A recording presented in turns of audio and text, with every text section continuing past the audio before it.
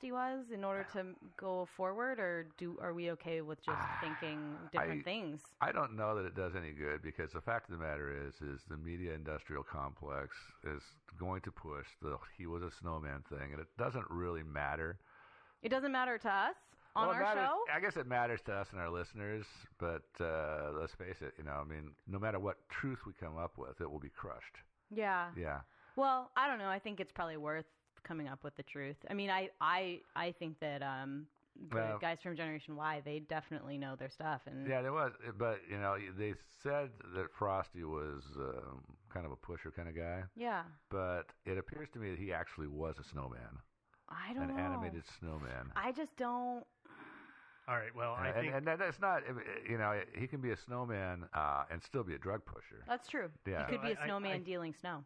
So, okay, well, then, what evidence what do we know about Frosty? What happened to Frosty? Well, yeah, that's, according to the song, he ran afoul of the town's traffic cop and then left town, promising to be back someday. But, of course, in town, out of town, sooner or later, the temperature goes up, Frosty melts. So he couldn't have survived that season. So it's global warming? Yeah. Or just seasonal change? Seasonal change, yeah. So that is one, that's kind of the prevalent theory, is that temperature rise and Frosty melts. Actually, you guys, when I was talking to Justin and Aaron, they actually mentioned that Those are Generation Y guys? Yeah, the Gen Y guys. Yeah. They know someone who might actually have kind of the inside scoop about what actually happened to Frosty.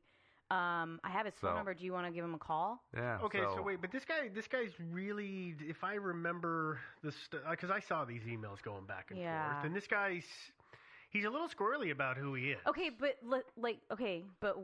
it's a podcast. We can edit it. Okay, so because I know that I saw this email is that he wanted to be completely anonymous, so we're going to keep this anonymous for him. Yeah, of course we are. Okay. Yeah. So, yeah. So you have to edit it. So let's just call him up right now. Okay. Hey, Mike? That's me. Oh, hey, Mike.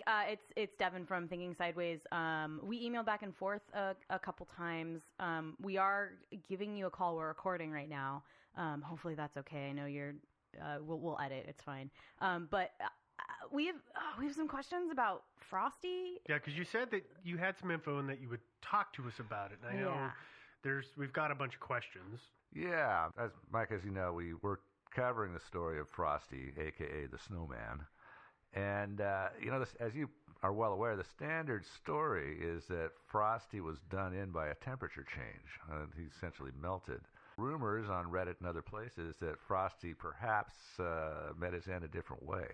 Yeah, listen, I'm only talking to you guys because I don't want, I don't think this is right, what they did to that boy. You mean Frosty?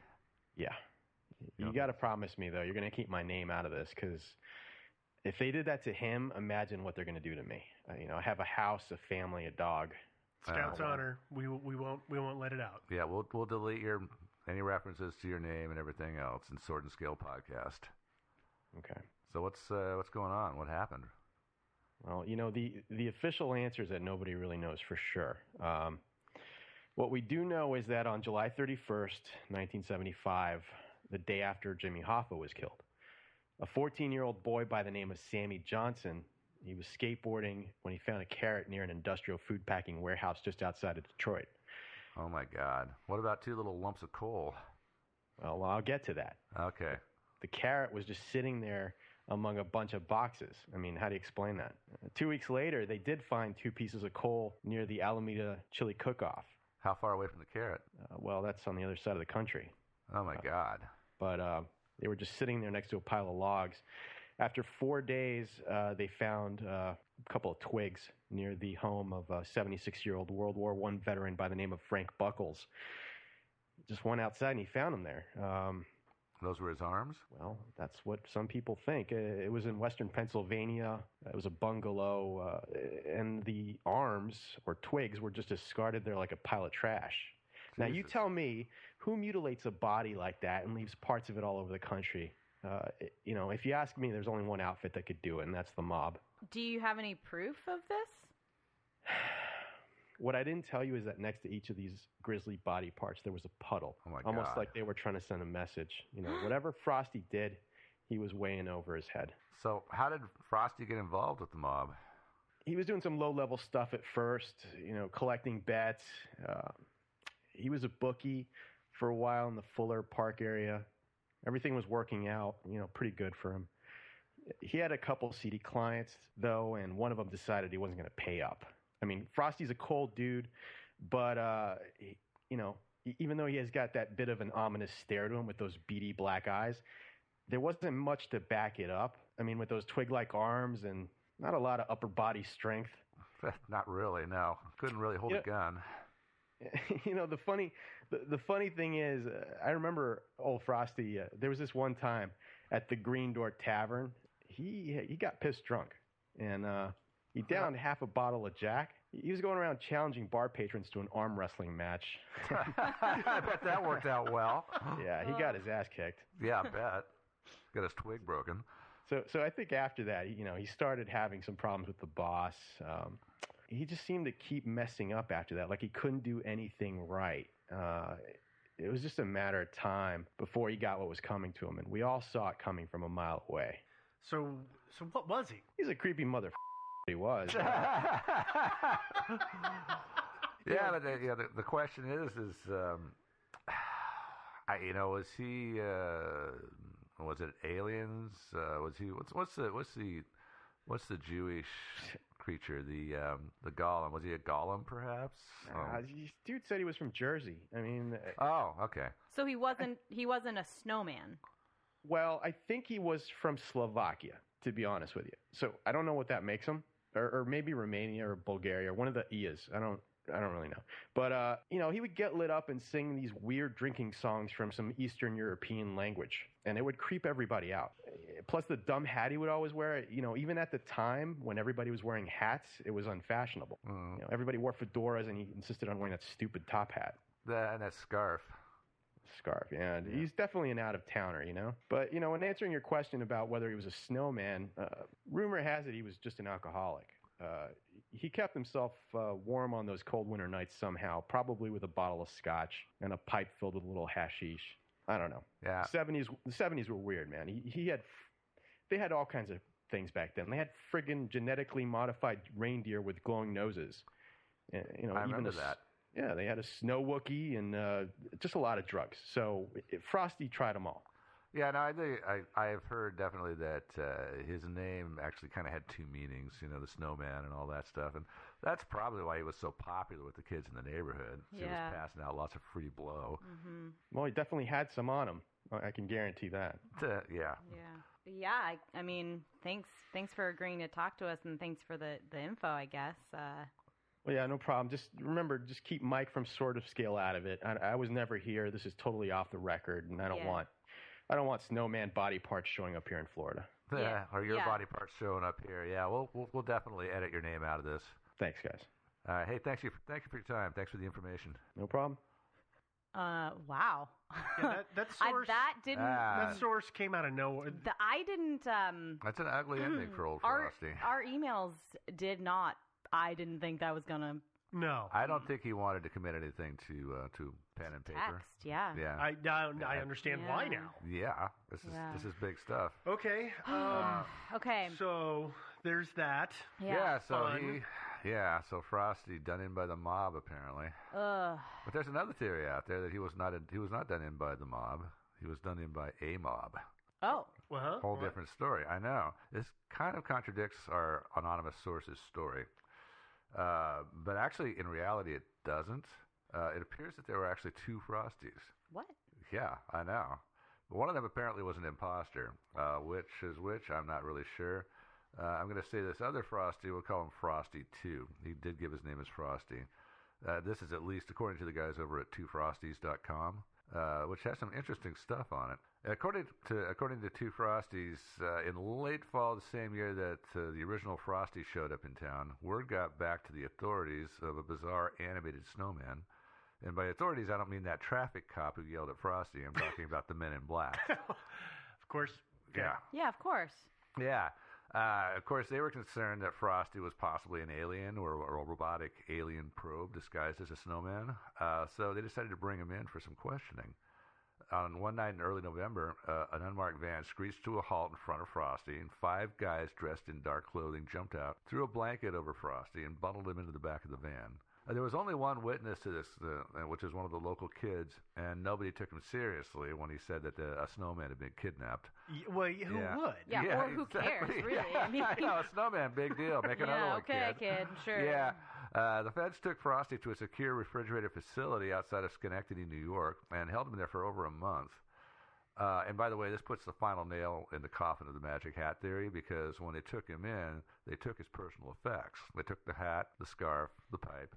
Yeah, it's weird. I was looking at those. You posted those photos in the links, and it was interesting. Yeah. It wasn't what I was expecting. No, not at all. Yeah, but this is why there were two There's believed there were two Frosties, because while he was held for well over a month in this secure facility, and at the same time, the other Frosty was out frolicking with the kids, and so couldn't have been two places at once. So that's why we think that there was a second imposter Frosty. Yeah. Huh.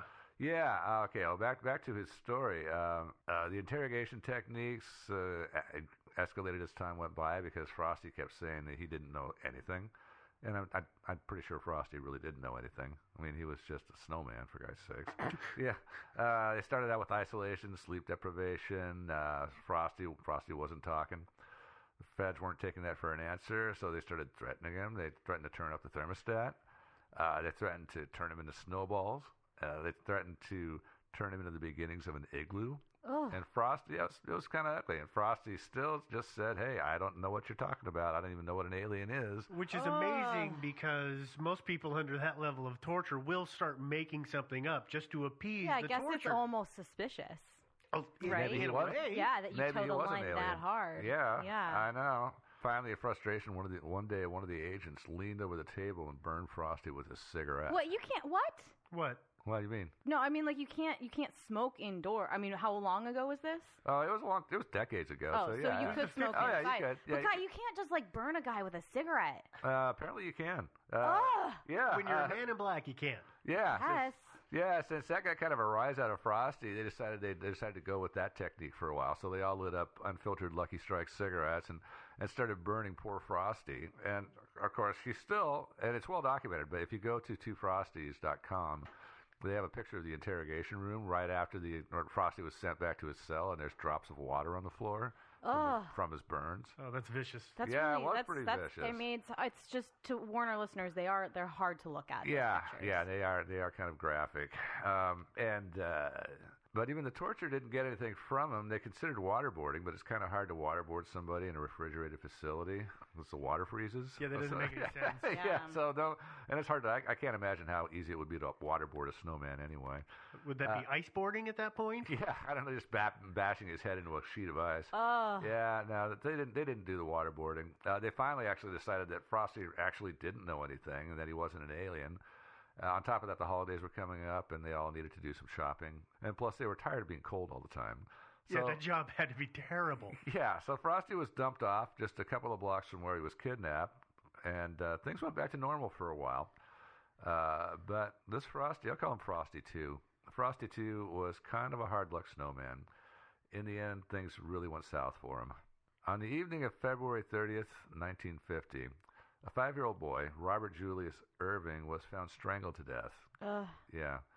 Another young boy, Theodore Robert Bundy, said that he had seen Irving with Frosty 2 an hour or so before the body was found. What does that name sound familiar?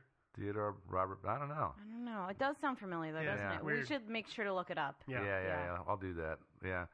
An angry crowd of townsfolk armed with matches, propane torches, cigarette lighters, and soldering irons surrounded Frosty, who at first pretended to be an inanimate object.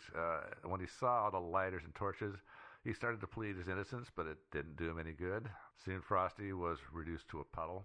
Not long after that, to a frozen puddle. And the townsfolk all decided that word of this must never get out, and so they vowed never to speak of it again. and the local Chamber of Commerce covered the whole thing up, just like in Jaws. Yeah, that's got to be terrible. I mean, the streets would run with water at that point. The streets were running with water. Yes, it was sad. Then this is why mob justice shouldn't be allowed to happen. Yeah, I it's know. bad. I know. The townsfolk were all spattered with water with Frosties. Yeah, Frosty too. Would take to get that off. I don't know. Yeah, and how do you get the water stains out of your clothes? How many towels does that take? I know. Yeah, we gotta stop. Come on, guys. I know. Yeah. So anyway, life kind of went back to normal. Word kind of got out. A few inquisitive reporters showed up, but they were met with basically a wall of silence. And one especially persistent one was treated to a blanket party and given a wedgie. And pretty soon the inquiries died off. It was apparent the townsfolk were not going to talk about it. And the cover-up was very comprehensive. Even the Wikipedia page has been sanitized. Yeah, nobody really knows about this anymore. No, it's not. So that's it. So I guess this is another mystery about Frosty too. So was he a murderer? Yeah, was he? Was he a murderer? What do you guys think?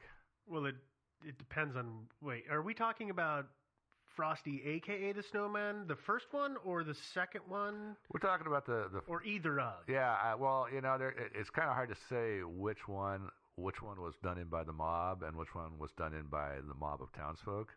Right. There could be a little confusion there. Yeah, that's my problem is that when you see the photos of the Snowman, I can't tell because there's snow which one is which. They're kind of dead ringers. Yeah. No, I mean, they both wear a scarf. They both wear the same hat. And they're shaped identically. They're round balls of snow. I don't know, man. That's a tough one, It makes it hard to know which one is which. I just don't want to get the angry emails. Well, no, I'm not being a snowist. Okay, all right. Okay. You're saying that they all look alike, aren't you? I'm not being a snowist. Okay. Cut it out. All right. So you can't tell the difference, which I guess means other people might not be able to tell the difference. I can tell the difference. That's what I'm getting at. Is that I think that's part of the reason. Part of the problem. That nobody really realizes that they're two because they look exactly the same. Just to you, a lot of folks. It's entirely possible that it's entirely possible too that if Frosty committed this heinous crime, that it might have been maybe Frosty 1 committed the crime, but Frosty 2 is the one who unfortunately paid the price for it. Yeah. Entirely it's possible. Yeah. Yeah. And, Frosty 1 was kind of a skeezy character, at least according to our anonymous source. Right. Yeah. So here are the theories. So evidence in favor of Frosty was a murderer. Well, small bits of bark were found in the vicinity of the child's body. That's Robert Irving. Mm-hmm. And also, Theodore Bundy said that when he saw Frosty and Irving together, Frosty had one of his stick hands on Irving's shoulder in kind of a creepy way. I don't know. I guess you mentioned stick hands, right? Yeah. I just don't know that Frosty would have had the sheer upper body strength to commit a crime like was committed to Irving. Robert Irving. Well, that's right. His arms were twigs. They were just sticks. Yeah. So that's kind of like. That kind of makes it seem kind of unlikely. Yeah, it seems unlikely to me too. But if Frosty wasn't the killer, then who was? I don't know. I think that's an unsolved. I don't know why we would bring this one up because it seems like it's a show in and of itself. Yeah, maybe we should have held this back. Damn it. Oops. Yeah, well. Right. Yeah, we'll resurrect it and flog it to death next Christmas. How's that sound? Yeah. Yeah. So I'm gonna go with Frosty was not the killer, and who knows who the killer was? I mean, we'll never know probably. Yeah, I mean, maybe Theodore Bundy, that kid. I don't know. Maybe he's around. Maybe maybe he knows something. Maybe he knows something. We'll see if we can find him. Yeah, we should track him down. He's got to be on Facebook. Yeah, probably. Everybody's on Facebook. Everyone is. You would think. Yeah. Or MySpace, one of the two. Yeah. I don't know. I just I agree with Joe. I don't think Frosty really could have done it. Yeah, that's the hard part, especially again. There's two of them, and it just I don't know. I'm really torn on this. Maybe the two of them ganged up on the kid. Maybe. But although neither of them look like they could do anything of any note. Yeah. No, I think it. I mean, let's face it. People get murdered all the time, even in small towns, by just regular old human beings. Think I might know if Frosty did it. I think I know how Frosty might have done it. How did he do it? Have you ever heard of Birking? Oh yeah. What? Birking. Yeah. Birking. You know who Burke and Hare are, right? Yeah. They're the guys, it was 1800s England, killed a bunch of people to sell them to the schools for autopsies. Oh, yeah. Those And guys. they tended to be inebriated people or sickly, but they couldn't show any signs of being abused. So what these guys would do is they would sit on their chest to compress their lungs and then put their hand over their mouth and nose and suffocate them. Yeah. And that's called, after Burke and Hare, it's called burking. Yeah, it could have been It's possible that Frosty could have done that. Yeah. Especially That's to a a good little theory. kid. Frosty would be heavy enough to cause that kind of damage. Yeah, but we're again. This isn't really. I know a this topic is at total hand, really. speculation. Yeah. I Yeah, know. but- I just it's one of those things that hit me. Yeah, but Yeah. Robert Irving was actually, there were signs of strangulation, though. Oh. Yeah, there were. Oh, okay. Yeah. So I actually, don't know. okay. Yeah, Got yeah. it. So, but yeah, I guess it doesn't matter. The townsfolk got their snowman, and as far as everybody's concerned, the mystery is solved. I don't think it really is. No, I don't either. No, I don't. Yeah. I don't know if we'll ever know. No, Yeah. probably not. Yeah. Well, if folks want to know more, they can find more. Yeah. There's a lot out there. We'll put some of that information on our website. We should probably link that site or the Two Frosties site Yeah, that we we'll- got all that we'll link that information one. from. We'll Okay. definitely do that. Yeah. Oh yeah, for sure. If you want to find the information that we've got up for you, and you can listen to this episode and any other episode and download or stream, the website is, of course, thinkingsidewayspodcast.com. You can leave a comment there. If you've got other things that you want to say to us, or if you've got feedback, episode suggestions, you can always go ahead and send us an email. That email address is thinkingsidewayspodcast@gmail.com. Most people, it seems, are getting the podcast off of iTunes if they're downloading. If you're on iTunes, do take the time to leave a comment and a rating. That is great. That's how other people find us. If you like to stream the show, we're everywhere for streaming at this point, essentially. So whatever service you use, we're probably on there. We are always, of course, on social media. So we have our Facebook page where you can like the Facebook page or you can join the group. We are on Twitter at Thinkin' Sideways, and we do a bunch of tweeting. We've got the subreddit, Thinking Sideways. And, of course, then there is always PayPal and Patreon. So if you're enjoying the show and you want to contribute, you're more than welcome to do that. Totally voluntary. Entirely voluntary. Yep, and there's a No PayPal pressure. link on the website. And if you want to do more of a sustaining situation, you're welcome to. And you would do that by going to patreon.com/thinkingsideways. Yeah, that's really all of the stuff that we've got there. So I guess we will enjoy your holiday, everybody, and we'll talk to you next week. Yeah, Merry Christmas. Next year, even. Next year. Yeah. Oh, that's right. Ooh. Yeah. No, not quite next year. No, not quite. Not I'm quite. so excited No, for no, no. 2016. I'm sorry. Yeah, so we'll see you at the end of this year. Yeah. Bye, everybody. Bye. Bye. Hey, do not forget to edit Mike's name out, right? No. No. That's why we're recording this. This is my he's note. He's going to, kill me. Yeah, Literally. Yeah. He'll be upset. He will fly He'll out. be We'll upset kill with each all other. of us. that. Okay. Yeah.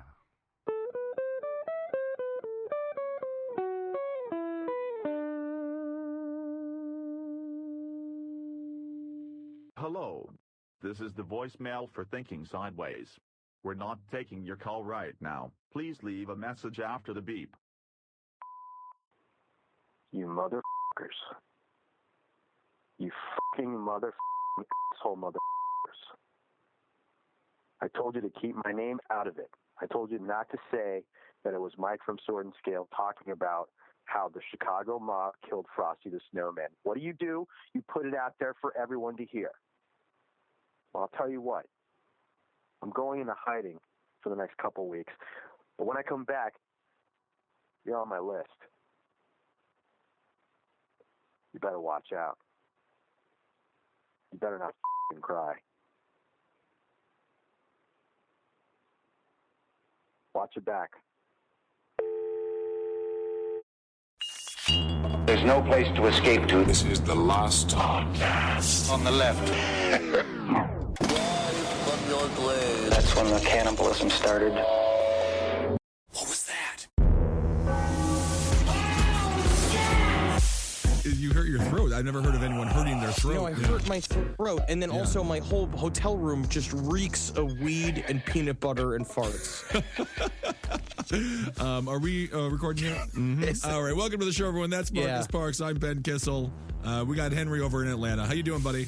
Doing great. Regency Suites, come on by. It needs a woman's touch. I can imagine. Let's just bags of grease everywhere. Right. There was a bit with peanut butter, and I literally I got peanut butter all over my hotel room. So it's just if the Rolling Stones never had sex. Yes. What would their hotel room have looked like? It would just look like this, just cigarette butts. Yeah. And old beers and just the smell of the ozone of internet burning with porn. Just like you can smell the Wi-Fi being used.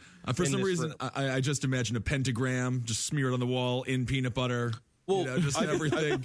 I will say this to anybody. If you're feeling satanic, do what I've been doing, which is take off all your clothes, which is a given. Yeah. But then I've been listening to Reverend C.J. Thompson, the gospel music, just getting fucking blitzkrieg hammered by myself in a hotel room and just smoking weed and dancing, like literally dancing like a Native American. Like going like, oh, like dancing back and forth. I've been alone for a while. Yeah. Well, you don't sound like it. You know, these are all normal thoughts. So obviously, I told someone I did this on set, and they're just like, "What are you doing?" And I was like, "Nobody comes here." Yeah. I feel like every time somebody has a show that they're the star of, and that show is filming, they tend to have sex with a bunch of chicks or like have friends. No, we're doing shit a new way. You're new Hollywood, huh? It's This is new Hollywood. It's called play with your balls until nothing interests you about your dick. Oh, that's wow. What it's called. Oh, that's sad. Never. You always want to maintain interest in your penis, and when you lose it, that's really sad. I hate it. Yeah. All right. So we have so much to talk about. Speaking of hating penis, there's some boys out there that really hated some penis after meeting members of our government. That's right. Satanism in the Government Part 2, the Franklin cover-up. I did the segue this time. You did it. It was very good. Marcus has been shattered. Henry, you were so lucky not to have had to see Marcus's shattered, beautiful blue eyes just crying on a daily basis because of this story. As I said on the last episode, at the end of the last episode, this is the first thing. This is the 120th episode out of 120 episodes. This is the first thing that has ever given me legit nightmares. Yeah. Like 3 nights in a row, I could not sleep. Like, to get fucking wasted so I could finally sleep. And I finally did. That's good. Great. No, I did that the last 2 nights. I tried to catch up and fill up some gaps because basically you and I had a conversation while I was in the aquarium where you sounded like Rust Cole and you were talking about like the numbers don't add up. You were just saying things like this, and I was in front of a beautiful beluga whale tank, and I was like, "I'll take care of. Let me do some research." And so I've been researching, and it's pretty tough. That's so stuff. I wish I could just see a thought bubble of the beluga whale, and it would just be like, "How did he get out there? I've been stuck in here. How did he get out?" The only beluga whale to ever escape. Must be very confusing for these poor belugas. He must be the king of the whale. Oh, I wish that I could be with him in his kingdom. Oh, look at him eating a corn dog. I wonder what that's like. All I'm eating is kelp. Yeah. Stupid beluga whales. I gotta say one thing, man. Manta rays, they got big pussies. We got to get to this story. We haven't spoken too long, but I want to get back to that big pussy thing. But Marcus, okay. So let me just again do a little bit of a caveat for this episode. Yeah. This episode's particularly intense. What we were saying is it may be doing like a little bit of a drinking game where anytime you feel like staring off into the distance like you're the last tombstone in a drowning graveyard, take a drink. Every time that you want to walk off the face of the earth to icy grip of death, take a drink. Yeah, no, absolutely. And I know Henry suggested you take your clothes off, but put your clothes back on if you put your clothes on securely. Have a fucking glass of bourbon. Yeah, go out to the liquor. This is not like partying around. We're all gonna have a fun road trip podcast. This is have a glass of bourbon. Listen to this at fucking 12:30 at night with nobody around, especially if you're feeling regrets. Yep. This is our old Old sad country. All right. Here. I mean, if So you let's really, fucking if you get want, I mean, if you want to braced look for into it, it's very possible that the first season of True Detective, the whole conspiracy, was based on the Franklin cover-up. Absolutely, this is entirely true. All the stuff that we found information, it's been ridiculously covered up. The documentary, like even before you see this podcast or you listen to this podcast, watch the Conspiracy of Silence documentary on YouTube. It is a must see. It's intense. All right, so Marcus, you're gonna start this song. I'm gonna start it off. I'm gonna start it off with a quote. This was said by former CIA Director William Colby to State Senator John DeCamp, who wrote the Franklin cover-up, of which most of our research was taken from. This is what he said. What you have to understand, John, is that sometimes there are forces and events too big, too powerful, with so much at stake for other people or institutions that you cannot do anything about them, no matter how evil or wrong they are, and no matter how dedicated or sincere you are, or how much evidence you have.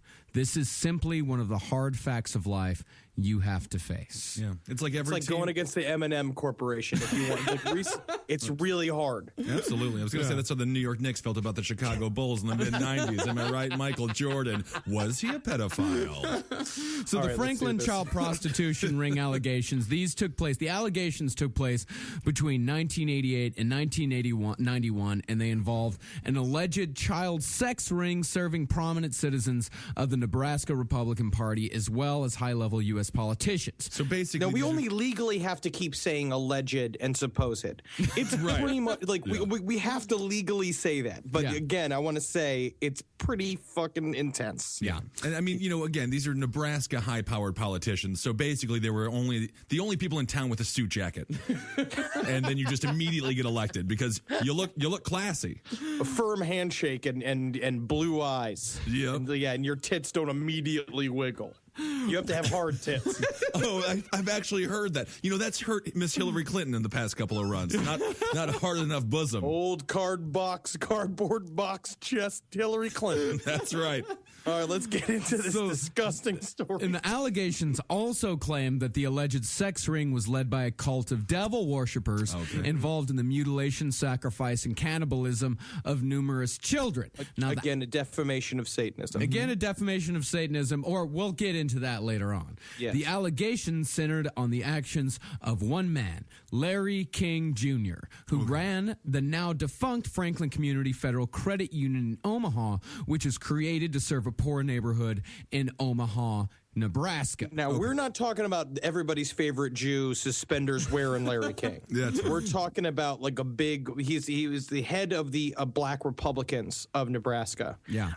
And quite simply, the most evil fuck who ever existed. Yeah, I can't think of anyone that's worse than this guy. I was going to say maybe like an Alan Keyes, but I think Alan Keyes actually looks very good. He's the only other black Republican I can think of. So during the 70s and 80s, Larry King ran the Franklin Credit Union. He ran it as essentially a Ponzi scheme, and he looted over $40 million from the Federal Credit Union. For example, he rented a townhouse that was, I think it cost $5,000 a month in rent. He made $17,000 a year. And I say that he threw these parties in order to get grants for the Franklin Credit Union in Washington, D.C. Basically, go wine dine a bunch of politicians. But basically, you're finding out that he's just taken the money. Yeah.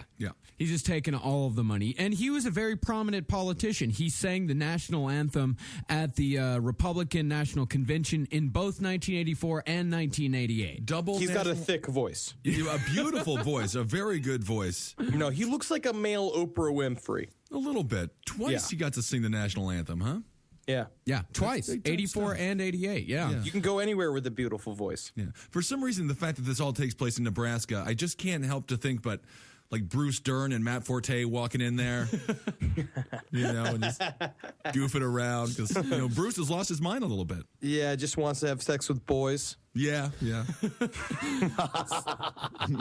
So 1988, Don't laugh like that after you say the sentence, he just wants to have sex with boys. What's wrong with you? Oh, it's going to be a lot of that.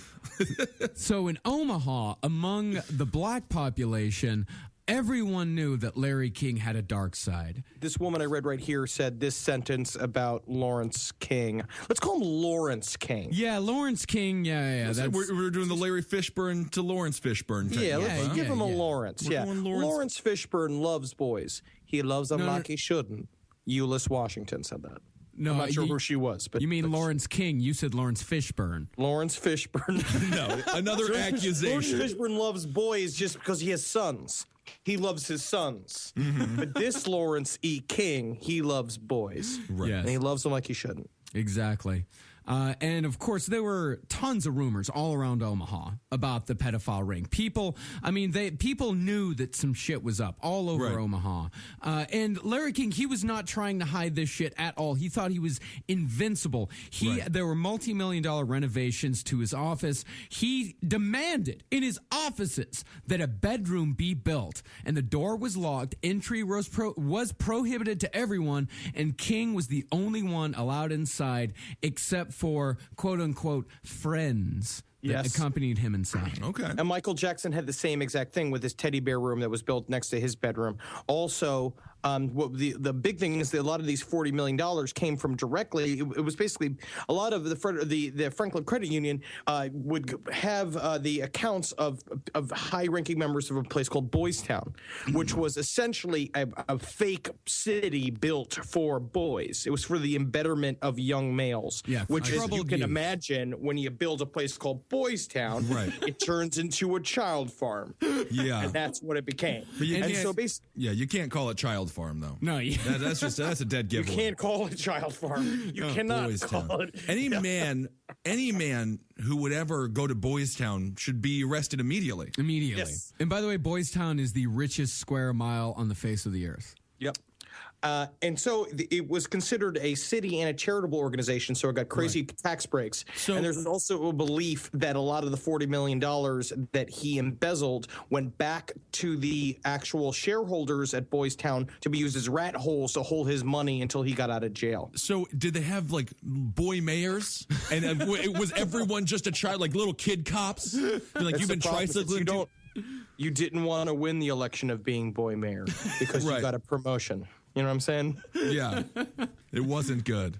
No. So it seems the whole time that Larry King or Lawrence King, his partner in crime, was a guy named Craig Spence. Okay. Craig Spence was a correspondent for ABC in Vietnam, and he eventually made his way into the blackmailing business, blackmailing right-wing politicians in Japan. Are you telling me that the U.S. sent some nice boy over to Vietnam, or ABC sent a nice kid over to Vietnam, and then he came back all messed up? Yeah. And then he committed, like, crimes against other people?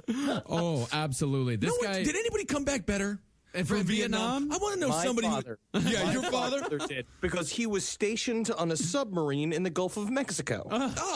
Him and his boys literally just played like McHale's Navy type pranks on each other. Yeah, it sounds like that movie Down Periscope. Yes.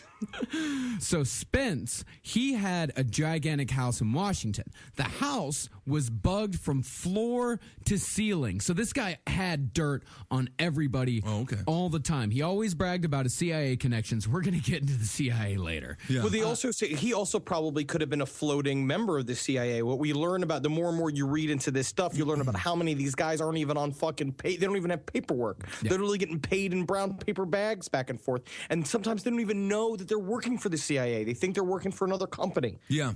Yeah. And so this guy, Craig Spence, he was actually busted in 1989. This is from a Washington Times article. The article was called Homosexual Prostitution Inquiry Ensnares VIPs with Reagan and Bush.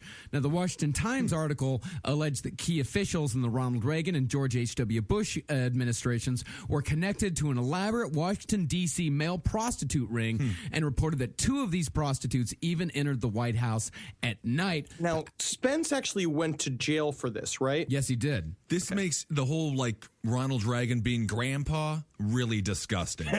You know, because it's almost like Texas Chainsaw Massacre. But yeah, so actually Craig Spence, he didn't actually go to jail. He committed suicide less than a year after that Washington Times article came out. And we're going to be seeing a lot of those throughout this story. A lot of people committing suicide. Right.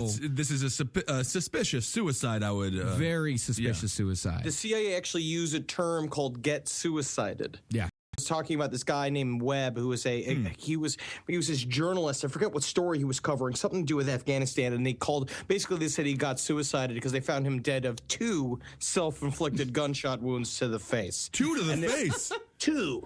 So it's like, and they were like, and doctors, the coroner came out and said, it was like, you know what, it's not very common. You see the old 2 to the head. Yeah. It's mostly the 1, but it seems like he just shot once through his mouth because he was a pussy and then shot himself on the head proper. Right. Yeah, that seems rough. If you're the hitman that's going over to see this guy and you have to make it look like a suicide, that's just a bad day. Yeah. That's just that's why you can't ask these people to get suicided on Mondays. That's why you got to get these guys. You take the corpse, right? You strangle them, dress them up as a bellhop, take a bunch of bananas at the top of a flight of stairs, and just throw them down the flight of stairs. That's another way to do it. Yeah. So it's said that on these tours that Craig Spence took of the White House at night with the male prostitutes, it is said that one of the people along was an underage 15-year-old boy named Paul Benaki. Okay. Now, Paul Benaki is the centerpiece of this entire investigation. This is the main witness. This is the guy that tells us more about the Franklin cover-up than anybody else. He was kidnapped at the age of 6 and was put into sex slavery from the ages of 6 to 17. Now, I will warn you right now, I'm going to be reading a lot of testimony from Paul Benaki. I'm going to be reading a lot of statements from him. They're fucked up. Yeah, so take a drink now. This is a drink time. That's right. Yeah, take a drink now. This is going to be really, really bad. Let me ask real quick. Did he come from a troubled home as well? Because a lot of the times the way they describe these guys getting swept up into this scene is because they were already partying. But it feels like that's just defaming the victims. Yeah, sometimes that is true, but not all the time. I think Paul Benaki was, just a regular kid. I was trying to think. I mean, it's impossible not to be an underage 15-year-old. Right? I mean, maybe like the only overage 15-year-old, LeBron James. You ever see him at 15? You're big. So you're saying the bigger you are, the physically larger you are, the more capable you are of accepting being molested. No, I'm not. Well, sure. That's what you're saying. Yeah, well, we could say sure. All right. This is from court testimony. This is the judge asking him, where were the parties? He answered, down in Washington, D.C., there was sex between adult men and other adult men, but most of it had to do with young boys and young girls with the older folks, specifically for sex with minors. Also in Washington, D.C., there were parties after a party. There were a lot of parties where there would be senators and congressmen who had nothing to do with the sexual stuff, but there were some senators and congressmen who stayed for the pedophile parties afterwards. On a lot of the trips he took us on, he had us. I mean, I met some people that I don't feel comfortable telling their name because I don't want to. And the judge said, "Are you scared?" And he said, "Yes." Yeah. The after party, and then the after party, and then, of course, the hotel lobby there, just full of people, adults having sex with kids. And then the 24/7 McDonald's. Yeah. And then the Waffle House. Oh, my. So, but what he said by he would take us, Larry King used to fly children all around the country for these parties. And in fact, there were... I feel like let's not use the word parties. I mean, I love a good party. I love a party. You know, maybe I love a party. An event. I don't know what else to call it. Yeah, I'm not. I mean, what would the kid call it? Let's call them bouts. Yeah, about. That seems to be a proper term. And a lot of time he would use the Offutt Air Force Base. Whoa, no, we're not. We're going to get to Offutt way. Of course, but that's like a party. That's just where he'd go and pick them. That was where they had the tarmac. Yeah. and he had you had these receipts for airplane rides. You had manifests, and Larry King himself had 200 receipts for planes chartered that always had 5 to 8 unnamed passengers. Okay, it never said who. If you really want to transport boys around, what you got to do is have them all stand on each other's shoulders, and put a big trench coat over them and a hat, and tell them that this is your lawyer. Well, you know what? Actually, Henry, that usually works if you want to transport cartoon cats. That's actually good for cartoon cats. And then next thing you know, you realize your lawyer's been a cat this whole time. Yeah. Oh, man. Oh, no wonder he keeps fucking destroying my couch. Isn't that terrible? I've got the first name. Right now, I'm going to give you the first name out of all the politicians that we're going to have here. And this is a surprising name. That Benaki specifically named Congressman Barney Frank as having participated. He Ooh, also, I can see it. Yeah, I can see it Can you too. imagine him just sucking on your belly button? He told the judge that he had relationships with him in Washington, D.C. and was flown to Massachusetts for sex in the basement of Frank's Boston home. Just the annoying way Barney Frank would molest. He is the most aggravating man to begin with, and then if he's molesting you, that's just tough to deal with. All right, let's read this, please. All right. So, I also want to say this court testimony came out in 1999. Yeah. This is way after the time period because this is when they finally, they got sick of their lives were destroyed. Because a lot of times shattered. these things would be done. They would do these things in his presence. They would give them drugs. They would give them money. They would they would buy them fancy coats and hats. Right. Yeah. And of course, these victims, that's why the testimony was so controversial, because it's sort of a catch-22 where it's like, you've been far too victimized to be trusted. Your brain's peanut butter. You're destroyed. We can't take you seriously. All right, so here's more court testimony from Paul Benaki. They put guns up to my head, had guns put in my mouth. Larry King sent out boys, men to jump me. He had them pretty well beat the tar out of me from the waist down so nobody would see the marks. I had my fingers broken. I can remember them burning me with hot instruments, placing stuff inside me, almost what I call a cattle prod, but it would be put inside and then they'd shock me inside my Anus? Yes, and they would... You mean electrically heated? They would put it in and then push a button and it would shock me. Done by Larry King at his direction.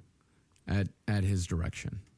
If they wanted to get something passed through the legislature, he would put some people that were against it in a compromising position by using us, boys and girls. Was this by your being the sexual partner of that person? Yes. Any estimates of how often you participated as the sexual partner of one of these persons that he wanted to get some kind of control over? There were times when it would be 4 or 5 in a night, sometimes dozens of times with the same person. Take a drink. It sounded like a real wet fart. Yeah, I thought that was a fart. That's what I thought, too. I was like, Henry, I thought we talked no fart noises. No fart noises. All right, everyone. Well, that was Marcus and Henry in a new Broadway play called Pillow Talk. And so, that's pretty rough. Yeah. So it's just the perfect. So again, MK Ultra. This is taking place what in 1981?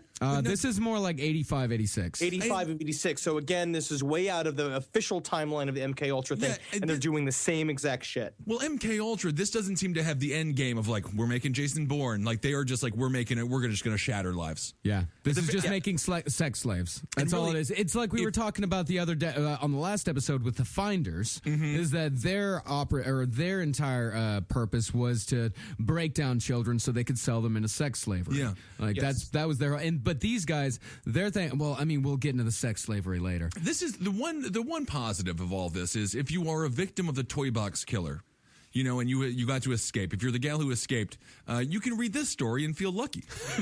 You know, you can be like, well, at least I'm not. At least it was only a couple days. Yeah, a couple of days, you know. Yeah, it wasn't 9 years. Yeah. At least I'm not Mr. Benaki, you know. So you got to look on the brighter. It's like that's gave me good perspective when I read Damien Eccles' book about solitary confinement. I said, I'm not going to feel so, angry about comedy sometimes because I say I'm not in solitary, you know. Jesus Christ. So Paul Benaki told investigators investigators that the sex ring was based out of Offutt Air Force Base near Omaha. And he said that he had been taken there to be abused many, many times. He said that he was trained by tortures, heavy drugging, sexual degradation, as Henry was saying, breaking these people down. Yeah. Now, here is where it starts getting a little weird. Oh, here it starts to get This weird. is where it gets weird. This is the weird part. Because I know so far a child has been penetrated in their anus by a heated prong. So, Yes. But now it's going to start to get weird. Okay. In a national sense, I see. It's starting to get weird. Now, Offutt Air Force Base, this was on the day of September 11th, 2001. This was where President George W. Bush went all the way from Florida. He went all the way from Florida to Omaha, Nebraska to have the very first planning session for 9/11, the first actual national briefing. Also, it's one of our main. I did some research. It's one of our main nuclear hubs in the country. There's a lot of the feeling is that if there was nuclear war, like globally, it would be the United States center of the nuclear planning would happen at Offutt. Also, Warren Buffett was there on the day of September 11th, and he had brought the the entire companies that were on the exact floors that the plane hit when it hit, to a charitable golf game. At Offutt Air Force Base. Coincidence? It could be. Yes. Maybe. No, but Marcus and I were I did read about that. Yeah. Marcus and I were just talking about that yesterday.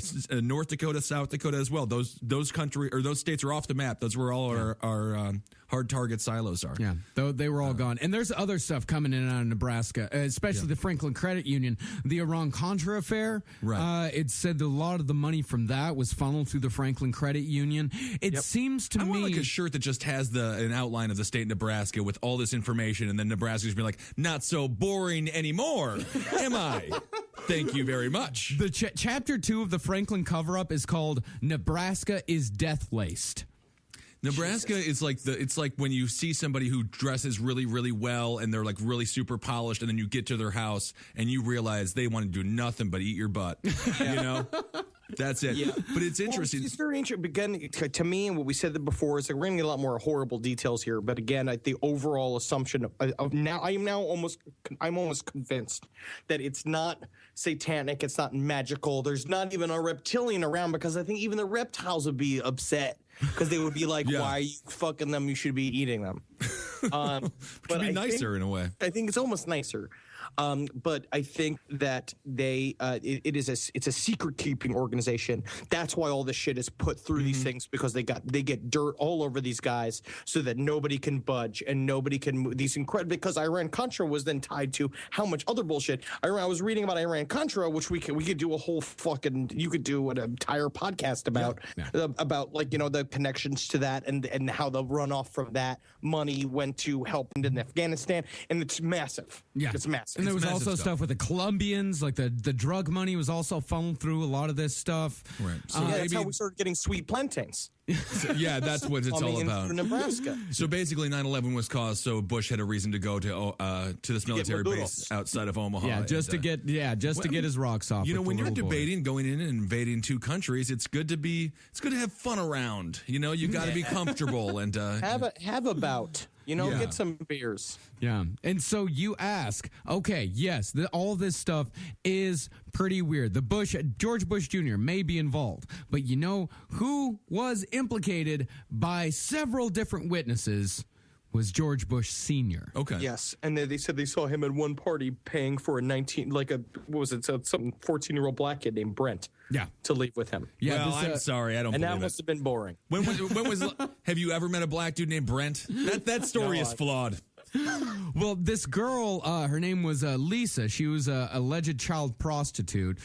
She testified to the social worker named Julie Walters that she had met Vice President George Bush at the Republican convention where Lawrence King sang the national anthem. Now, this little girl, Lisa, she was poor as fuck. She came from a horrible background. She doesn't know who the vice president is. She doesn't know what the Republican National Convention is. This other girl, Euless Washington, she said that at one particular party, she was the one that saw George Bush Sr. pay King money and then leave with the black dude named Brent. And this was was this the party where Alicia? I believe this was the party where Alicia was told to dress in a negligee and sit on a couch, and that everyone could do whatever they want to her sexually, but not penetrate her. We'll get to that later. That comes with the Alicia Ward block. Okay. Yes. I thought it was the Alicia Owen. I'm sorry. Oh, Owen. Sorry, that comes to Alicia Owen. This is Euless Washington. Okay. But how all this ties in even further to George W. Bush and how it ties into Paul Benaki is that Benaki said that when he was 10 to 14 years old, he was used as a decoy in malls and parks to lure other children his age near an automobile so that the adult members could grab the victims, force them into the cars. Sure. Paul and another youth would jump on the victims, chloroform them, and then the victims would be taken to a secluded location and auctioned off in places like Las Vegas, Nevada, Toronto. Benaki also said that the base in Nevada is about 50 miles north of Las Vegas on an airstrip. There were kids that were placed in unmarked planes operated by, he said, foreigners with accents wearing turbans. Wouldn't it be weird if instead of going to sexual slavery, they went into like those places? Like, you remember the movie The Toy? Yeah. Where it was just like they just go to these like perfect places that everyone's all afraid because they think it's this big sex slave like trade, but it's really buying kids and sending them to Willy Wonka's chocolate factory. That would be nice. Yeah, sort of a golden ticket situation. No. They were just they were also putting campers and they were drugged when they were putting the campers in case the cops stop them. There was no Richard Pryor at the end of the road for these boys, Henry. Yeah. But then also, this Johnny Benaki said that he was involved in taking a little boy named Johnny Gosh. Yes. Johnny Gosh was the kid that was featured in the Michael Aquino sexual allegations tape. And Michael Aquino also comes into this story as the dude that they called the Colonel, and he'd show up at a lot of Larry King's parties. Yeah. This is all together. Now, Johnny Gosh, he said, Paul Benaki said that he was involved in kidnapping this kid, Johnny Gosh, and Johnny Gosh supposedly shows up years later at the White House. Yeah, now there's this Glennon fellow, right? Now, this is Jeff Gannon. He served as a poll reporter serving for the younger Bush in, I think, the first administration. He had also advertised himself as a male escort, charging $200 an hour. Like, now, Ben, I know you know some stuff about this part of the case, because this is like hardcore politics. Well, I don't think it's him. That's what I'm going to say. I watched a lot of this Gannon character. If you get molested a whole bunch of times and stuff, and then they promise you a job, it better be better than that. Yeah, that's you got to get. I'm sorry. I already know all the secrets about foreign policy because I was blowing you while you guys were talking about, the Cold War and things. It was you that was blowing me. Yeah, so I already know what I'm doing. Just get me into a security position where maybe I can have some foreign policy, some real opinions on something that matters. I just want to be a cub reporter in the press pool. I mean, he got the lowest job. I mean, that's the slap in the face. Sorry, so I just want to clean the water fountains. Yeah, you just want to be. So we just made your life miserable for 20 years. You want to be the janitor. Put that electric bulb up my butthole and maybe jump up and down and skip it, but I actually would rather sell hot dogs outside of the White House. Are you sure? I mean, you can have any position you want. I'm a simple man who just likes mustard and tubed meat, as you can tell. Wink, wink, wink. Yeah. Very good. Very good. So this is a very, very fun conspiracy theory. It's a fun conspiracy. The man, he won't take a DNA test. There's nothing fun about this. There's nothing fun because this stuff's interesting. But they fucked all these kids. They kept fucking the kids. They did, and really, people they're just so quick to be like, that's impossible. But, in places overseas, Born in a Brothel is a great documentary about it. The human sex trade is a very real thing. It's very real. And as a matter of fact, there was just a fellow up in Harlem that was caught with like 2 kids. That he had kidnapped and was about to send into the put him into one of the veins of the system and have him flow all around the country. So this is very real. There was a woman who was just kidnapped outside of the Port Authority here in New York City. She made it all the way to Utah. That's right. She was in the sex slavery trade the entire way. Sex slavery in America is very, very real. And you say to yourself, like, and of course, like people say to themselves, like, okay, yes, it's real, but there's no way that the government could be involved in this. There's no way that the people in higher echelons of power can be involved in this. And let me tell you about the people in the higher echelons of power. I mean, this is not in, of course, this is a terrible dictator, Mohammed Gaddafi. Like Gaddafi, it just came out today that this guy kept sex dungeons in Tripoli University so he could rape students after lectures. And of course, when after the invasion in Libya, they toured his house, and he had a lot of John Wayne Gacy rooms. In other words, no one was allowed in except for him. Yeah, and they were just torture dungeons as well. I mean, yes, he was real. But the thing is that at least it's what's fucked up is that they do it just to do it. We do it here with political gain involved. Yeah. We're doing it here in order to get things over on people. Like it is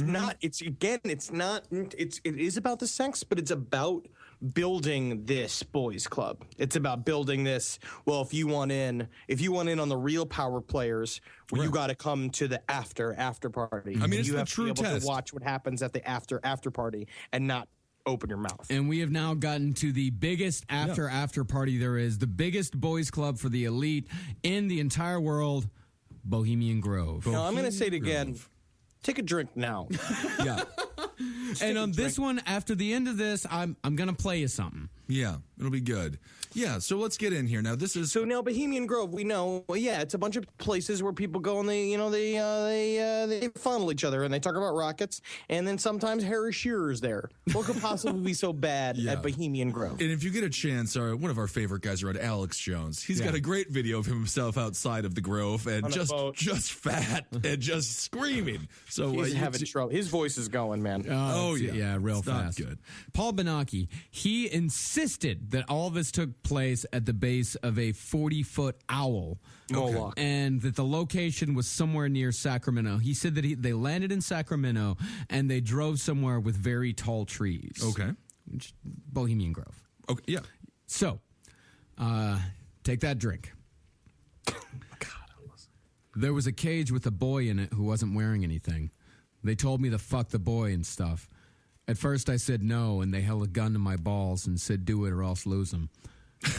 We did the stuff. It's not funny. No, but I mean, honestly, if I want to do that to some, I want to have a daughter. Just so when she starts dating when she's 17 or maybe 27, I can have a gun to a dude's balls and just be like, you're no different than them. No. Way to ruin the mood, Ben. Sorry. All right, go back. Yeah, testimony. Sorry. We did the stuff. And by the way, when I say we did the stuff, I'm not going to read that part of the testimony. It's too bad? It's gratuitous. He said, it wasn't playing Prince of Persia. No, it was not. Is that what you're saying? He said, we did the stuff to the boy for about 30 minutes or an hour when a man came in. He grabbed the boy and started fucking him. The man was about 10 inches long, and the boy screamed, and the man was forcing his dick into the boy all the way. The man tossed him and put the boy right next to me and grabbed a gun and blew the boy's head off. They then forced me to fuck the dead boy up the ass. They made us kiss the boy's lips and eat him out.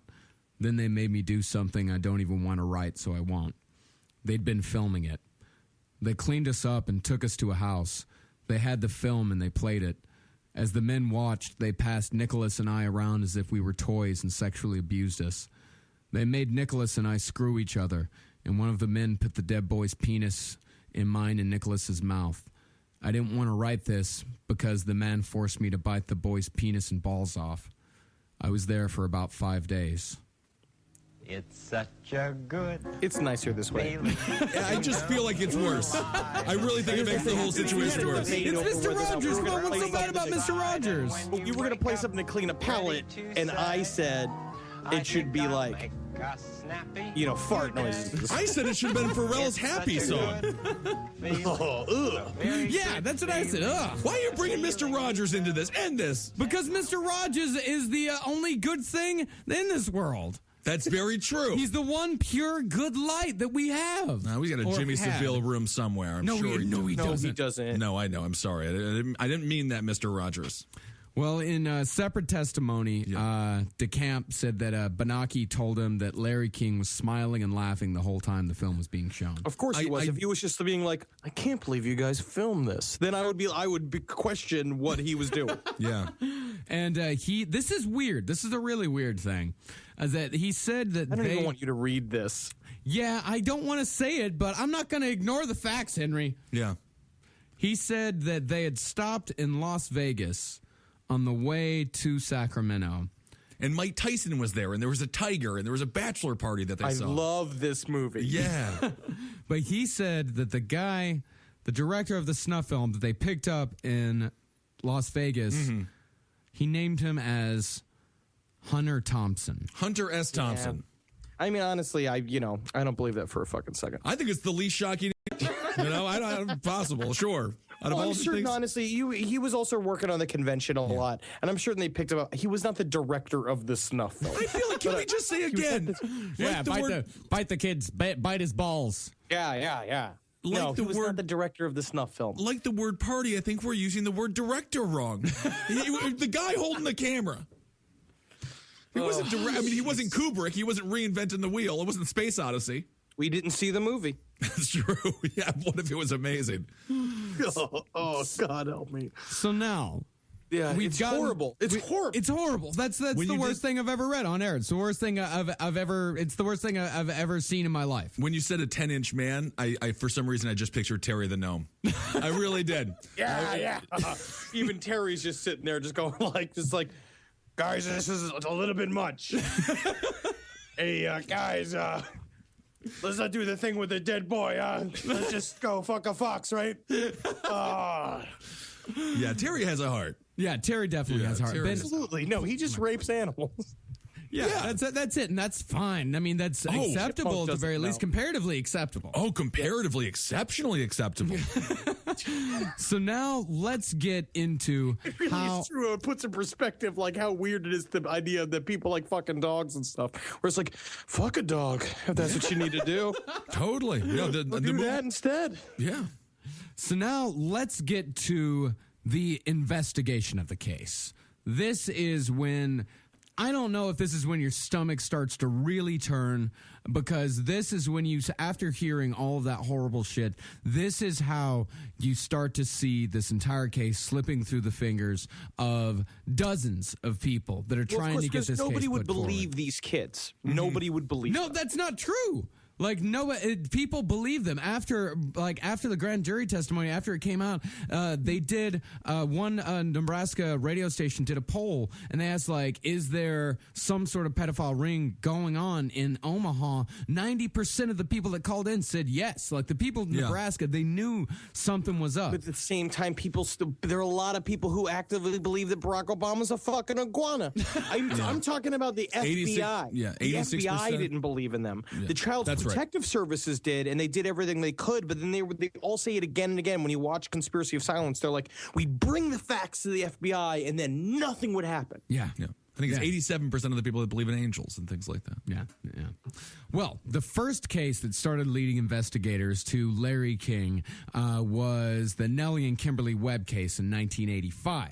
Okay. According to a Nebraska State Police report, the Nebraska Foster Care Review Board letter to the Attorney General, Nebraska Senate's Franklin Committee investigative report, and a 50-page report by Boys Town Welfare Case Officer Julie Walters, pedophile victims Nellie and Kimberly Webb detailed a massive child sex, homosexual, and pornography operation run out of Nebraska by Larry King with close ties directly to Congress and the White House. Nellie said that at these bouts hosted by Larry King, she sat naked, looking pretty and innocent, and guests could engage in any sexual activity they wanted. And how old was she here? She was 14 years old. Okay. Any sexual activity they wanted, but penetration was not allowed. Nellie said that's where she first met Vice President George Bush. She also met him again on Washington, D.C. I just feel like he'd be so bad at these parties. Who, George Bush or Larry Bush? A fucking swinger? He's a swinger behind closed doors, man. But his father was a real fucker. Preston Bush was another part of the Majestic 12. the original fucking MK Ultra group. These fucking people. And now we got a fucking cuddly George W. sitting around painting those terrible paintings of fucking Kim Jong-un all day. Well, I think there were some good paintings. He had one about a dog that I thought was kind of good. Yeah. He had a dog one. Well, you got to remember that George Bush Sr. was the director of the CIA. Right. Yes. Before he was vice president, he was the director of the CIA. So he's down with some dirty shit. He knows some things. Very dirty shit. Yeah. So the other guy that came socks. in, I'll tell you, a lot of socks on. I don't feel like they took their socks off.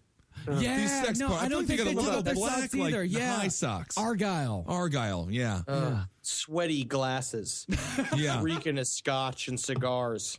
Not good. But, I wanted to say this, though, and this is especially because came out in the 80s. There's a difference. I don't always like the way they lumped homosexuality in there. If it was just gay parties, I'd be like, yeah. Of course. Hell yeah. Of course. But for the most part, that's just all it was, which is, I feel like there was a lot of that where it was like these after parties. I don't think it was all, I don't know, but it feels like it's all mixed in where it starts with just like, whatever your peccadillo is, come out to the after parties and you can get it. You want drugs, you want men, you want women, and then it's just like, and for the spicier party goers, we've got the other room. Yeah. It starts with dudes blowing each other, and then it eventually goes to biting the dead boy's cock off. Well, I don't think that's where it starts. That seems like something Fred Phelps would say. No, a lot of my parties start off with a group sing-along to Golden Slumbers. I'm not talking about homosexuals. I'm talking about the government, because these people, these same people that are doing this horrible shit, this is what's fucked up, is that these same people that are doing these things are the same people that rail against gay marriage. Of course, These are the same people. And you know what? The more I think about it, I don't think that these people do this shit and then rail against gay marriage because they're ashamed of being homosexual. I think they rail against gay marriage because it's funny. They think that it's funny. It gets them hard. It gets them all goosed up for it, and they know they're doing something extra naughty. Yeah, and No, that's totally true. The whole fucking, that's my view, where I just want to I don't even want to kill these people. I just want to take them all and line them up and tar and feather them and fucking spank them in the town square and leave them in the stocks. We need to get rid of our government. Now, as soon as I started, they was like, we just need to get rid of our government. Yeah. Well, then just another bunch of psychopaths will fill the vacuum. But I think that if you tar and feather them and spank them in the middle of the town, and they're going to love it. They're going to die. And they're going to love it. They're going to die doing what they loved. And so the second piece of the puzzle in the lead up to the investigation was a man named Rusty Nelson. Yeah, no, this is a funny name.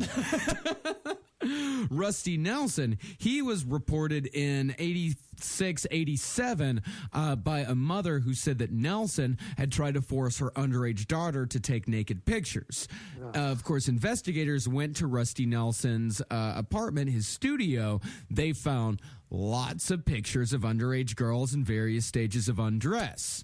Sure. Rusty Nelson, they started following the money as far as how Rusty Nelson was able to afford this very nice studio, only taking pictures of little girls. Yeah. And they found that his rent was paid by none other than Larry King. He was also Larry King's personal photographer. And Nelson also stated years later in that civil trial in 1999 that as a private photographer for Larry King, his duties included taking photographs surreptitiously of specific people and to make sure to photograph certain people if they were close enough to be photographed together. He's like a perverted. There's one thing these guys knew what to do was cover their own fucking ass. But at the same time, it's out in the open. It's all out in the open. There's receipts. It's written on pieces of paper that they were there, that they're spending money on these people. Yeah, that's one of the things where I would say no need for a receipt. Like a donut. He's sort of like a perverted Peter Parker, this fella. Spider-Man, taking all the wrong pictures. I don't get a receipt for my coffee. You know what I mean? I don't get a receipt when I go to Starbucks. Why would you get a receipt for the dude that's taking pictures of the naked boys you're raping? I guess you just need it for tax reasons. You got to have documents to. I guess so. Yeah. So the third part of the third witness in the lead up to the investigation, Loretta Smith. Now she told this guy, Officer Carmian, who had been investigating the other guy who had been investigating Rusty Nelson. Yeah. He also caught wind of this because Larry King's name came up in a report that Loretta Smith had made to a child services woman. With regards to Larry King, she said that she knows that he supports devil worship activities. Okay. Now, we are about to get into the satanic worship type stuff. This is the cool stuff, technically. Technically, this is technically so. And this is very interesting because at this time in America, the satanic panic was in full swing. Full swing. Well, I honestly, and this is the problem, and I think that's why it's a very complicated psychological game. You know that these kids are being basically told that they're crazy every time they come forward and they say that they're witnessing satanic ritual abuse. Yeah. And so what you can do is that you can dress up in a big fancy robe and do a bunch of sick shit, and then when that kid tries to go and say that I was abused by a satanic cult, everyone calls him crazy. You're keeping the gaslighting going. You're keeping the logic on your side and making the victims look crazy. And these are individuals who create the logic of the country, right? They look everything. They control the media. And again, if you look at all the people that they name, you got the government, you've got the finance world, you got military, you've got entertainment, it's all over the map. It's every platform. A lot of folks, a lot of different jobs. So this girl, Loretta Smith, she had started attending these parties when she was about 11 years old. And the Satanists, or quote-unquote Satanists, when I say Satanists from now on, I use the term very loosely. I mean, essentially... It's devil worshiper. Devil worshiper, yeah. So the devil worshipers, they decided to test her, to try to bring her into the group. They gave her like an ACT, an SAT test, something like that, to see if she was going to get into Harvard. It's like an ACT. It's kind of like an ACT. Yeah, it's kind of like that. No essays, though. So no essays. Okay, good. Yeah. So in her first test, she was locked in a room with an infant. The men inside cut the little girl's head off, the infant's head off, stuck it on the wall and made her sit in front of it. She had to take the head off the wall, and the men held her down while they cut the eyes out of the little girl's head. Then they left Loretta and the body locked in the room for 24 hours while she could hear another girl screaming. The men returned and told Loretta that she had passed the test. Loretta identified two of the men as Larry King and a Mr. Finch, who she indicated was a high school principal. And additionally, she identified other men with names such as Ace, King Horse, Jerry Lucifer, and a man known simply as Mike. Jerry Lucifer? That's Jerry the name Lucifer. He chose? Jerry Lucifer. If you're making up a satanic nickname on the spot, you're going to have a problem. Think about it ahead of time. The other one is, it's just like, these are the same people that are making, and they do this to a child. Yeah. Seems extreme. I don't know. But there were other sacrifices that she witnessed, like she saw a female get her head taken off by a saw. She saw a 4-year-old hung from the wall and had darts thrown at him. There was a little Indian girl that was about 3 or 4. She had several body parts cut off, after which it was ground and poured on the girls, and then they were made to drink the remains of the child. Now, let me ask you this. Why do I have a better time believing this than I do of Hunter S. Thompson directing a snuff film? Because Hunter S. Thompson, because Hunter Thompson's a name. Yeah. Hunter Thompson's just a name. The idea that someone would make this up is so crooked and ridiculous. It's like this, even if just a fraction of what this is that happened. And she was like, if 1% of this is true, then all of those people should have been put to death. Yeah. You know what I mean? Like, if 1% of any one of these stories is true, and so you're just looking at fucking percentages, it comes down to get to a point of just like, even if one fact is right, even if it was just she was in a room with fucking Ace, King Horse, Jerry Lucifer, and Mike, and she was being used sexually, even if that was just a story, all those dudes should be in a fucking concrete square until they're skeletons. Yeah. Well, all right. And the woman who took her testimony, her name was Carol Stitt. She said that the girl was very concrete about who was present, what was happening, the dates, specific information, and she said that she works with children all the time, and she says one of the ways that it's not a fantasy is the details that they give you. Sure. And she wasn't going off the rails. It wasn't like because you can compare this to like the Satanic Panic stuff, the McMartin preschool trial. That's just dumb shit. It doesn't make kids any getting sense flushed at down all. the toilets. Yeah, and kids getting whatnot. flushed down the toilet, being flown across the country, being buried alive in cemeteries. But that's also, again, if you look at it, the idea that they were all drugged. That's my problem, is that when it comes down to it, it's like I want to believe a kid. Yeah. Like if a kid's coming forward and saying this shit is happening, I must believe the child. And it comes down to it, it's like if they are getting laced with fucking LSD and they don't know what they're talking about, I mean, I don't know.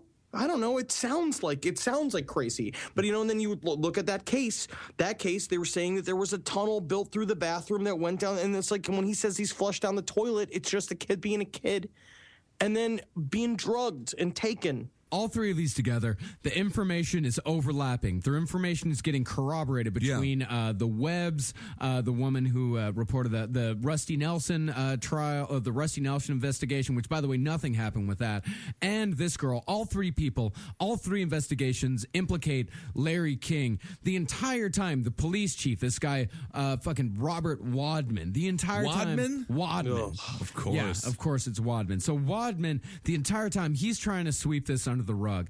He's trying to tell the investigators, like, listen, back off. As soon as Larry King's name was mentioned in any of the, as soon as the police chief heard that Larry King's name was mentioned in any of this stuff, he got his ass down to the officer and was like, hey, are you investigating Larry King? Don't do it. And it's only because it's like, because the man himself was not very important, but it was the shit that he had on people. Yeah. It's what people allow themselves to, when you feel like you need to belong or your ambition is so huge that you want to, like you fucking, like you'll do anything to be president. You'll do anything. Well, Every politician that you love has done something fucked up. Well, yeah, you always got to do you got to break some eggs to make an omelet, as they say. But I'll tell you what I'm really learning here is big banks are good. You can't trust these credit unions. You can't trust them one bit. Yeah, you'd never hear this happen in a Bank of America. That's right. Citibank, no one. Chase Bank, where I'm at, no one's. Citibank, you can bring your change in there, and they just give you cash. They do, and you don't even have to be a customer. You don't even have to be. Yeah, and they bring. You get pence. They give your dogs, a dog treat, which is kind of nice. These credit unions, they're having sex with all your kids. But Occupy was wrong, and that was what Occupy was talking about. What if Occupy's a part of it? Oh, it is. Yeah, of course it is. Yeah, of course it is. So all of this investigative stuff, this is all background. It doesn't start really getting going. The investigation doesn't start going until the Franklin Committee is formed. And you know what? We're at an hour already, and we've got at an hour. Well, let's do a three-parter with it. Let's do a three-parter. Yeah. We have to do it because we're just now at the investigative committee. Very good. Well, I'm happy. The cover-up has only begun, Ben. I know. I'm happy you're going to be tortured for another week. That's always nice. Yeah, this is heavy. Very this is intense a heavy stuff. episode, and of course we always bring levity to the situations. But this one's a little bit heavier than most. But a little heavier, yeah. But it's interesting and it's good to know, and of course it's good to be aware of the possibility that at any point in time you're voting for somebody who is a terrible maniacal supervillain. Just don't trust. You cannot. Don't take anybody by how they look and how they sound. Do some research on them. Do some research on them.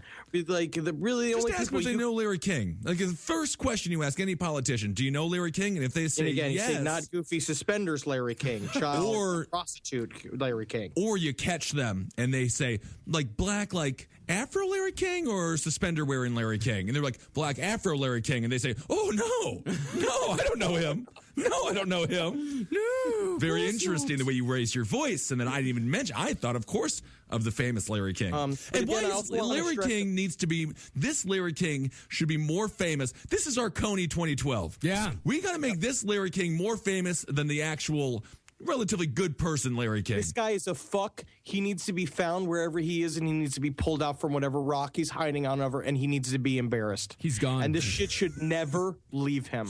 It should never leave him. It should exist like a stink on him for the rest of his life. Sounds like you're going to make him wear a dress in the town square on Tuesday. Technically should be hung by... You will be embarrassed, Mr. King. I mean, I would love that punishment. I'd love that, to see that every day, him have come out with like dressed like a cow with a big bell on, and a guy dressed as a farmer throwing eggs at him. You know what I mean? Yeah, that would be amazing. That would be fun. But I mean, honestly, again, any jokes that we're making here is just because this is a comedy podcast. Yeah, and we have to deal with doing our best. We have to deal with this shit somehow. All right, well, that's the whole show for today, and we'll come. I think this is our first three-parter. This is absolutely our first three-parter. Yeah, yeah, first three-parter. Hail Satan, everyone! True Satan, the bringer of knowledge, not the hider of secrets. Yes, the illuminator. That's right. And, of course, hail yourselves. And that's Henry Loves You on Twitter. That's Marcus Parks on Twitter. I'm at Ben Kissel on Twitter. And, hail yourselves. And Hal Geen. Play that song. Be careful out there. Yeah, just be careful, guys. And just remember. It's such a good That's right. Feeling to know you're alive. It's such a happy feeling. You're growing inside. And when you That's such a sinister thing. Yeah, now it's actually kind of ruined the song. I think we should have went with That's what I'm saying. We should have went with the farts. It's such a good It makes me feel better. I mean, I think there's something wrong with you guys. There's nothing wrong with me. Yeah. No. It's sweet. It's sweet. It's very sweet and very nice. And I'll have more. It does make it sound really bad. And you guys are wrong. Things you'll talk about. I will. Thinking Sideways is not brought to you by Gouda Cheese. Instead, it's supported by the generous donations of our listeners on Patreon. Visit patreon.com/thinkingsideways to learn more. And thanks. Thinking Sideways. I don't understand. Does not compute. You never know. Insufficient data to formulate a reply. What? Stories of things we simply don't know the answer to. Hey guys, welcome to another episode of Thinking Sideways, the podcast. I am Devin, joined by Steve and Joe, my co-hosts. Yeah. This week, I guess. For now. For now. We may be replaced by muffins in the future. It's possible, always possible. Mm-hmm. Yeah. This week we're gonna talk about a mysterious disappearance, and this story was suggested by literally everyone, literally all the time. It's been suggested a lot, yeah. A couple times. So I just decided that we would just do it, just rip the Band-Aid off. Just gonna do it. No, this is not a bad little mystery, actually. No. No, I understand. I understand why people get so excited about this one and why it catches everybody's attention. Yeah. We'll talk about some of our problems with it in a little bit. We'll pull the bottom out of this one later. Yeah, true. So if you don't read the episode titles, we're going to talk about the disappearance of Ray Griecar today. And here's a quick overview of the case before we dive in. On April 15th, 2005, Center County, Pennsylvania District Attorney Ray Griecar called his girlfriend to let her know that he was out driving or had just gone for a drive or was on his way home. The counts vary. However, I thought he said he was on his way to Lewisburg. Like I said, I've read so many different accounts. Already we're into it. Read so many different accounts of what he said that it's hard to tell. But definitely he was in his car while he called her. Yep. And then when she arrived home from work, she went to the gym, came back. He still wasn't home. It had been 12 hours. So she called and reported him missing. 11:30 that night, right? Yeah, and he's never been found. There's a lot of business to get out of the way, so you guys just want to jump in? Sure. We might as well. Yeah, okay. Who are we going to start with? Because we got a couple of players. Yeah, so let's just start with a basic overview of Ray's life up until this point. Ray was born in Cleveland, Ohio in 1945. In the 80s, Ray's then wife took a job teaching at Penn State, and Ray decided to be a stay-at-home dad for their young adopted daughter, whose name was Laura. I totally understand why. Still is Laura. She's still alive. He had been a prosecutor before they moved to Pennsylvania. He specialized mostly in rape and murder cases prior to moving to Pennsylvania. And then when the sitting Center County DA at that time, when he heard that Ray was living in the area and was unemployed, he basically recruited him to work first just in his office and then as the assistant DA, which Ray accepted. He accepted the job. I think it was part-time at first, and even when he became DA, spoiler alert, when he was elected DA in 85. Thank you, in 85, it was still a part-time job Yeah. until a few years later when Ray petitioned for it to become a full-time job, which it sounds like a full-time job, so It I don't really sounds know like. what was happening before. I think they were paying him half what they would have to pay them. I guess to do that's true. Probably 40 hours or more work a week. Yeah, probably. So yeah, in 1985, that the DA that hired Ray decided not to rerun for office, so Ray ran instead and won the spot. Because it's an elected position. It is an elected position, and he was DA until his disappearance in 2005. And I know that I've been saying DA a lot. I'm sorry. A district attorney. It's a district attorney. I'm going to continue to call it DA. But for those of you who are not from America or maybe don't know what a district attorney is in America, basically it's what we call our public prosecutors at a very base level, obviously. In England, they're called chief crown prosecutors. Yeah, it's the local district's attorney. Yeah, basically. Exactly and what it is. They are elected officials. Mhm. There's a little more clout that comes along with it, but that at the basic level, that's what it is. The sense that I got from all of the reading and all of the interviews and all of that stuff that I've done, all the research around this, is that Ray was really a good person. Some people say maybe he was a bit of a ladies' man, but really in his core, he seemed to have the best for people at his heart. Best of intentions. Yeah, I mean, he would often, if cases went against his own personal moral code, he would hand them off to people that worked for him to prosecute them, to just make sure that everything was being done fairly instead of... He had a thing against the death penalty, didn't he? He did, yeah. So he often handed that off to his assistant DA. But he really wasn't scared to take on big cases. There's some talk about, Center County is where Penn State is, obviously, because that's where they moved. Pennsylvania State University, which had some troubles, which And we'll talk it's about some of the big bigger college. stuff. Yeah, it's a big college. So, sometimes the athletes there get in trouble, for instance, and he prosecuted almost all those cases. He prosecuted a lot of murder, rape, mafia cases, and there was nothing... He wasn't scared to go after bad people. Doesn't appear he backed down. Yeah. Well, that's kind of his job, right? Yeah, I mean, it was his job, but he also wasn't scared to really go after people. And fun fact, you guys may or may not be familiar with the murder of Beth Doe, which was a Jane Doe in Pennsylvania, Center County. Yeah. It was actually a pretty horrific case, but he ended up putting the serial killer that killed Beth Doe behind bars. They still don't know who Beth Doe was, but they found who killed her, so... Well, that's cool. Yeah. Good job. Yeah. Ray's wife, his first wife, that worked for Penn State was named Barbara Gray. She and Ray did divorce in 1991, and then in 1995, Ray's brother committed suicide. Ray remarried in 1996, but also divorced. He married a woman named Emma, but you will almost never see that anywhere, except for the fact that she is still maybe writing a book about Ray. Yeah. She's been working on that for an awful long time. Very long I think. time, yeah.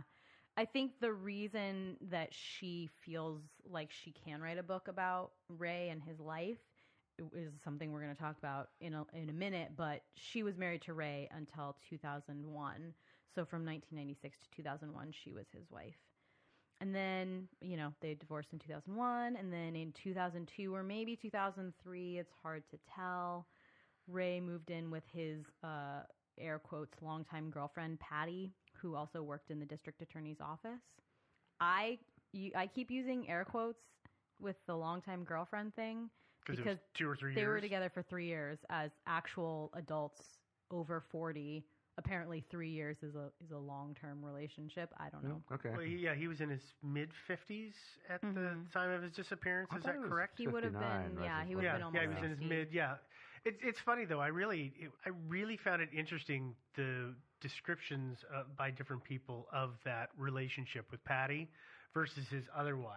Mm-hmm. I think it was much more of a friendship than a passionate romance. I would say it was a partnership. Yeah, that's a good way to put it. But it did seem less, everybody says, well, his marriage with Emma was so passionate. There was a lot of passion. A lot of which means arguing. Which means they fought a lot, but they also, I think, were passionate in terms of the way they expressed themselves positively to each other as Probably. well. Mm-hmm. But it does seem like, everybody says, well, Patty's really just his soulmate. She describes herself as soulmates and, all of that stuff. But it was only 3 years. And again, who's to say? And I don't. Yeah, I don't want to downplay that. No, but who's to say? It probably would have lasted forever. But they always call her longtime girlfriend. So that's where that is. Ray was planning to retire that year, in 2005. Sorry, the year he disappeared. His term was up. He just wasn't seeking re-election. And his family does say that he reported feeling overworked and feeling really tired a lot. Now, the name Ray Gricar might be familiar to you, even if you didn't know that he disappeared. And that's because of Jerry Sandusky. We're going to talk about some not so great stuff for a minute. I believe what I referred to it earlier was icky things. Icky things involving kids. Yeah. And pervs and stuff like that. Yeah. Sex abuse. So. Yeah. So if that bothers you, go ahead and skip ahead about 5 minutes because you may not want to hear it, but you may want to hear the rest of the story. So. Okay.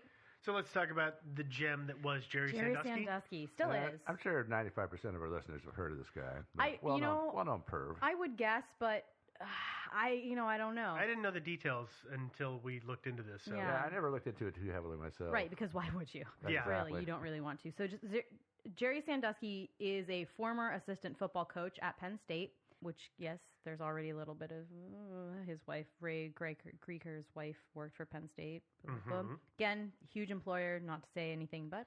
And they have a lot of clout in that town. Yeah. Penn State, that is. Yeah, but Jerry Sandusky was kind of an all-around bad kind of human being. He founded this charity, which I recognize I'm going to follow up with something that sounds like an awesome thing, but just wait. He founded a charity called The Second Mile, which served underprivileged youth. George W. had really high praise for the organization. He said that it was a shining example in a 1990 letter that he wrote. Words I'm sure he regretted not too far after that. No, it was a little while before the whole thing came to light. It hit the fan? Yeah, it hit the fan.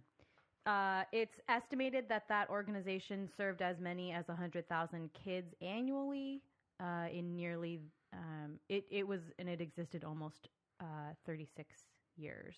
That's a lot of kids. It's a lot of kids. So the percentages that we're about to start talking about are low, but... Extremely, but like at any... Even like 0.0% is too many percents. But anyway, just long story short, Sandusky basically set this up and turned it into his own personal dating service. A little. Yeah. Yeah. Turns out, Sandusky was raping young boys that he met through the Second Mile. Officially, he was charged with molesting 9 boys, but he was also charged with 45 counts against him. He was sexually abusing his adopted son, Matt, for 6 or 7 years. And he met literally all his victims through the Second Mile. He was vetting them. He was vetting them. He was looking for a very specific personality type and personality type that was open to the kind of suggestion that he was open to, and all of them had no father figures. Mm-hmm. So Which is sadly very stereotypical. Oh, yeah. Yeah. For a predator like that. Yeah. I'm of the opinion that he likely had many, many more victims than just the 9. But that's, my own personal feeling. That's for another mystery. That's for a different mystery, yeah. In the spring of 2008, Aaron Fisher was a high school student where Sandusky was volunteering as an assistant football coach, and Aaron told his mom that Sandusky had been touching him inappropriately. And Aaron was a freshman? Aaron was a freshman, yeah. So that would make him, 14? 13? 13 or 14. Oh, 14, yeah. Depending on when his birthday was. Right. Yeah. Sandusky's relationship, quote unquote, with Aaron had started in 2005 with the second mile. And it turns out that a graduate assistant coach in Penn State had witnessed Sandusky abusing boys in 2001 and had told Joe Paterno, who was the Penn State head coach at the time. Paterno, to his credit, it seems, did report this. He sure took his dear sweet time about it. He did. though. He was on vacation, so, he had to wait. He was about to go on vacation when he was told about the case, and then he was like, well, I'm going to go on vacation, then I'll come back and tell everybody that Sandusky's been touching people inappropriately. Among other things. Among other things. Yeah. Yeah, so, but the people who are above Joe Paterno, it seems like they said, oh, I'm sure Sandusky was just horsing around, even though, I mean, some of the descriptions are like, janitor saw him behind a boy. They were both naked. The boy was pushed up against the wall, and there were slapping noises, quote unquote, happening. Oh my God! And it's just like, but that didn't, nobody at Penn State seemed to really. I think it's one of those situations where the disturbing nature of what was going on in each retelling, it got sanitized more and more to the point that somebody's like, oh, they were just playing around in the shower. Yeah. So the two people that Joe Paterno did tell. It testified in court that all they heard was there was some horsing around happening in their shower. So they were totally clean, but it sounds like Joe Paterno's story is he told them and they said, don't worry about it, ignore it. Either way, doesn't really matter. I'm telling this story because the earliest documentation of Sandusky's abuse was in 1995 by the aforementioned adopted son, Matt. Okay, well, Matt didn't report it, but Matt and one of his adopted sisters tried to commit suicide, which caused CPS, Child Protective Services, to raise some concerns and say they needed to investigate. That's kind of unusual, too, kids committing suicide at the same time or attempting suicide. Yeah, and actually the thing that was really interesting about this is I've read a lot of the stuff from Matt, and Child Protective Services removed him from the house and took him, obviously, like he was in the hospital, and they said, okay, we're going to place you somewhere else. This was when he was still a foster kid, and he actually wrote a letter to Child Protective Services saying that he wanted to be placed back with Sandusky, despite the fact that he'd been being molested.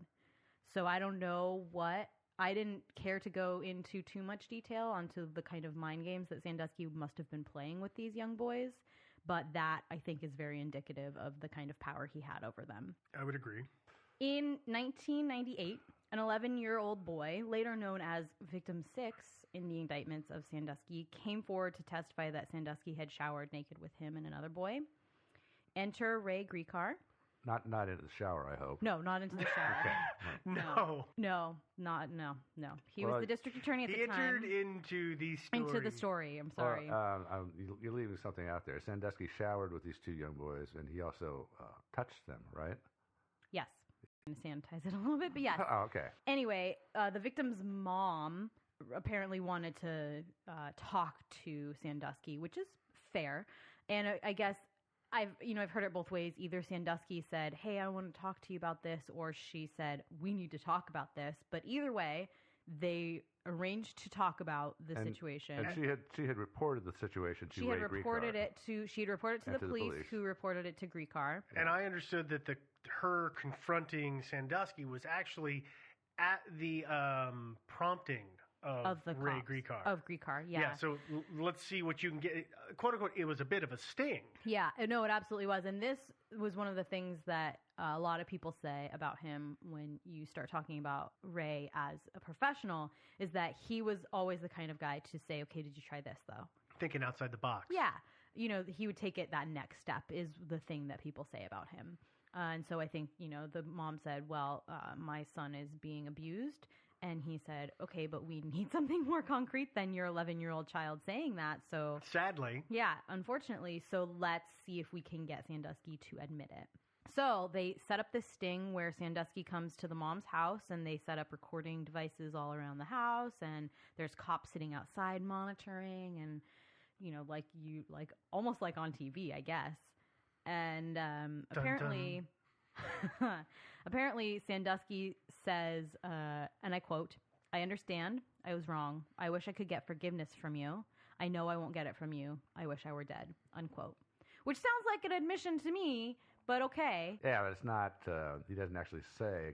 Really confess. He to doesn't. anything. That's yeah. true. There's nothing there. There's nothing. Unfortunately, there's not. And I mean, I think I was probably smart on Sandusky's part.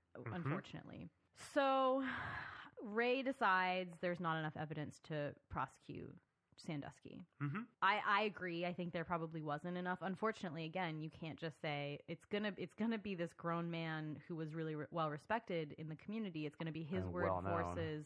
versus an 11-year-old boy. Well, I'm sure he probably sat down with the mother too and probably said, "Look, this is going to be a high-profile case, a lot of publicity. Your kid's name might not stay secret, and so." Well, and that's the hard part with any kind of situation. This is almost they're a watershed moment. It's kind of like the Cosby case. Mm-hmm. One comes out and everybody goes, "That didn't happen." And then suddenly 5 dozen more and come then out. suddenly a whole bunch more show up, and that's when it gains momentum. But there may not have been enough there for him to say, I really think that this could go. I mean, I'm sure that's why he didn't pursue it. He didn't have even enough to begin with. Yeah, and but unfortunately, a lot of the stuff that Sandusky did eventually get charged with happened after that. So a lot of people talk about if Ray had just prosecuted Sandusky, none of this would have ever happened. And I don't know that that's true. Sandusky may have started getting sloppy. Yeah. Is that what you're getting at? Well, no. I just mean that people blame Ray for Sandusky's actions.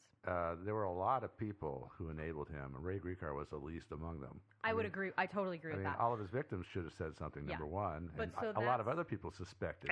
And by the way, we're not pointing a finger at victims for not coming forward. God, no. I understand. I understand what you're but I your understand statement. why they wouldn't. Right. I don't want too. anybody to be upset by that. Yeah. Anyway, this is not an episode about Sandusky, though. Thankfully. Yeah. We're not. I think I can pretty solidly say we are never doing an episode on Sandusky. I can guarantee that. Yeah. I don't have a lot of interest in that case, actually. But yeah. Okay. I will say, though, you can't talk about Griecar without talking about Sandusky because Exactly. the internet thinks they're intimately connected. Yes. So that was just a little bit of really icky background. I promise it will factor in again in a couple minutes. Without the ick factor. Let's get back to Ray Griecar, shall we? Mm-hmm. Yeah. And Patty. And Patty. Yeah. On April 15th, 2005, around 11:30, Ray calls his longtime girlfriend Patty to let her know that he's been driving. It's very unclear in all of the stories that I've read. I've read that Patty said he was playing hooky the entire day. I've read that his colleague said he was playing hooky for half a day, like he was going to take half a day off. I've heard that he was actually working. I've heard that he was driving home. I've heard that he was driving that he told her that he was driving to somewhere. Yeah, all I know is that he said, I'm driving in this valley, which for all I know, I mean, it could be that meant he was on his way somewhere. It could mean he was on his way home. We don't know exactly what was said on that phone call. We really don't. Yeah. But we do know that the cell phone pinged a tower that was next to Highway 192. So he was driving down that road. He was, yeah. It happened. No, absolutely. And that's not an issue for me. It's just what he was saying and what the circumstances surrounding this are. And that I think is very important because there are some things that people bring up as being weird that aren't weird if he was coming from work, say, right? But if he was playing hooky the entire day, it is kind of weird.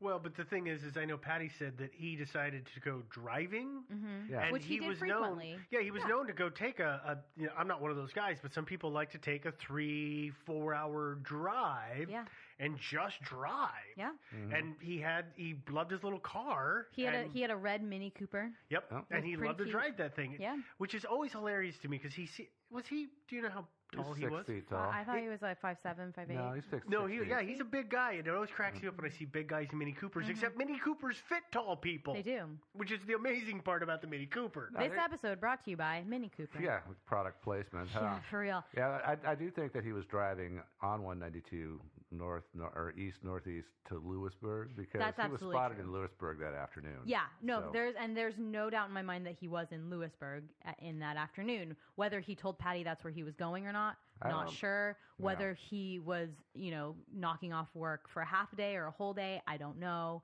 All I know is he ended up in Lewisburg that afternoon. I'm not concerned about that timetable at all. No. But again, it does depend a little bit. We'll talk about that in a little bit, actually. So as we said, Patty gets home from work. She doesn't see Ray, so she goes to the gym. She comes back, calls his cell phone a bunch of times. Watches a little Netflix. No, not yet. Drinks a beer. 2005, no. Maybe drinks beer, some wine, calls Ray's cell phone a number of times. She says it goes straight to voicemail. And then finally, after she had not heard from him in 12 hours, which was incredibly unlike him, she called the cops. She called 911 and said, my boyfriend, Ray Grieker, is missing. And they, of course, said, oh, crap. The DA. The DA's missing. Better get on that. What's the last thing you know of him? Right. Which is, the way you're supposed to do it. Yeah. Exactly. The following day, which would have been April 16th. Yeah. Investigators find his car either 45 or 55 miles away from the home that he shared with Patty, which is in Lewisburg. And it was in the parking lot of an antique mall that Ray liked, I believe. I've also seen some reports that it was in the parking lot of a park. Really? Yes. And that plays in a little bit in another theory. Yeah. I've seen pictures of both parking lots as well. It kind of looks like one is across the street from the other, and I'll be honest with you, I have not gone out to Google Street View to really check that out. But I'm pretty sure. That important, no, it's a gravel lot across the street from this, and the or Antiques it's Mall, in the Antiques Mall. No, it's not in it. It's across the street from it, and it's the Antiques Mall is just an old industrial building that's been converted into sort of a mall kind of thing with with stalls. Right. But yeah. Like a flea market. Yeah, kind of like that, yeah. In his car, is not him. Is not him. There's no sign of him. There's no sign of his keys. There's no sign of his wallet. There's no sign of his county-issued laptop, though his county-issued cell phone was in his car, and I'm under the impression that that was his only cell phone. Originally, when I started doing the research, I thought surely he had a personal cell phone as well, but I have not actually seen any mention of that, so I'm going to assume that his county-issued cell phone was his only cell phone. Yeah, could be. In 2005, I don't know that would have been so. I mean, my mom didn't get a cell phone until 2005, and it was in 2005, a 60-year-old man has no interest in a cell phone. He has one because he has to have one for work. And he probably hated it. Yeah. There were no signs of foul play around the car, but according to police reports, the car smelled like cigarette or cigar smoke, even though Ray was apparently like an avid anti-smoker. He hated the smell of smoke. Did not like cigarettes at all. Yeah. But his car smelled like cigarette smoke, and they found a fleck of ash on the back seat, which, okay, fine, whatever. Well, I heard it was more than a fleck, but I mean, it was not a huge amount. Some ash, there was some cigarette ash around, Family members, upon hearing that Ray was missing, his nephew particularly, drove up to come kind of help out with the investigation. They showed up. They show up in Lewisburg and immediately think, and there's this interview that I watched with a nephew, and he says, I immediately just thought, oh my God, here we go again. Because Ray's car was parked in a parking lot next to a park near a bridge over a river, and that's exactly how they found his father's stuff. Ray's brother. The nephew's father. The nephew's father. That's how they found his car before they found out that he had killed himself. By jumping off a bridge. Yeah. So the family immediately thought, oh my God, Ray killed himself just the exact same way. At least according to the nephew. According to the nephew. Who really likes to be in front of a camera.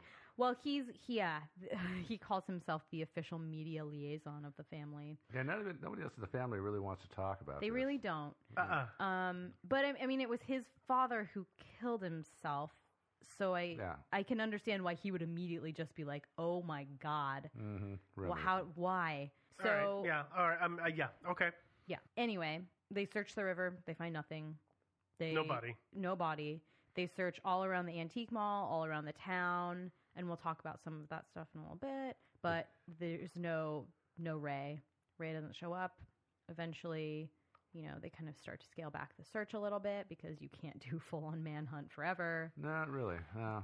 The FBI analyzes Ray's credit records. Nothing. His money's not touched. Credit card activity. Nothing's going on. They continue to scale back a little bit. Then, on July 30th, 2005, fishermen in the Susquehanna River found a laptop, which was kind of caked with mud.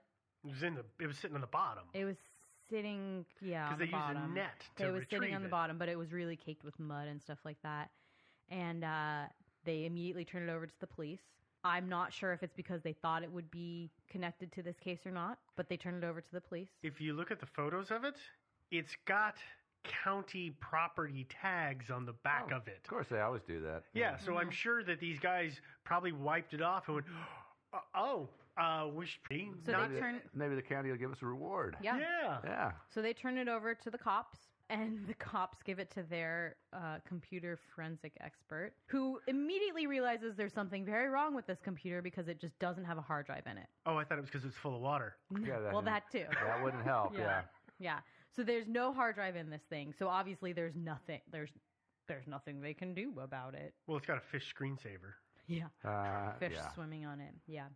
Yeah. I mean, obviously, if there's no hard drive in a computer, it's not going to do anything. It's useless at that It's point. not.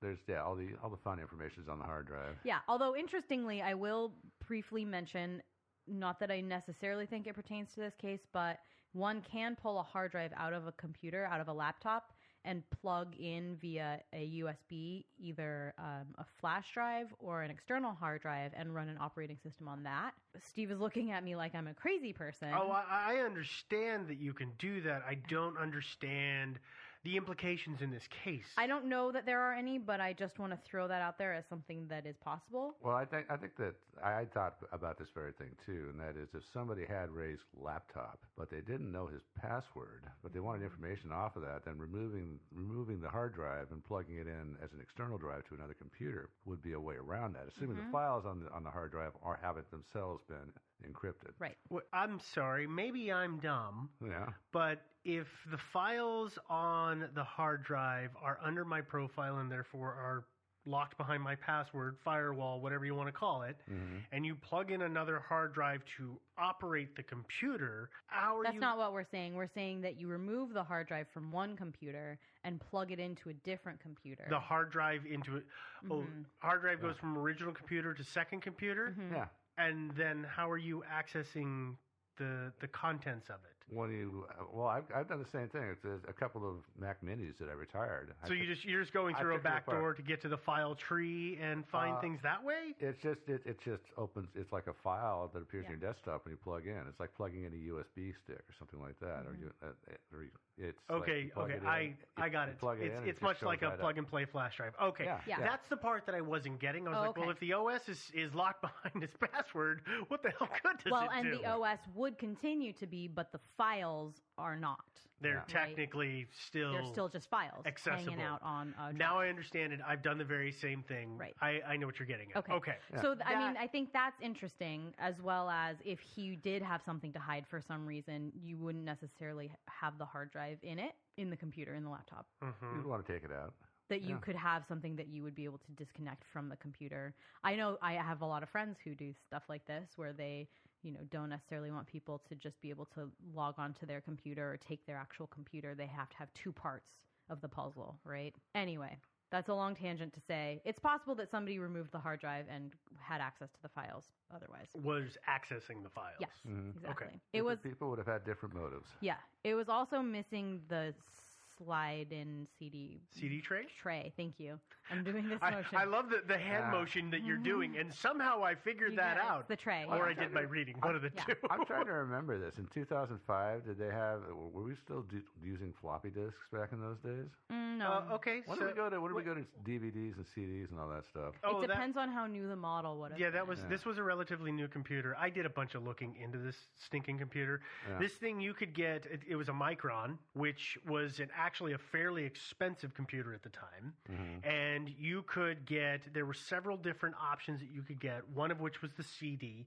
You could get the 3.5-inch floppy drive. That was an option because I actually had the 3.5-inch floppy drives from not too long prior to that. I still had some sitting around. This computer also had the capability, I believe it's in the photos you'll see when it's open and you're looking at it from the front, there's a hole in the left side, which is actually a separate second hard drive. It had a second external hard drive that was a push button. It could have.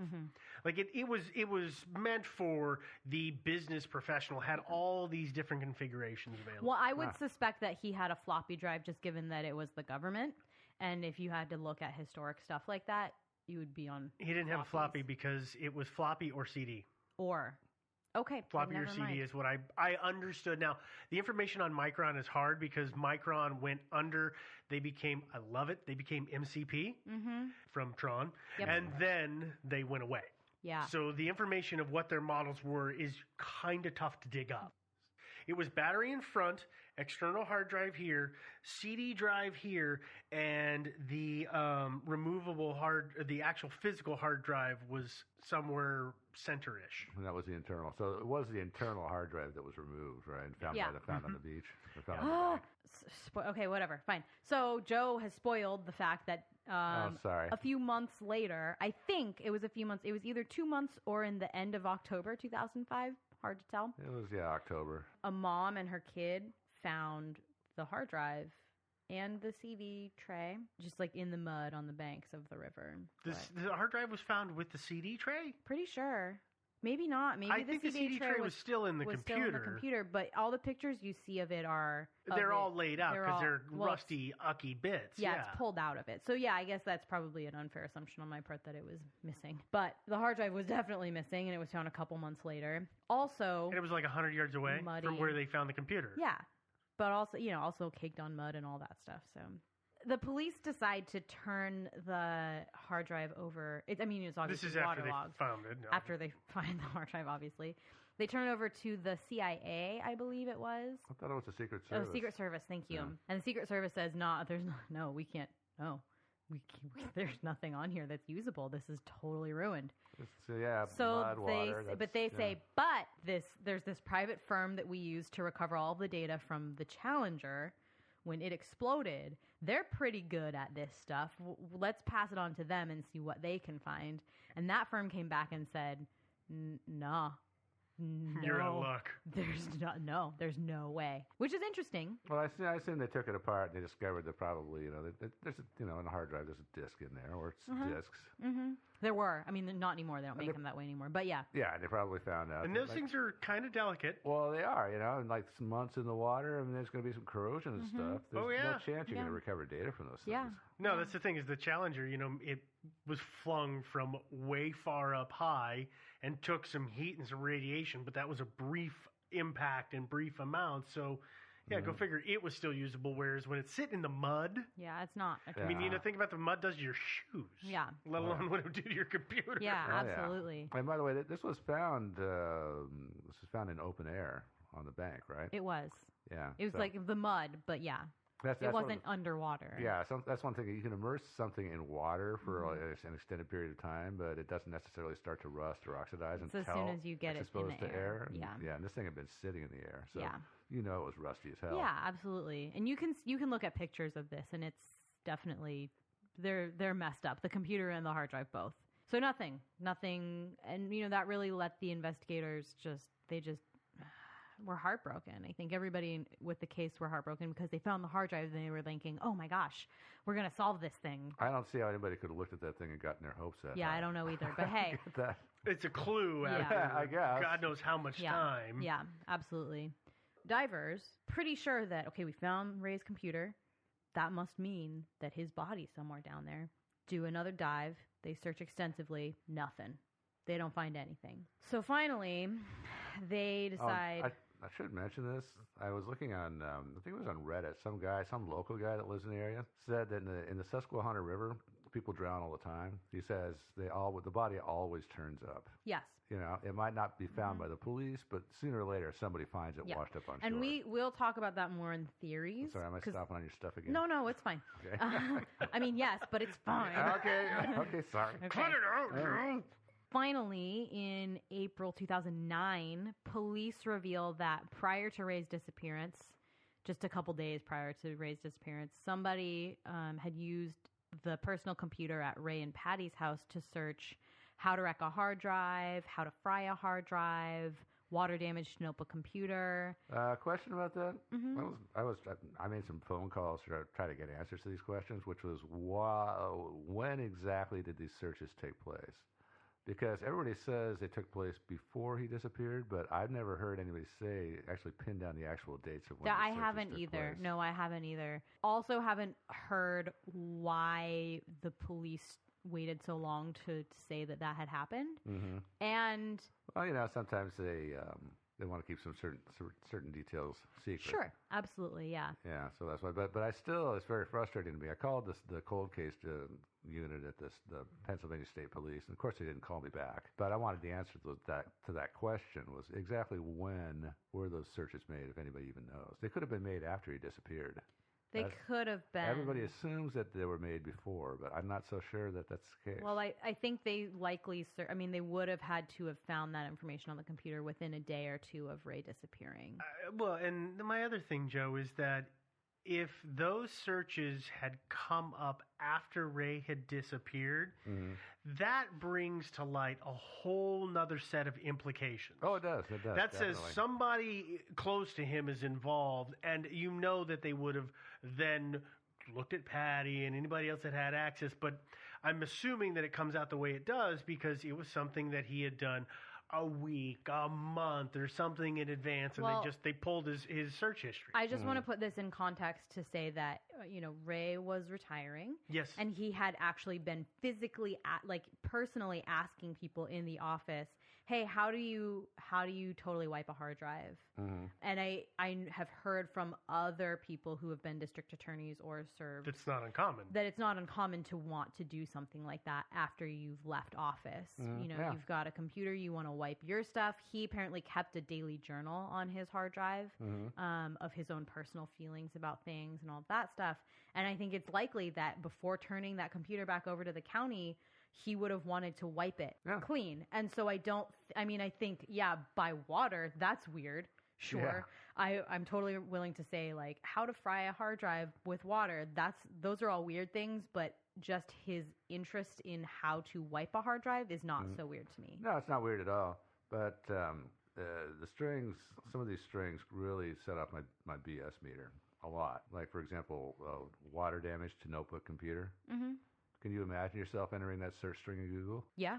Really? Why? I mean, I can't following how to wreck a hard drive. Water does to a hard. You know exactly. No. Let's roll it back though. You're assuming that Ray has a semi-decent grasp on how computers work, and not everybody does. And he may have been Googling how to wipe a hard drive, and then something said, or if your computer was immersed in water, he's like, oh, well, what does that do? Water in, notebook computer in water. Like, he may have been following. I do that. We do that all the time where we take a phrase out of an article and start searching that phrase to understand what it means. He may have had no idea. I can only tell you, I know what happens when I drop my TV into the bathtub.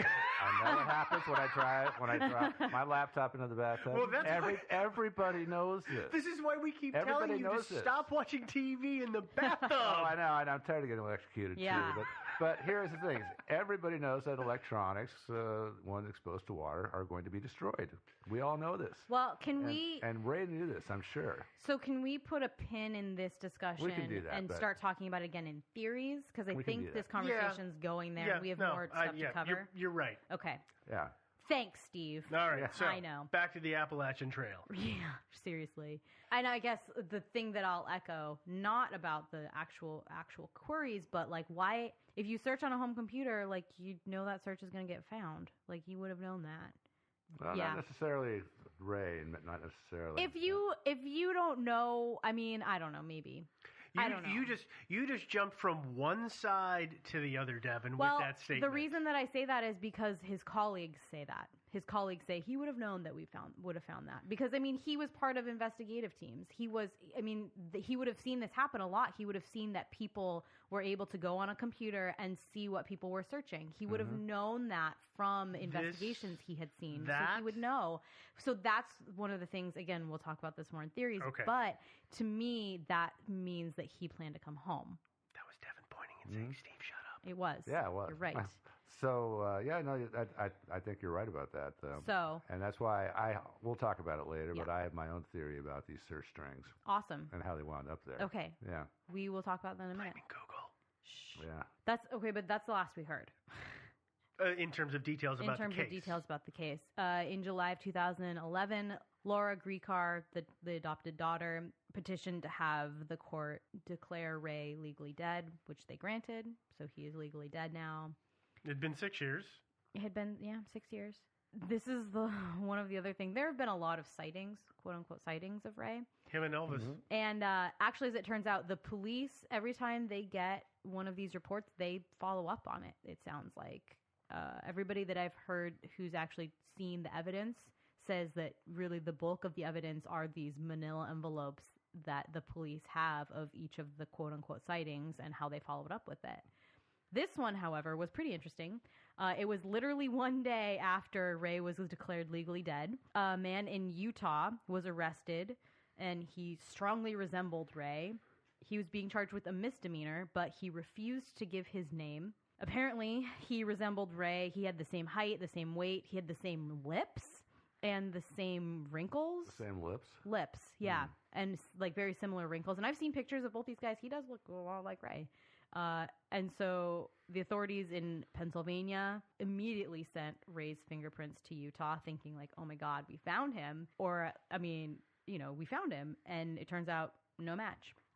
They eventually identified the guy, and he wasn't Ray.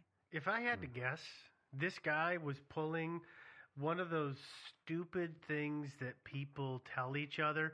If you say nothing and you don't tell them who you are, then they can't book you. Oh yeah, one of those one of those hacks to get out of arrest. Yes, yeah, that's what this guy. It sounds Absolutely. like that's what this guy was doing. And he just had the bad misfortune to happen to look like a exactly missing district attorney. Yeah, that's crazy. Well, actually, in the interim between when they thought he might be Ray and when they had confirmed that he wasn't, he probably got treated better. Probably. Otherwise. Frankly, probably he did. You're right. Yeah. And he's going to tell all of his other homeless buddies, dude, if you don't say who you are, suddenly they upgrade your cell. They take all the other guys out. You get great food. You got to try it. Yeah. They start calling you sir. It's crazy. Theories? You want to talk about theories? Okay. We're pretty close. Let's talk about this first theory. We never do it, but let's do it. Let's do it this time. We'll do it. The first theory is that Ray was murdered. Mm-hmm. And there are a couple different ways this could have gone. He was prosecuting murderers and rapists and generally bad people. And, even before he was a DA. Drug dealers and stuff. Yeah, even before he was district attorney. And then before he came to Pennsylvania. Yeah, and then again, when he was as the ADA. Mm-hmm. Well, no, before even before he moved to Pennsylvania. Right. So prior to Pennsylvania, and then when he was the ADA. Yeah, he was also doing that. Sorry. His whole career, basically, we can just say, he was charging bad people with the stuff they should have been charged with. So it's possible that one of those things could have come back and bit him. However, we're just going to get this one out of the way. The one that everybody likes to say is somebody close to the Jerry Sandusky scandal killed Ray. Exactly. And furthermore, they actually killed Roy as well. Now, here's how this theory plays out. Steve is gonna just explode, but here's how this theory plays out. Roy gets killed, in this theory, just about when the first allegations of Jerry Sandusky's sexual abuse misconduct would have maybe gone onto Ray's radar. To set an example to Ray. To send a message. Well, so somebody comes up to Ray and says, "Hey, I heard your brother died. I'm really sorry about that. It'd be a shame if somebody started prosecuting this case. It's pretty big, pretty high profile. It'd be a shame."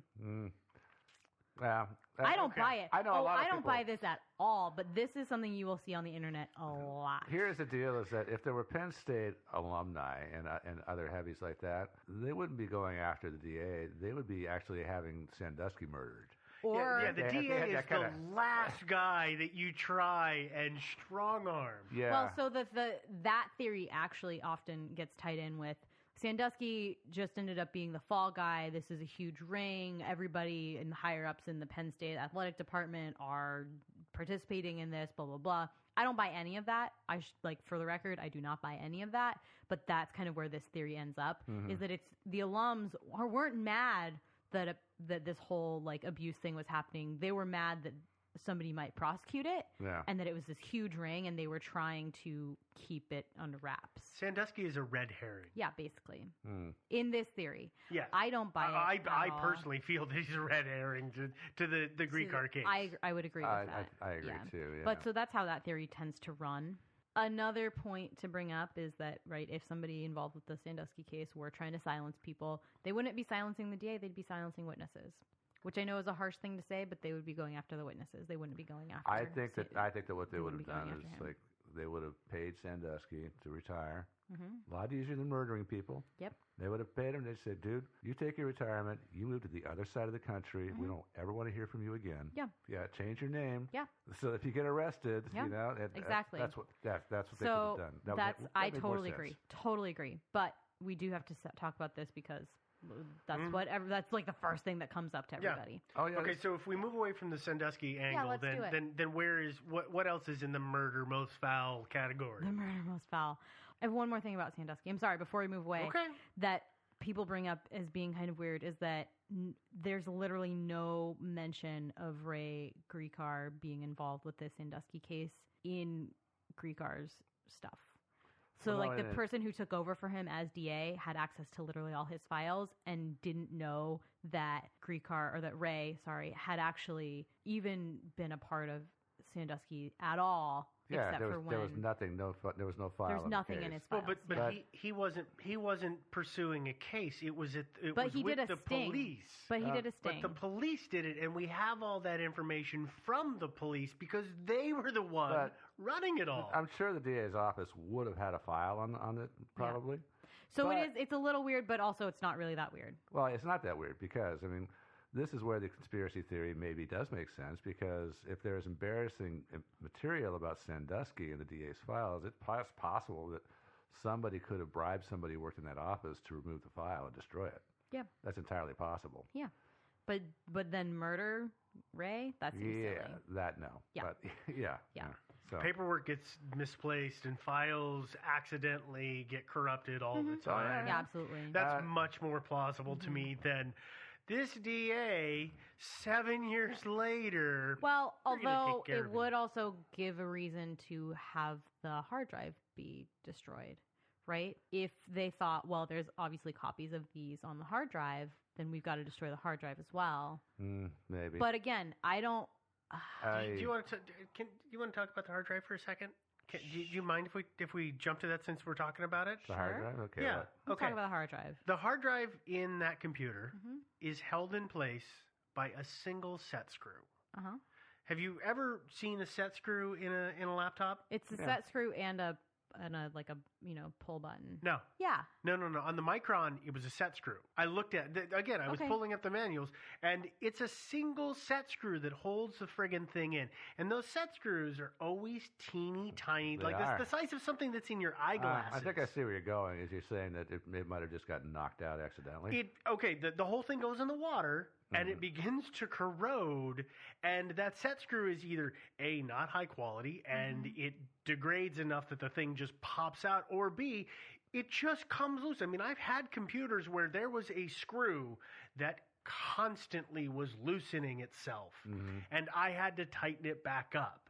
So when you're talking about somebody was pulling the hard drive to do all this stuff, I don't think it's nearly as nefarious as that. I just think that it was a crappy screw that easily came out. Well, here's why I don't think that. And that is that if it fell out on impact with the water, then it wouldn't have been found on the riverbank. I don't see how. I mean, hard drives are not positively buoyant. Neither are computers. Yeah. But the computer was found near the bank. I mean, it can wash up. Hydraulic action pushes things. It'll push things. I'm not disagreeing that I don't think that it fell out immediately, but I think that it came out and got caught in a current at some point. Yeah. But this crap happens, and I don't think that it was, I don't think that it's this amazingly secured, welded in place hard drive. Like, bank. It was hard No, drive. it's not. It's easy to remove. It's not, but it's negatively buoyant, and it's a bank, which is where it was discovered. No, but if there's current, the current is going to shove things around that are on the bottom. That's why rocks that are in the middle of the river end up on the bank. Well, it probably. I think more likely it's just going to flow downstream. But, I think probably somebody just pitched them over the side of the bridge, and God knows when. It could have been any time. It could have been months after the murder. Yeah. Or the disappearance, I should say. Getting ahead of Joe myself thinks. there. Well, we're in the murder theory, so it's okay to call it murder for the moment. Yeah. In 5 minutes, you can't say it. Yeah. Yeah. So just one quick thing before we let Joe loose on this case. The other thing, I guess, is that when the initial report was released by the police, they said one inbound call was made to Ray's cell phone on the day of his disappearance. And then Patty started talking and saying, well, I was calling his cell phone all night. It was going to voicemail. It was going to voicemail, but they were inbound calls. That's a good question. Now, I don't know the answer to this, but if your phone is shut off, and his was, and it goes straight to voicemail, does that actually get logged in as a call? It doesn't, does it? No. Yeah. Okay. But so eventually, somehow, I'm not totally clear how, somebody gets a hold of the phone records and says, no, actually, there's a lot of calls in and out both on the day that Ray disappeared to the number. And so the police edit their report to say, okay, well, fine. All of the calls were routine on that day. That's a little weird. What does the term routine mean? That's a good question. Okay. Yeah. It's kind of hard to tell from records, huh? Yeah, it's really hard to tell from records.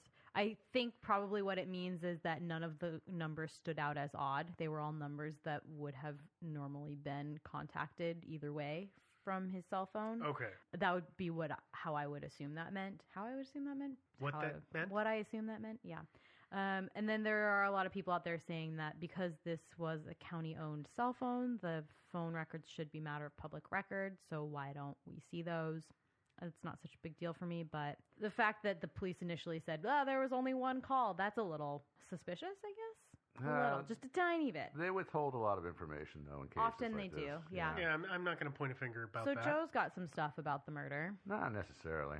But I just, the search strings, and again, as I said earlier, they set up my BS detector in a large way, especially the one about water and electronics. And it occurs to me they didn't have to necessarily be entered by Ray. I mean, because the guy, assuming he was abducted and murdered, which I think he probably was. I would agree with this. I'm actually on board with that. Yeah, and these people would have his driver's license with his address on it, and they would have his house keys, and maybe there was something they wanted. I'm not even sure that he would have had his laptop with him in that car. Well, that's actually a big point of contention. It is. And so they might have actually driven to his home and, made sure that Patty wasn't home, gone inside, found the laptop, which maybe they wanted for one reason or another because maybe of the information that was on it. And then, just for good measure, they entered a few search strings as kind of a red herring and then, went on their way. It may well be that Ray did not even do any of that searching from his computer. That's true, although I guess, and maybe this is misplaced faith, but I would assume that whoever found those search terms would have been a computer expert and would have said, hey, that's weird. These search terms were entered at 9 p.m.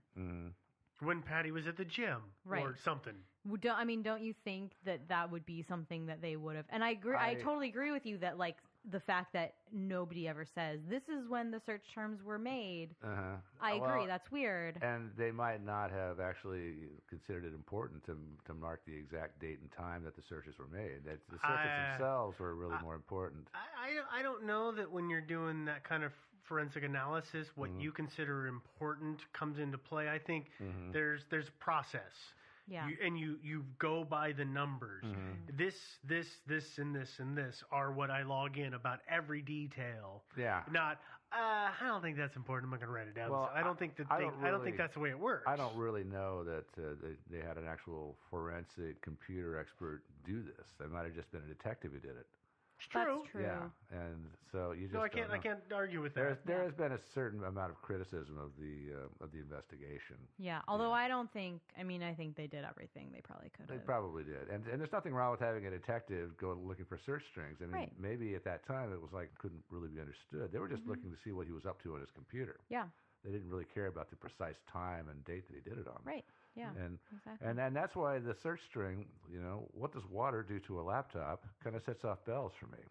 Well, but he may wonder, okay, does that just fry the system, or does that actually erase the hard drive? Is what I was getting at earlier. Yeah. Could have been. I personally, I think that he's in a shallow grave somewhere, and I think that it just has something to do with a prior case Probably. and a crime of opportunity. Yeah, Somebody probably. went, that a-hole right there put me away for 7 years. Yeah. I'm getting my revenge. Right, exactly. And so this is why he was on Route 192, which you've looked at on Google Maps, I'm sure. Yeah. Yeah. It's a nice long drive through the woods, lots of side roads, lots of places to pull off, go down a side road, pull the shovel out of the back of your red Cooper Mini, and dig a hole and bury your hard drive. No need to throw it in the river right next to where you parked your car. Yeah. Yeah, and that makes absolutely no sense that he did that. Yeah. And it makes every amount of sense to me that whoever did the deed would plant that evidence there. And so I don't consider it totally beyond the realm of possibility they planted those search strings too. Yeah. Yeah. That's fair. Yeah. So anyway, that's my 2 bits. But Okay, so next theory is suicide. I don't give this one a lot of credence. Most people don't. No, I mean, the one thing that I will admit kind of lends credence to this theory is the fact that he was unusually tired and kind of grumpy and depressed. I mean, I think he was probably depressed. yeah, there was you read the same thing, I know, by one of his coworkers who worked with him for 20 years. He said he was in a strange mood that week. Yeah, he had been in a strange mood. His longtime girlfriend, Patty, said that he was so tired that she told him that if he continued to be that tired that he needed to go to the doctor. He just seemed generally lethargic and kind of to be displaying the symptoms of somebody who would be depressed. But I don't buy it. I don't buy it. Because, well, he seen the effect of his brother's suicide on everybody around him. That's a big deterrent. Yeah, and so you see that, it's like, do I want to be this big of a flaming jerk to the people around me? I mean, probably not. Yeah, probably not. He doesn't strike me as that kind of guy. And then also to do it like almost exactly like your brother did, that to me is really like the big one is like, even if you were going to kill yourself and your brother had killed himself before, why would you make it look so similar to his suicide? Although if you were, wanting to murder him on the other hand, and you were aware of the details of his brother's suicide, you might just mirror that. You might just do that. Exactly. Yeah. There's an issue with the suicide theory. Okay, what's that? The water level. That's true. It was pretty low, wasn't it? Yeah. Well, it's conflicting. Let's talk about I'm going to pose a new theory and then we can talk about that. Okay. Yeah. No. I'll back off on that. A theory that I never really see, which is fair because I think there are a lot of issues with it. But also, I guess it's possible that he was trying to dispose of the computer, albeit in a dumb way, right? By throwing it over a bridge. Is this the whoops theory? It is the whoops theory. I haven't actually looked too closely at that bridge. Are there sidewalks on that bridge? There are. Yeah. There are sidewalks and a low railing across the bridge. And it's not that tall of a bridge or anything like that. But, I guess it is possible that he was trying to dispose of his computer in a dumb way again and just fell in, which again, I don't think is a very good theory, but it's possible. And I don't see people talking about that as a thing. People say, well, he would have intentionally jumped, but nobody says, what if he just accidentally fell? Well, it seems kind of unlikely. It seems unlikely.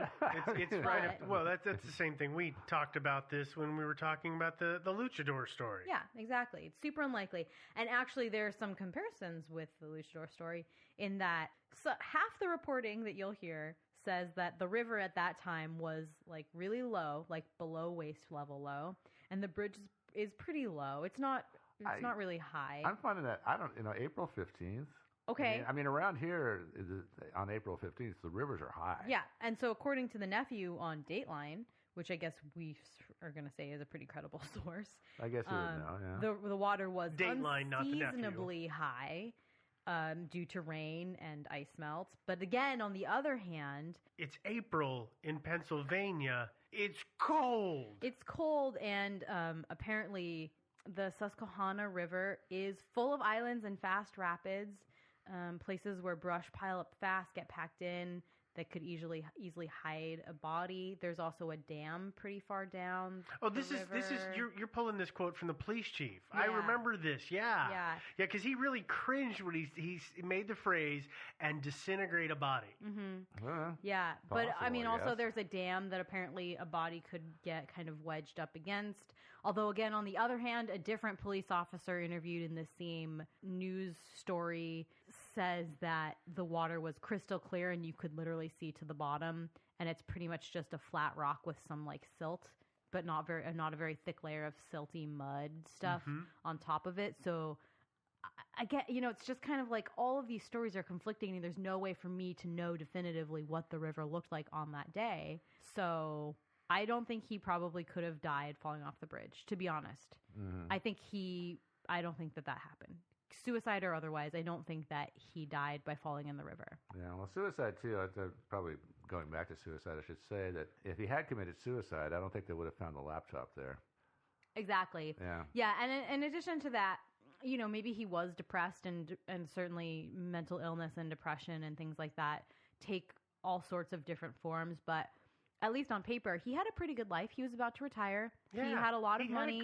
He was planning on traveling. He had a big old fat pension coming to him. Yeah, I mean, there was a lot of stuff going for him, and frankly, this is kind of going into the next theory. But if he was so inclined to escape his life in one way or another, it would have been pretty easy for him to do so. Oh, this is the Dorothy Arnold theory. The Dorothy Arnold. Yeah, theory. He ran off destroying the circus. Yeah. So the next theory is that he ran away for a new life, which is pretty unlikely. Yeah, I called the circus, by the way. Did you? They said no. Seen him. They said no. God, of course they He's did. not here. They would say that, though. Yeah. Wait, did you talk to the bearded lady or the Wolfman? Because the Wolfman's a liar. Oh, no. I talked to the Siamese twins. Oh, yeah, those two. Yeah. They check their information against each other all the time. So yeah. Okay. Well, so I'm gonna present this in a series of, but then ran away to start a new life is really unlikely. But then there's the dark-haired smoking woman. Everybody likes a dark-haired smoking woman. Yeah, that's true. So I like Ray, smoking women, smoking hot women. Yeah. According to a lot of credible sightings, Ray was seen with a woman with dark hair who was smoking.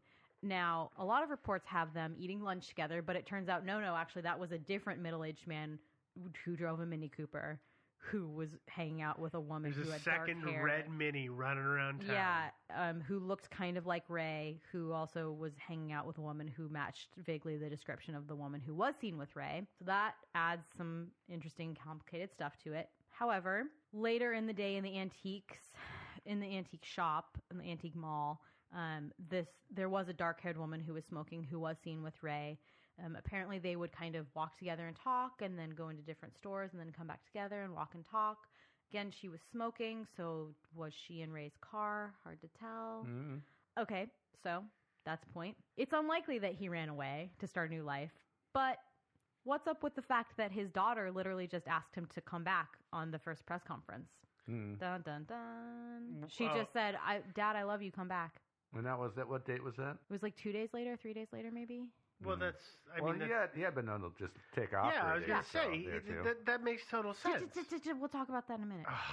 Okay, it's unlikely. Set this up and then do this to us every time. It's unlikely that he left to start a new life. But what's up with his fascination with Mel Wiley? This is true. He had apparently a really deep fascination with this guy named Mel Wiley, who was the Hickney County, Ohio sheriff, who disappeared with a whole lot of like really similar coincidences. Like he parked his car with all of his belongings inside near a body of water with no signs of foul play, and told his girlfriend he was going to do something and then disappeared forever. Just dudes don't ever tell their girlfriends they're going to go do one thing. And he said he was going to go buy swim trunks. Like, why is that the thing, though? First thing that pops into your mind. Yeah, maybe. How do we know he was that fascinated with Mel Wiley? Because he talked about years. it all the time. It was kind of his go-to. It was his favorite unsolved mystery. It was his go-to story. Yeah, it's kind of like you've got a couple of them that you will just, if we are sitting down and having a beer, you will bring up the Island Joyita. of Dolls. Joyita. Joyita. Sorry, I got a cough there. And we're talking about the Joyita again. Yeah. Like it may have been his go-to thing, is what it sounds like. Yeah. Well, here's the deal, guys. Since he's out there, living under an assumed name, we got to cover this mystery. On the Joyita, obviously. Yeah, we got to cover this mystery. Mel Okay, Wiley. so it's super unlikely that he ran away to start a new life, except for that, as you guys mentioned, he had actually run away before. Well, not for more than about a day. It was a day, Yeah. fair, but that was reported. When he was married to his second wife, Emma, they had a fight because she bought some gaudy furniture that he was not super stoked on. So he just got in the car and drove to Ohio from Pennsylvania to go see an Indians game. Yeah. And apparently that was like one of the first things the cops did. Was go and look for him. They called down and said, "Does anybody matching this? Did Ray Griecar, is he there?" And they said no, and they said, "Ah, crap." So here's the thing: is that I don't see anything weird about this, because if their relationship was as it has been described, he may have been so hot under the collar that his first instinct was, I need to leave. This is Emma you're talking about? Yes. Emma. Oh, yeah. I need to leave. Yeah. But this is why it doesn't bother me that he has disappeared before. That was a very different relationship. And while it was reported he did it once, he may have actually done it several times in the past where he was so furious, I gotta go. So that's why his daughter making the plea, she's like, damn it, Dad. You get mad and you go hang out at the Red Lion for 3 days and you won't talk to us. You jerk. Just call me. Like that's the way I take her statement. I think so too. No. At that point. But as far as the mysterious dark-haired woman, the possibility that maybe he had taken up with somebody new and he wanted to run off and live with her, but she could have been something else. She might have been bait. Yeah, that's one of the things that really sticks out to me. Yeah, I think she was bait more likely than anything else. She never came forward. Yeah. You notice that? I mean, there could have been an embarrassment factor if she maybe was screwing around with Ray behind everybody's back. Mm-hmm. But I think he was considered a ladies' man. He was, but here's the thing: is he wasn't married. Yeah. Right? I mean, it would have been fairly easy for him to just walk away from the relationship he was in. He was about to retire. He wouldn't be working with Patty anymore. And she even says, like, point blank, if he didn't want to be with me anymore, he wouldn't have been with me. Yeah. I know that. Yeah, he would have just ditched her. Yeah. So I do agree it's possible that this woman was bait. I mean, the interactions that people describe between the two of them where they would just suddenly find each other again in the crowd makes it sound like it is a little bit. It's a little bit like she was trying really hard to establish a rapport with him or him with her, which is fair, right? If he was ladies' man and he just wanted to flirt with her, that's fine. But one of them or both of them were trying to establish that rapport. In that moment, I would think. And I think what happened is she said, what I do is I'm an antiques dealer. I sell to a lot of these people. If you want to come out and look at my van, I've got some great stuff. And it's going to be so much cheaper because they're going to mark it up 100%, and you'll save so much money. So just come out to my van and have a look-see. Well, if we're going to pull the card that Devin did, which is what's the theory that hasn't been ever put out there, and I know that this will actually play into the next theory, is what if he was bait for her? Mm-hmm. In other words, he may have been involved in something trying to pull somebody forward and extract information in some other kind of operation that nobody knew about, who's talking, and the whole thing went sideways. So, how could it have gone sideways, though? Sideways. Say it again. Sideways. Sideways, yeah. All right. Thinking sideways. We're doing it.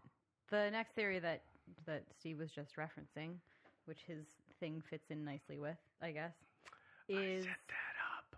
Yeah, it's crazy. It's like we have a script or something. Shh. Thanks for doing that for me. The next theory... You have a misspelling in the script. The next theory that Steve's most recent thing matches pretty well into is that it's possible, I guess, that Ray is in witness protection. I think this is a solid 5 out of 7. Stars? 5 stars? It's a 5 out of 7. It's perfect. Okay. Oh, don't know what that means. Okay. Mm-hmm. Okay, so here's why this works.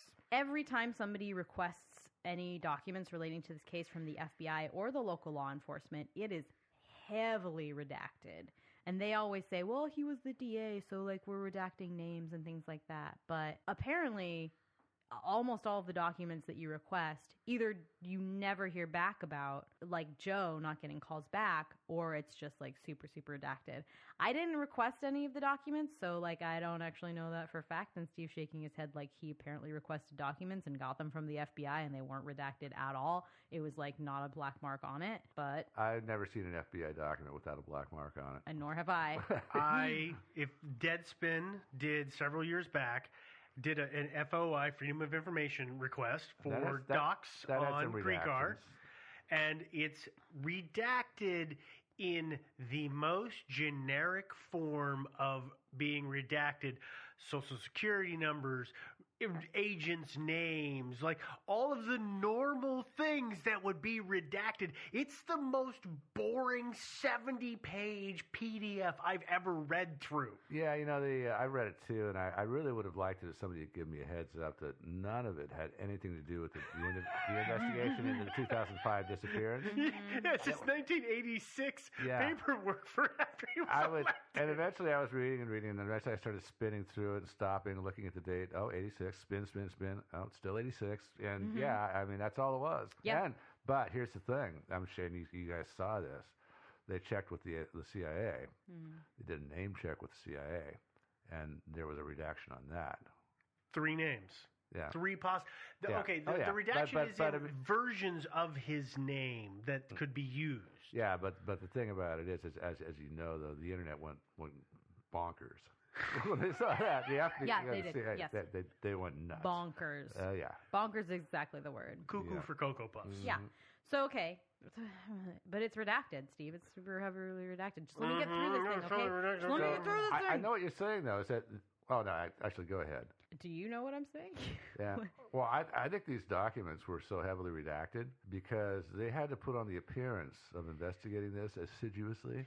Okay. Yeah, exactly. I mean, that's the thing. It's the on the one hand, on the other hand, right? On the one hand, if he were in witness protection, why this public search? Why all this money? Why this extensive thing? But on the other hand, if they didn't look for him, it looked suspicious and like they were hiding something. So they had to put this on. And that's what you do. And eye roll.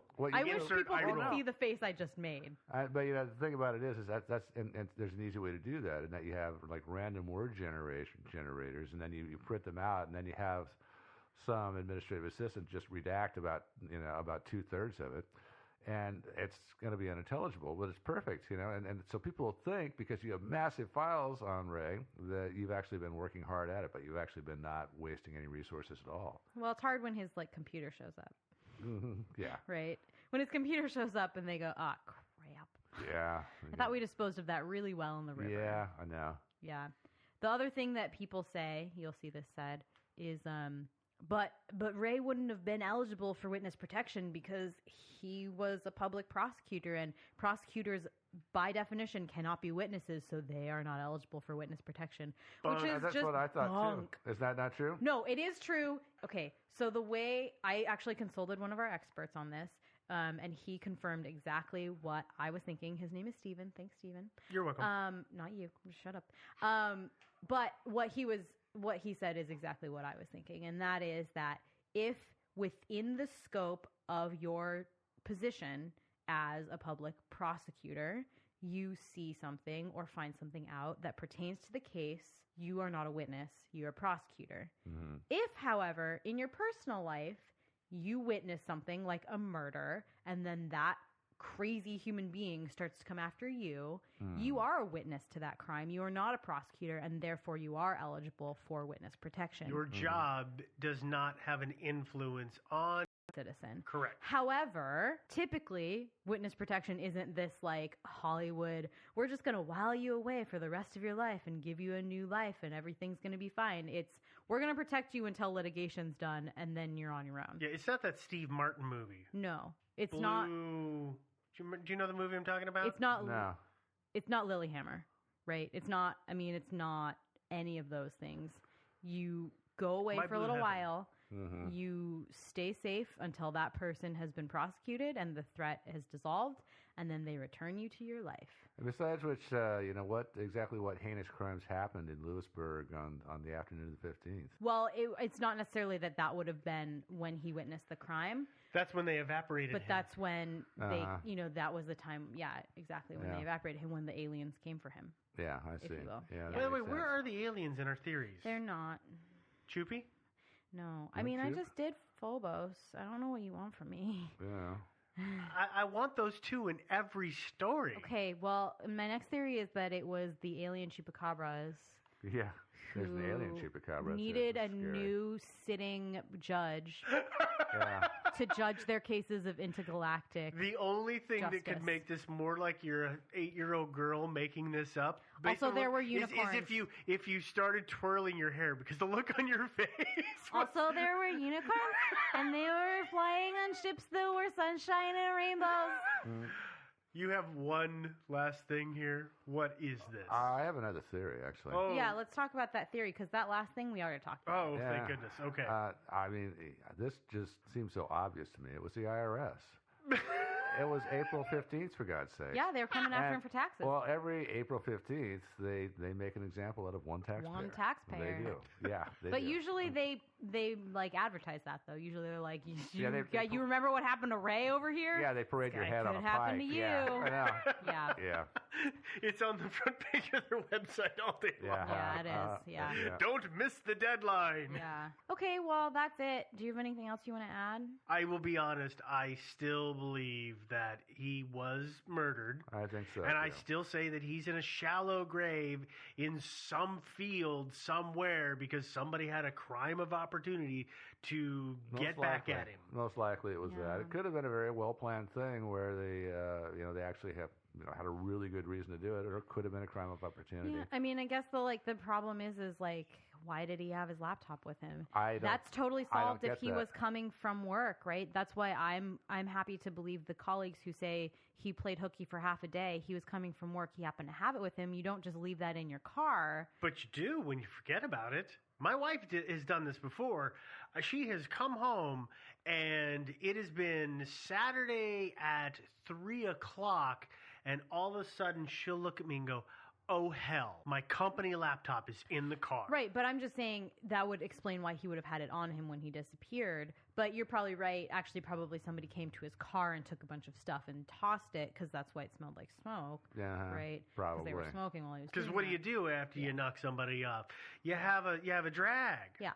Well, so, but that's why I'm inclined to believe that he knocked off for half a day instead of taking the whole day off, because it was unusual for him to have his computer with him. Mm-hmm. There would have been no reason for him to have it with him. No, there wouldn't even have in been. the car. There wouldn't have been, but I don't know. I mean, I've heard it both ways too. He took the whole day off, took half the day off, and I don't know. If he took half the day, it makes sense that he would have his laptop and his computer, and that's resolved. Yeah. But I think he got knocked off. I mean, there's just no reason to believe he committed suicide or just disappeared. Yeah, and ran away to join the circus. In my heart of hearts, I hope that he's like in witness protection or like ran off to have a new life. But seems unlikely at this point. He probably is in just a shallow grave. 11 years, I don't think so. Too bad. But, he and Steve Martin and what was the other guy in that movie? Martin Short. I never saw that movie. My Blue Heaven. Yeah, I never saw that one. Oh, it was hilarious. They sent him to a town that was full of ex-cons who were all in witness protection, and they all knew each other, and they were running rackets. It was the funniest movie ever, and of course it was mid-90s garbage, but there you go. Steve Martin. Yeah. So yeah, I guess if you want to see some of the research that we did, watch My Blue Heaven. Don't watch My Blue Heaven. That's not research. You can find that information on our website. The website is thinkingsidewayspodcast.com. You can also stream and download the episodes off the website. Yeah, we replaced the player. We replaced the player, so you should be able to do that. You cannot comment, but that's okay. Sorry about that. You can find links to the merch on the website. They're on the right-hand side, sorry.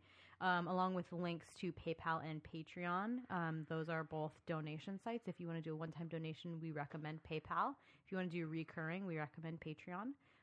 Just remember, Patreon is reoccurring, so it's like 4 times a month you make that donation, which we love. Thank you. Super by the way. helpful to us. you all. Yeah. We haven't said it in a couple episodes, but thank you so much. Yeah, really, thanks. Yeah, you are probably listening to us on iTunes. If you are and you have not already subscribed, given us a review and a rating, do so, please. If you liked us, even if you didn't like us, you can still give us a rating. Make it a good one, though. Yeah, 5 stars. Yeah, 5 stars. That's the only thing we accept. Show your dislike of us by giving us 5 stars. Yeah, it's actually opposite for you guys. Opposite. Yeah, it's opposite day for you guys. Yeah. If you're streaming us on whatever, we're on all of them. If you can comment and rate there, do so there as well. That's how you help other people find us. We're on Facebook. We have the group and the page, so you can like us and join the group. Lots of good discussion happening there. Mm-hmm. We're on Twitter. We're thinking sideways. I just post a lot of random stuff. Very rarely about the show or anything like that. Yeah, anymore. The closest that the relation to the show is here's something that sort of once had Devin's face in it is now is just completely filtered. Yeah, it's really fun. No, but I mean, like, we have people who will tweet and ask questions or say things or suggest or whatever, and that's great. I love that's how I mostly interact with people. You guys are more on the Facebook. I'm on the Facebook a lot. I'm more on the Twitter. But we also have a subreddit as well, which I interact with people on. That is just Thinking Sideways Pod. That one is not us. What's going on the subreddit these days, by the way? I've not been out there in a while. Lots of discussion. Okay, there's an episode discussion for every episode, and lots of links. People post the things that they think we might find interesting, which is pretty cool. Yeah, I need to get out there and look at that. Yeah. Yeah. We also have an email address if you want to talk to us, if you want to suggest something, if you want to be an expert. If you come across something, you can send it to us as a story suggestion. Yeah, or if you just want to chat with us, that's cool too. Yeah. That email address is, of course, thinkingsidewayspodcast@gmail.com. And I guess all of that having been said, I don't have a joke for the end of this one. I'm just gonna say bye and talk to you guys next week. Yeah, vominoso. Oh, bye. Yeah, toots.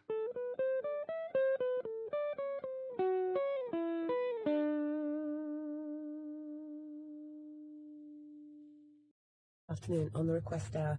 Ricky, you got something to tell us. What? In your role as head of speech, Yeah. you said you were going to speak. Oh, no, I've just got a fax through about a new club. It's a club I've already heard about. It's called the Chill Club, and it's upstairs at the King's Head, and it's sort of really laid back, and you go in and sit on scatter cushions and be hippie and chill out and drink till 1 and stuff. And they have like little acoustic sessions, and that's this Saturday the 31st. Wait, I think it's every other Saturday at the King's Head in Fulham. Oh, right, yeah. And I've heard good things about it, and it was sold out last week, so I said get there early. Doors are at 8:30, and a bar till 1, no entrance after 11 p.m. And it's a £5, and it's meant to be really cool. And sit down, sort of in a trip-hoppy, folky, Portisheady, jangly sort of stuff. Right up your street, Sturgis. Not Ben's, though. He likes clubbing, doesn't he? Late clubs with, like, loud music. He does, doesn't he? Yeah. He goes to bed. Bolty didn't come out of Birmingham. Yeah, and talking about that, I mean, no one has phoned to confirm or deny. I heard the dish, not the actual dish, not the pot, not the lump of clay, but the stuff in it, the particular blend of herbs and spices that we now know as Bolty. Originated in Birmingham. I'm ruling it as valid. Maybe he's right. Hold on, no, because it's not the blend of spices. It is the fact that it's called Bolty because you eat it out of the pot, and that I think he's right. You're embarrassing yourself now, Gervais. Oh, God, I'm backtracking. But thinking about it, it's not the ingredients. It's the important thing is that it's cooked in that. And, of course, they didn't invent that there. I think he's right, Sturgis. Well, in that case... Slade it is, then. No, Black Sabbath. Slade, I'll get lost. Slade. And if we're counting Led Zeppelin, if we're counting Led Zeppelin, obviously Led Zeppelin. No. Black Sabbath. Sabbath are better than Zeppelin. Oh, come on. No, you're wrong. You're having a mental aberration if you think... Go on, give me an example. Well, there's a fantastic story. Just the ludicrousness. Is that right? Where's that word? That's the word now. Ludicrosity. That'll do, yeah. Tony Iommi was asked when they hit big in America what it was like for Black Sabbath, and he said, "Oh, it was mad. We went back to the hotel, and there was like 10 Satanists sitting outside the hotel room, all dressed in black, with black candles. So we blew the candles out and sung Happy Birthday to them." Yeah. So that but Led Zeppelin said, "Been a long time to the rock and roll!" And I think that sums it up. Are you squeezing your lemon? Yeah, I'm squeezing my little lemon. I'm putting my little cocktail chipolata on the table between 2 pickled onions and seeing if that and the juice is running down your leg. Yeah, and the juice is running down my leg, indeed. Well, we've embarrassed ourselves. Yes. I think in a way we might have embarrassed XFM, and I know certainly we've embarrassed London. Yeah. XFM 104.9. It's just gone 3:15 on a Wednesday afternoon. It's the request hour. It's your choice of music. I think we'll have some more music now. This is for Gary O'Donnell, who says chocolate is the best thing to come out of Birmingham. I can't say the brand name because then apparently I'm advertising. But it's that chocolate. Out of Bourneville. Yeah. That's not like you to advertise, is it, Sturge? No.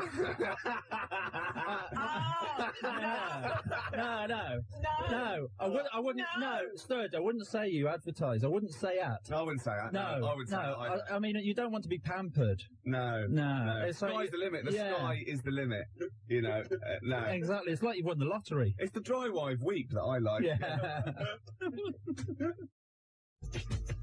Public Enemy. Anthrax. Bring the noise. That's for Gary O'Donnell this afternoon on the request hour. It's XFM 104.9. It's just gone 3:20. Are we going to give away your prize that you bought in specially? We have a winner. Mark Adams from Harrow. With his undercracker explanation. Yeah. It is the same one that dropped off Duffo. Is it? Oh. He's won it. He'll be able to... Gary's voice check challenge. How good are you at imitating comedian Michael Barrymore? Try this famous catchphrase. All right. You'll be able to do that. You'll be able to impress your friends and family. That's just amazing. I can do it. All right. See? Yeah. Where is he? Where's Barrymore? Yeah. Where is he? Well, he's at the back. Are you all right at the back? Then? And obviously Norman Collier. Wow. Norman Collier.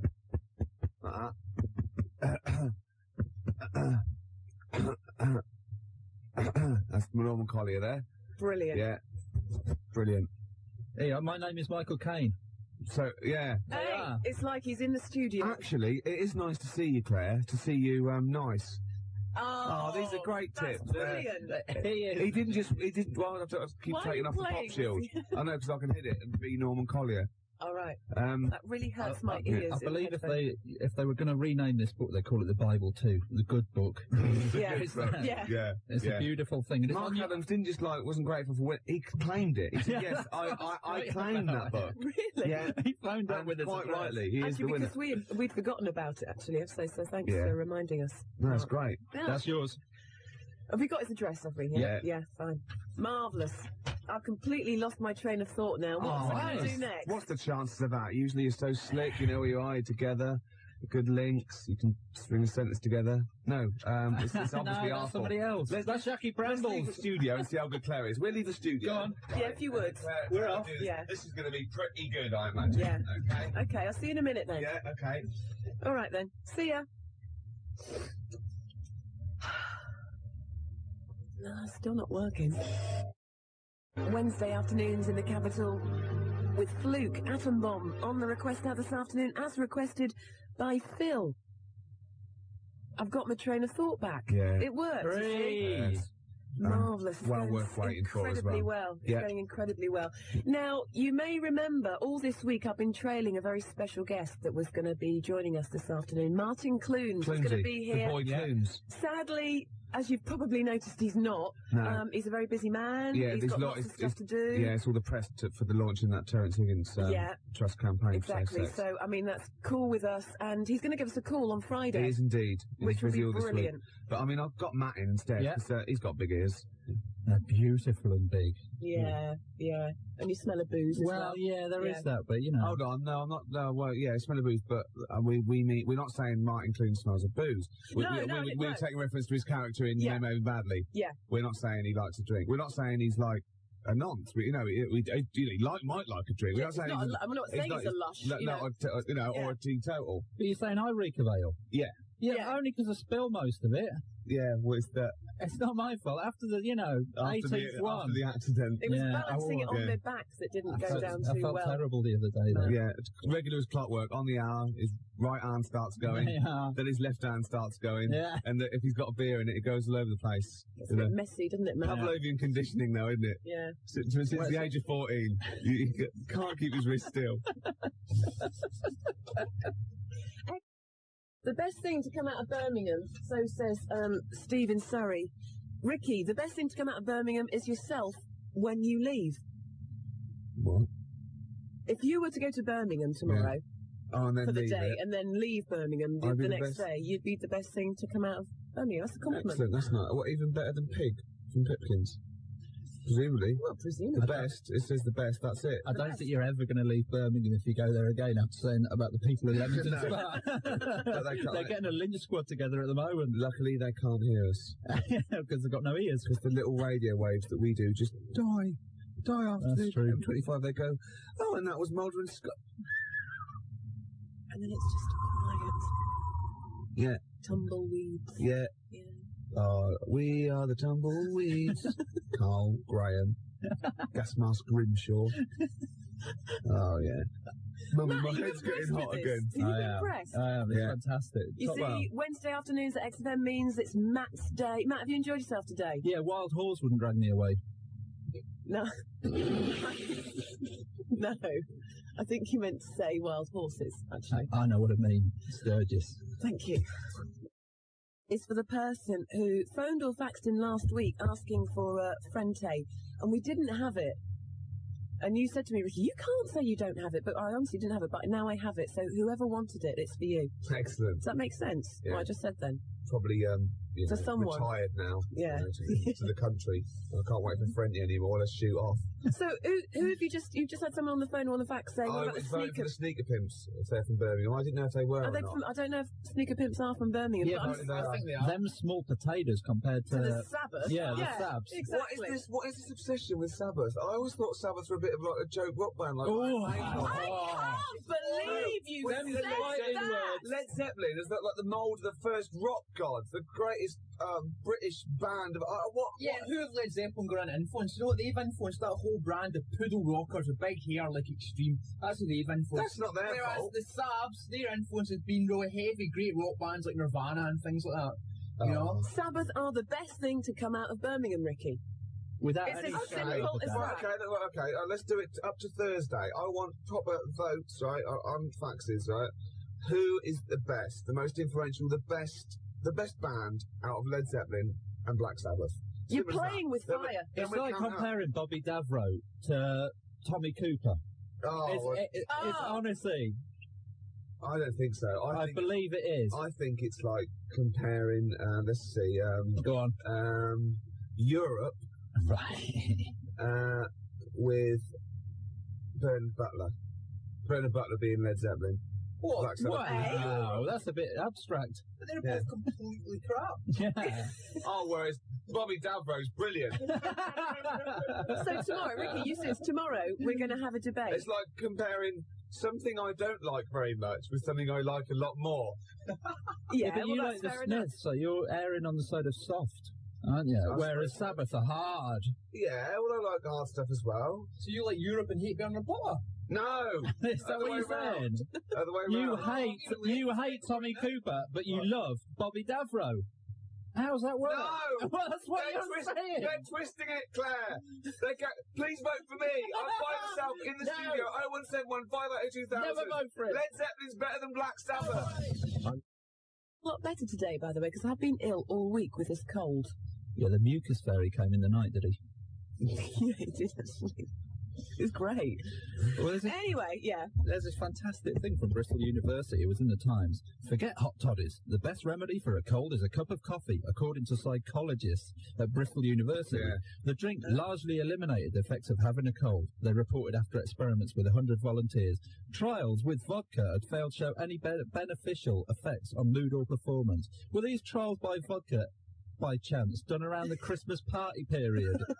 Yeah, they've got to make it look good. Oh, and the control can be coffee.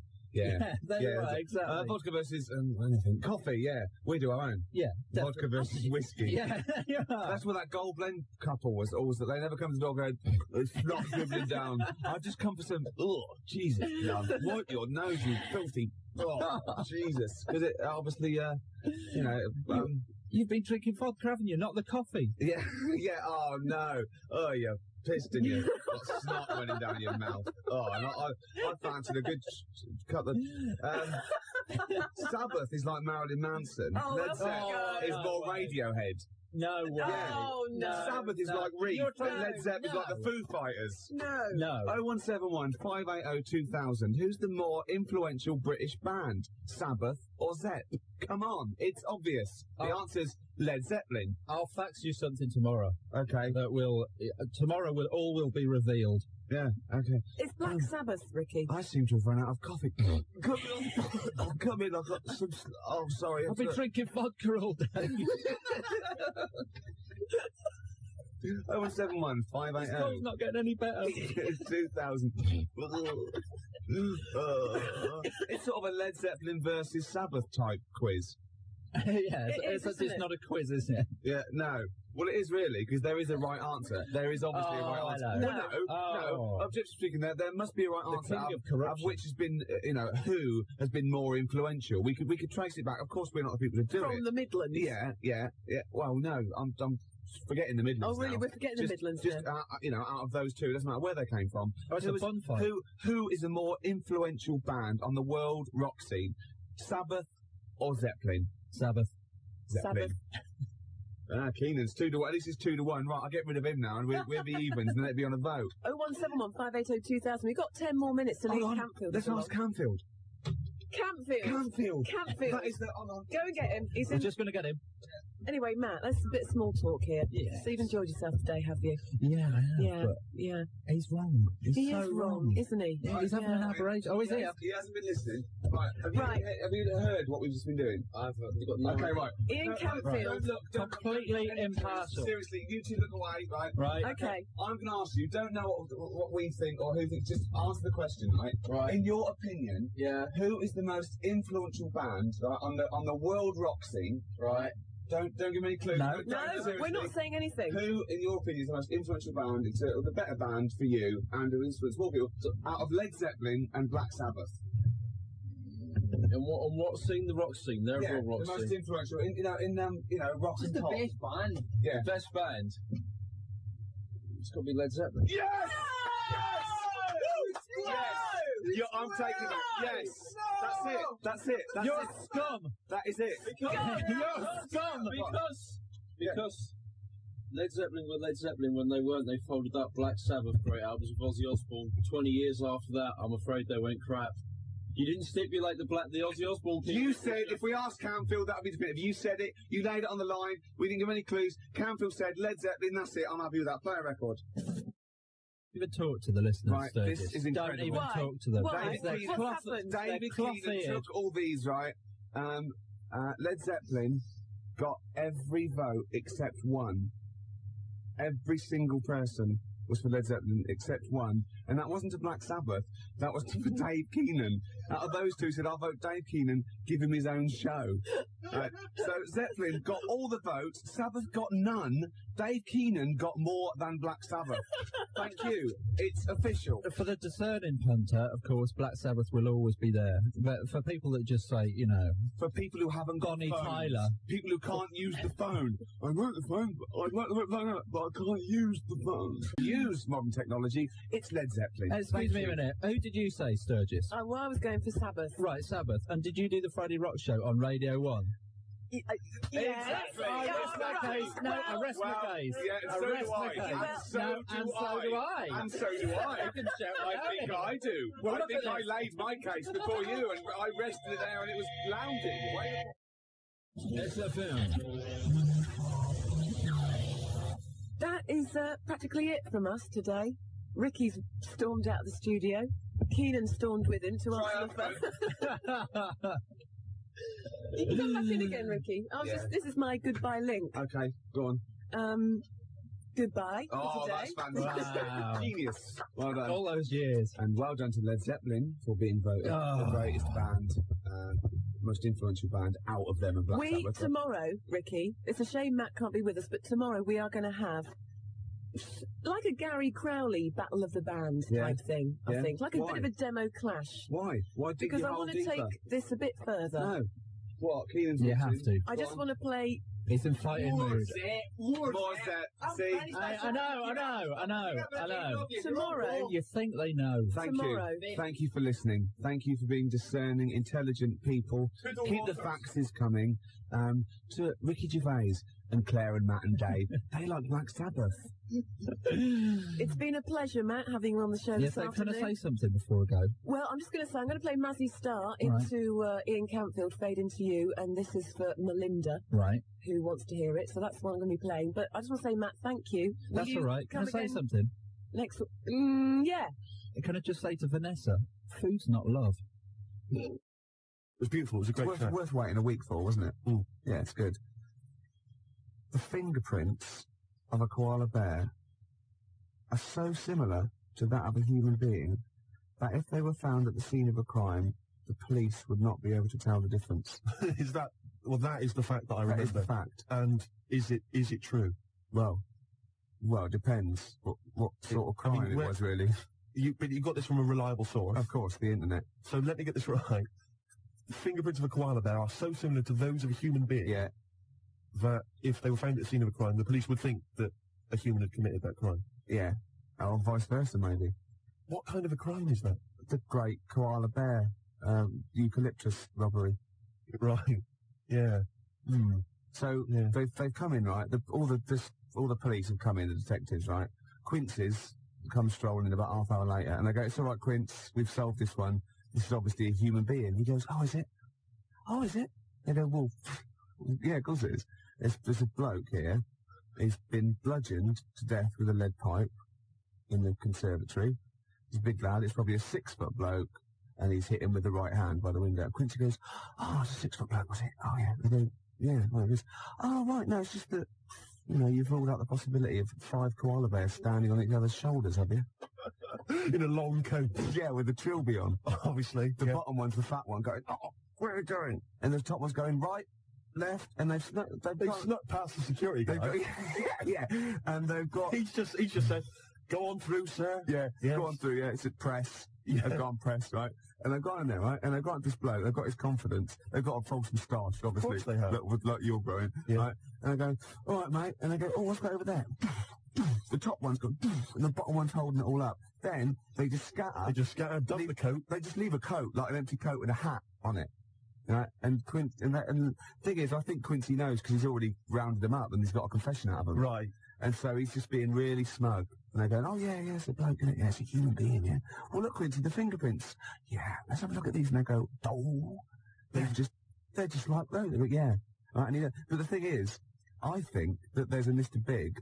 Do you? Yeah, that he's up the tree getting stoned on eucalyptus going, he's getting he's counting his cash. He's just up there hanging loose, counting his cash. He's fingerprinted, he's got an alibi, and these pawns... They're not going to pin anything on Mr. Big. They couldn't pin He's used those koala pawns in his He's a devilish fiend. Yeah, and they've done all the work. The little fat one, he's got bad shoulders now. Yeah. He's got 4 on him. And the tall one's got the little head with the trilby. He was at the top, because he can wield...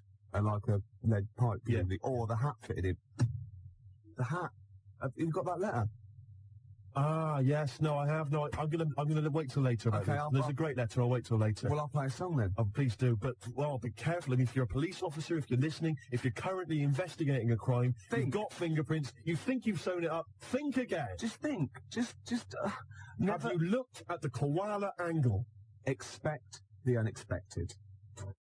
One from this bag. Yes, so that's the first bag. So you seem to care about what bag it is. Is that the bags are quite important. Right, okay. I take one from this bag. Yeah. And then I come up with a band name such as, let me see, the Riff Masters. No.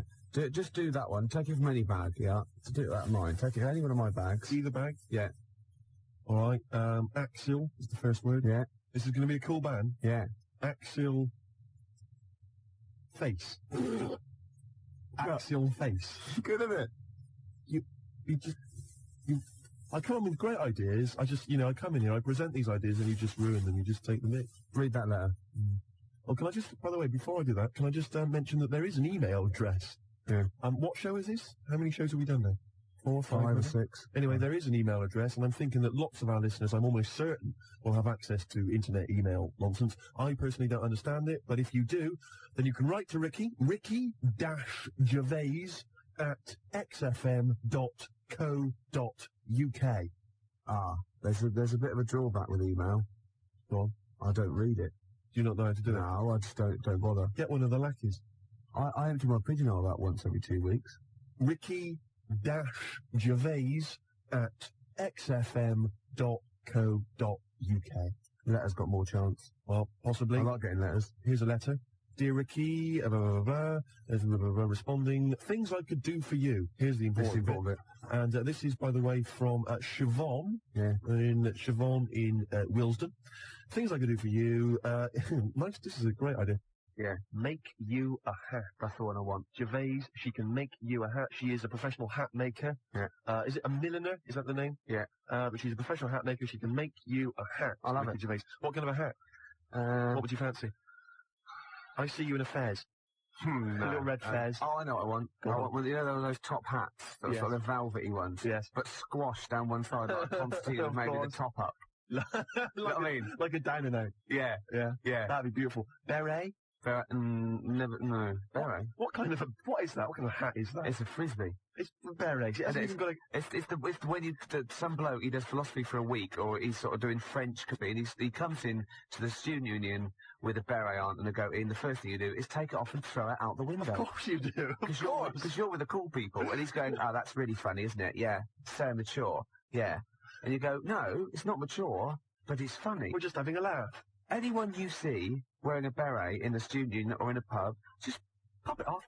Frisbee it across the... I'll tell you, you will be the most popular bloke in that Use pub. him like he's sort of piggy in the middle. You're just throwing it, different people. It kind of bonds the pub. People they leave the quiz machine. Yeah. They come over and they're joining in, and you're just throwing. He's screaming, "Please give me my berry back!" In fact, I reckon if you threw it and it hit the hardest bloke in the pub's pint over, he'd look over and they go, "Who did that?" And I go, "I did, but he was wearing it." And I go, "Fair enough, mate." And he. You know what I mean? Oh yeah, he goes straight to the guy that was wearing the beret. What kind of a hat? What kind of a hat is that? It's French. I mean, there's the point. That's the answer. I don't want to get you on French people. No, I know, but all I would say to you is he's got no brim.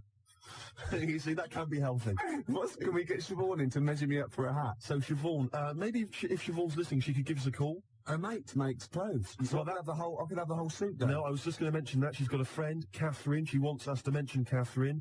Yeah, Catherine's just setting up a new business, all right? Yeah. So best of luck with that, Catherine. And anyway, she can make stuff for you as well. Top hat and tails. Top hat and tails, Gervais. You would look fantastic. I wouldn't I? We would send you to the Ritz.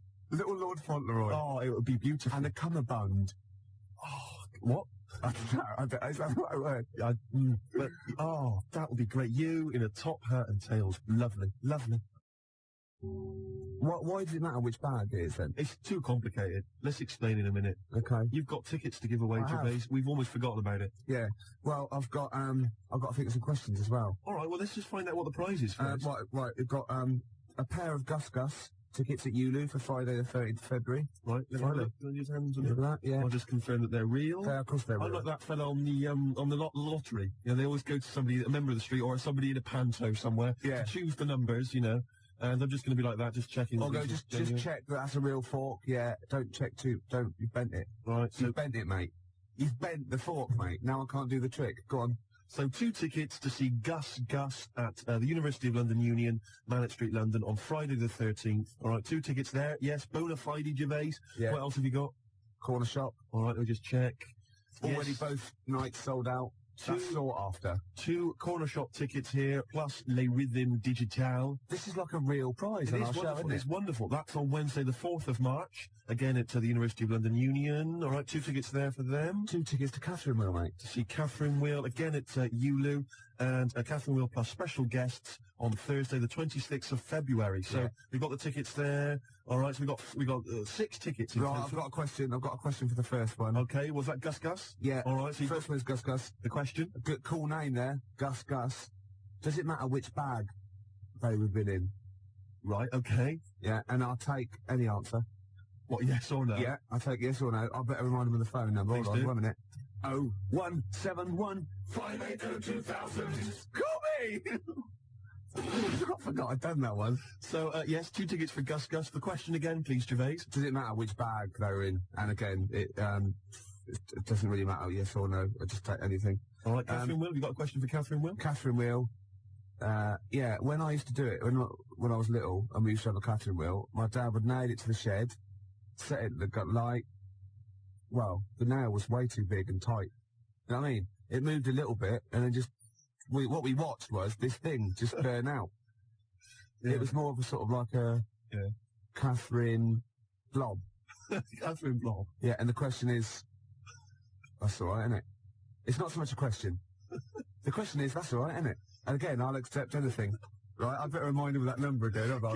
Give him the number. Hold on. We've got Catherine Will tickets to give away at the University of London. Yeah, and the question is, not so much a question is, what was it? Catherine Blob. Catherine Will, blob. It's all right. Is that all right? Yeah, or something like that. 0171 580 2000. Call me up on it.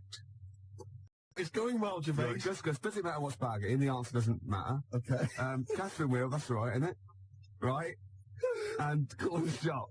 All right, now you've got it. Now this is a gem of a prize. I know, already We've sold got out. 2 tickets to see Corner Shop. The gig is sold out. We've got Les Rhythm Digital, a very cool band name there. They're going to be supporting Corner Shop. It's on Wednesday, the 4th of March. 2 tickets to give away. And the question, Gervais, is the Corner Shop in Coronation Street was owned by Councillor Roberts. What was his first name? All right, the number, please, Gervais. Hold on, hold on 1 minute. Quick, I'll just remind you of the other questions. Yeah. I don't really know. Gus, right? Would it matter which bag they're in? Right. I'll accept yes or no. Yes. Catherine Wheel, that's all right, isn't it? Again, anything. And Corner Shop. Councillor Roberts. What was his first name? Number to call. 0171 580 2000. It's the number to call. Catherine Wheel.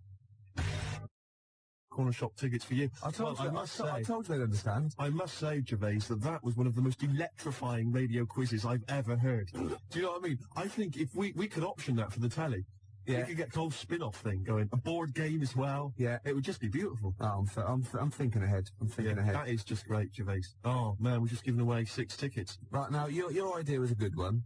All 6. Yeah, my idea was to give away all 6 tickets to the first person to phone up and give us a damn good reason why they should have them. Yeah, that's a bit traditional though, isn't it? It's sort of like you answer a question right and you win a prize. Yeah. I think this is better. Yeah. But we can do yours if you want. Okay. Okay, so I've got 10 CDs.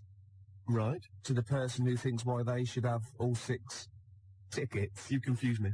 Well, I'm going to give 10 CDs because the tickets are gone. Right. To the person with the best reason why they should have 6 tickets.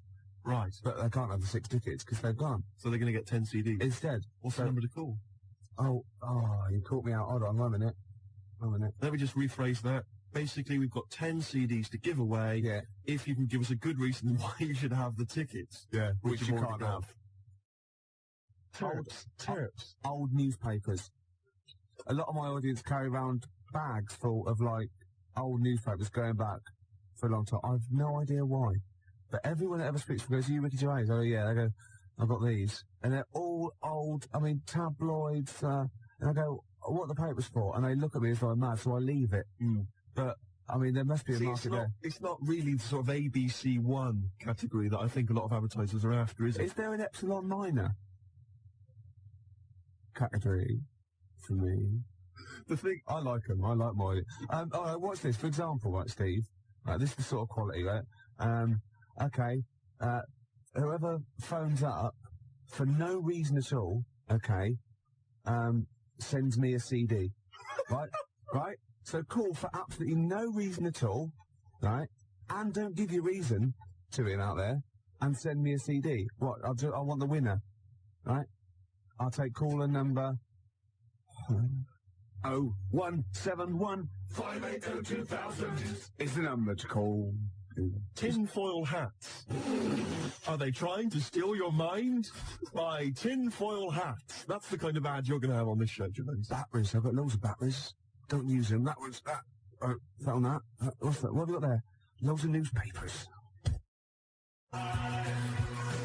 Gervais, the phone lines are buzzing. I know, yeah. The phone lines are buzzing. Yeah. I can't understand it. It's the same when another station gives away a holiday to New York. Yeah. It's the same reaction. Yeah. To whatever the hell it was you said. What was your competition? It was a good competition. What was it? The competition was someone's got to phone up for no reason at all, not give Nick the reason, and send me a CD, and they're the winner. The phone lines are buzzing. Yeah. Well, it's a good competition.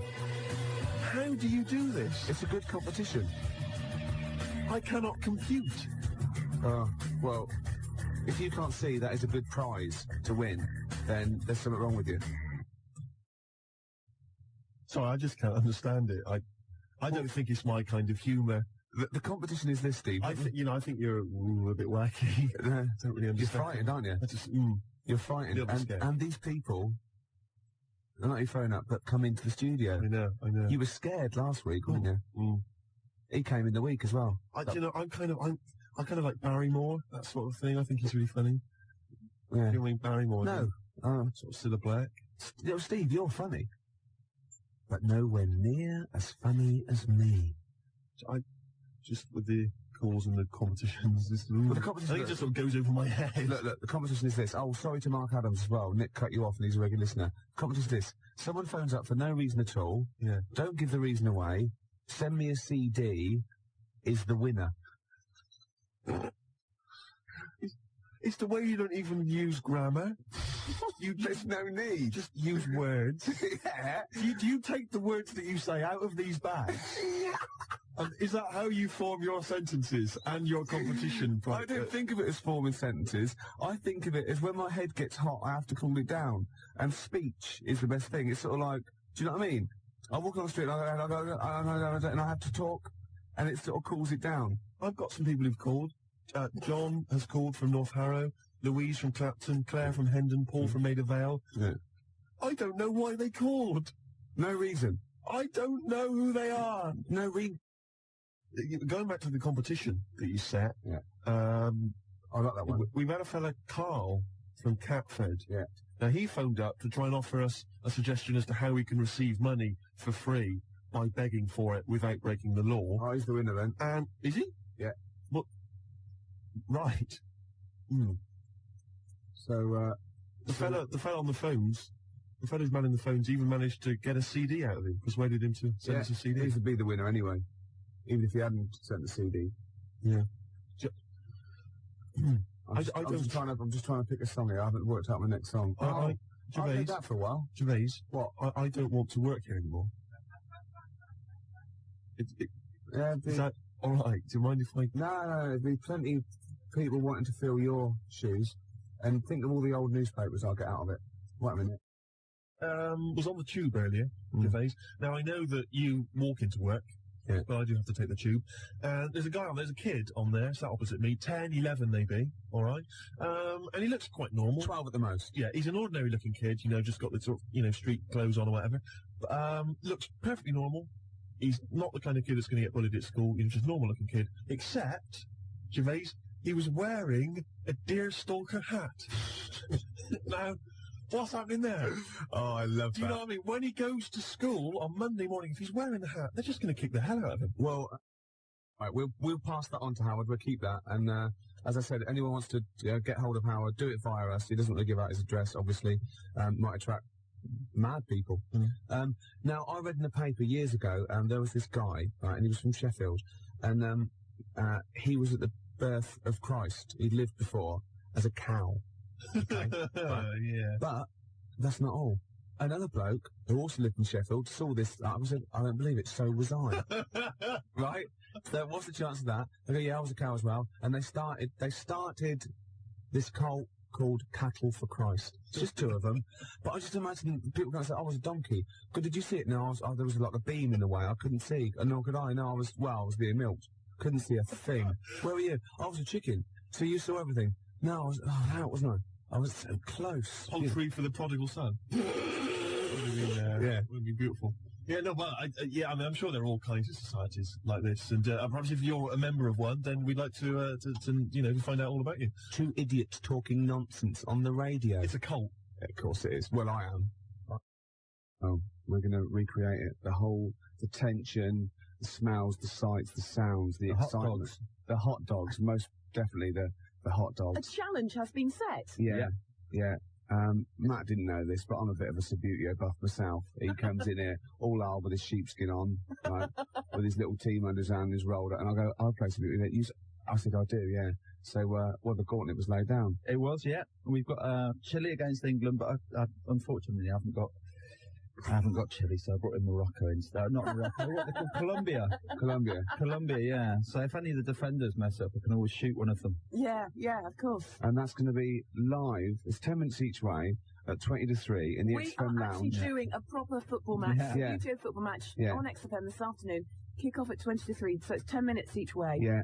And we'll be dipping in occasionally to see. The little boy Fraser is going to be the referee. Marvellous. He's the only one that can fit on the pitch and run round. Of course. without disturbing any of the players. Of course. It's a work of genius. And I've picked my team. Have you? Yeah. Already? Yeah, England, I'm in. No, I've got this, look at him. Look at his face. Gascoigne here. He's so pleased. Look at him there. He's only an inch high. But look at it. I've got Gascoigne, Incy, Batty. Seaman there. Oh, I've got this all over Nigel Martin is in goal. I'm going to put a list there. But not mine. Matt brought it in, you filthy. So, anyway, we're going to... Apparently for goalkeeper's choice, though, most women prefer flowers to seamen. So. Really? Yeah. What? Well, so I'm going to go and check out the pitch, warm up, and and where are we doing it? In the XFM Lounge? Matt's another pint. Yeah, and we're live linked with referee and everything. It's going to be amazing, Claire. This is radio. This is what radio's meant to be like. Yeah. Two grown men playing Subbuteo and doing semen puns. That is exactly what radio's meant to be. Yeah.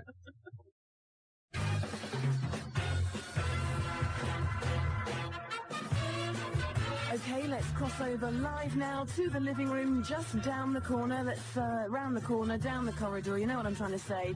The crowds are there. Ricky and Matt are there. Are we ready?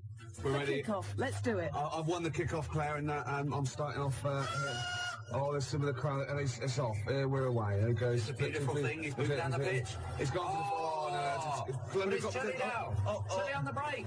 Oh, it's a foul. It's a filthy, dirty foul. England, the crowd don't like that much, and he's just went up there. There he is. He flicked a plastic man. Barry Spinnaker there, and little Tommy Tompkinson. Jimmy Twizzler. Oh, there he is. Oh, but they've given it away straight away. It's the number 11 there, and he's running. It's a goal kick. It's a goal kick. There's little boy Fraser there on his horn, right? On his high horse. Half time. Half time. That's it. No, we'll be back in a minute. That's ridiculous. Really? That is stupid. We can have a penalty shootout then. I nearly sprained myself and I had to stop in mid-swing. We will be back at the XFM Mum, I don't want any tea. I'm busy. You're very good with your fingers. Right after this. The score, England versus Chile, is 0-0. It's time to go back to the XFM living room.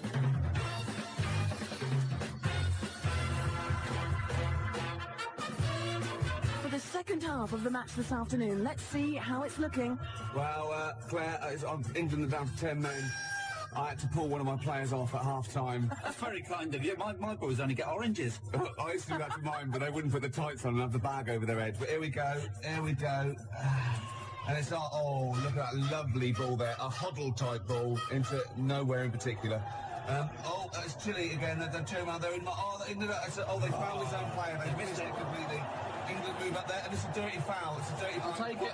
Quite a dangerous area. He's moving two. He's not. One, two. Here we go. I've never been in such close proximity to you, Ricky. England in possession again. Oh, look at this move here. It's like you have to. They're keeping it. They're playing with the ball now. It's a foul. He's going to take it quickly. It's there. Oh, it's dangerous. England in the 15-yard. Oh, so close. Still England's there. It's in a dangerous position. And it's 0-0. That is the end of the match then. So I guess what, extra time? Penalty shootout? Penalty shootout. Yeah, okay. Beckons. Right after this. show as we recreate the England-Chile match tonight. This afternoon, in fact, here live on XFM, down there in the living room, we have Ricky and Matt. Ricky representing England on the Subbuteo table. Matt is doing the business for Chile, although he hasn't got any Chile team members. He's using the Colombia ones. But don't you worry about that. We cross over live now back to the XFM living room. Go. Hello? Oh, here we are. Can you hear me, Claire? The tannoy's on. England didn't take the first penalty. It's just the best of three. And his goalkeeper keeps jumping up and kicking it with his back. His Scorpion kick. Yeah. It's ridiculous. Can I just say as well, I feel slightly stupid because we could be in the studio pretending to play this, but we are two grown men. You really sprawled out. Absolutely. My knees are killing me. We've got the whole thing out. It took us about an hour to tape it down. I'm in trouble with my mum because I'm missing me tea. Yeah. Right, here we go. Okay, so let's just very quickly, so the score is 0-0. This is the penalty shootout. Off you go. Yeah, okay. England 1-0 up. 1-0. England 1-0. Oh, Gervais! Oh, Gervais. Amazing scenes here. Oh, I can't believe it. Okay. Was that a save? Yes, of course it was. It was a beautiful save. England in the lead. Oh, yes! It's 2-0! It's 2-0! Chile have to score this to stay in. Oh, he saved it! Oh, amazing Gervais save. is gone! I can't believe it! That's it! They can't win! Yeah! England win! Obviously, I'm very disappointed. Oh, boys, well done. Just like to say thanks to everyone that had faith in me. I knew I could do it. There was a lot of criticism, but thanks, we've done it! We've done it! And as we say goodbye to the XFM living room, there's Chumbawamba with Tub Thumping playing over the tannoy. The boys will be back in the studio for a bit of a post-match analysis. Joined by Ricky Gervais and Matt Ambound, team captains. Ricky Gervais, England, Matt Ambound, Chile, although it was Colombia, but it's only because... It's South American, isn't it? The really embarrassing thing is not only that we actually went through with it, but that we didn't care whether it was on the radio or not. We were having a brilliant time. My heart, I just wanted to win so badly, Claire. I just wanted to win so badly. Oh, God, and I put that goal past him. He just, oh, God, it was just amazing. Yeah, you looked like a happy man. And the boy Fraser did well. He was the loving it. He was jumping up and down. He ruled it with a rod of iron. He did, I know, yeah. We'll leave it there. Yeah. Do you know what we haven't had time to do this afternoon, Matt? What's that? All those autographs you got Oh, in the awards. Schiffer, Modine. All of them. Cranky. We got all those autographs, and we were going to give them away today. Now, what do you reckon? Should we do it next week? Sweet. No, I'm going to keep them. Okay, fine, yeah. To hell with the listeners. Yeah. All right, we'll come up with the competition next week. We'll do it next week. Yes. I mean, seriously, Ricky, we have got all these autographs. That is like a lovely prize, quite seriously. You didn't really get cranky, did you? No, I didn't get cranky, no. Got a photograph. She was off with Pollard, drinking Really? gin, yeah. Oh, it's got to be libelous. It was a lovely At least he said Allegedly. off with drinking gin. Allegedly. Yeah. But once again, thank you for the effort you put in this afternoon for that match. It is my pleasure. And the fact that, it's not sad, the fact that you did actually play. It was amazing. I'll let you win. Did you see the second goal? I did see the second goal. I'll let you win. And I also, Ricky... No, rubbish. No, I did. I dived the wrong way. Rubbish. I did. I've accepted That is bribes. rubbish. No, it's true. That is rubbish. No, I wanted England to win, so that's it. After the match. No. Hey, Last Podcast fans, if you've ever want to see me, Henry, and Ben live, we're going to be doing a Last Podcast on the Left live show this Saturday, June 29th at 10 p.m. at the Creek in the Cave. It's 1093 Jackson Avenue. It's one stop outside of Manhattan on the 7 train on the Jackson Avenue stop, or off the 21st Street Van All stop on the G train. Going to be watching some videos, going to be doing all kinds of just weird shit. It's going to be awesome. If you dig the show, you're going to love the live one. But yeah, man, hope to see you there. Later. There's no place to escape to. This is the Last Podcast. On the left. That's when the cannibalism started. What was that?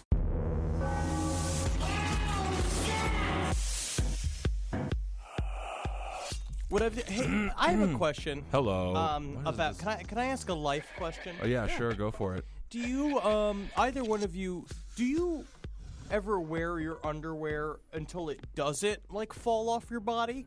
Or is that when you know the underwear is done? Like you can't get it off of your body? No, like I went to put a pair of underwear on last night, and I just put my foot through it, like it was, I don't know, like it was phyllo dough. Yeah. Like I had wrapped myself up like a piece of baklava. Is that what you do? No. That's Marcus, and then I am Ben.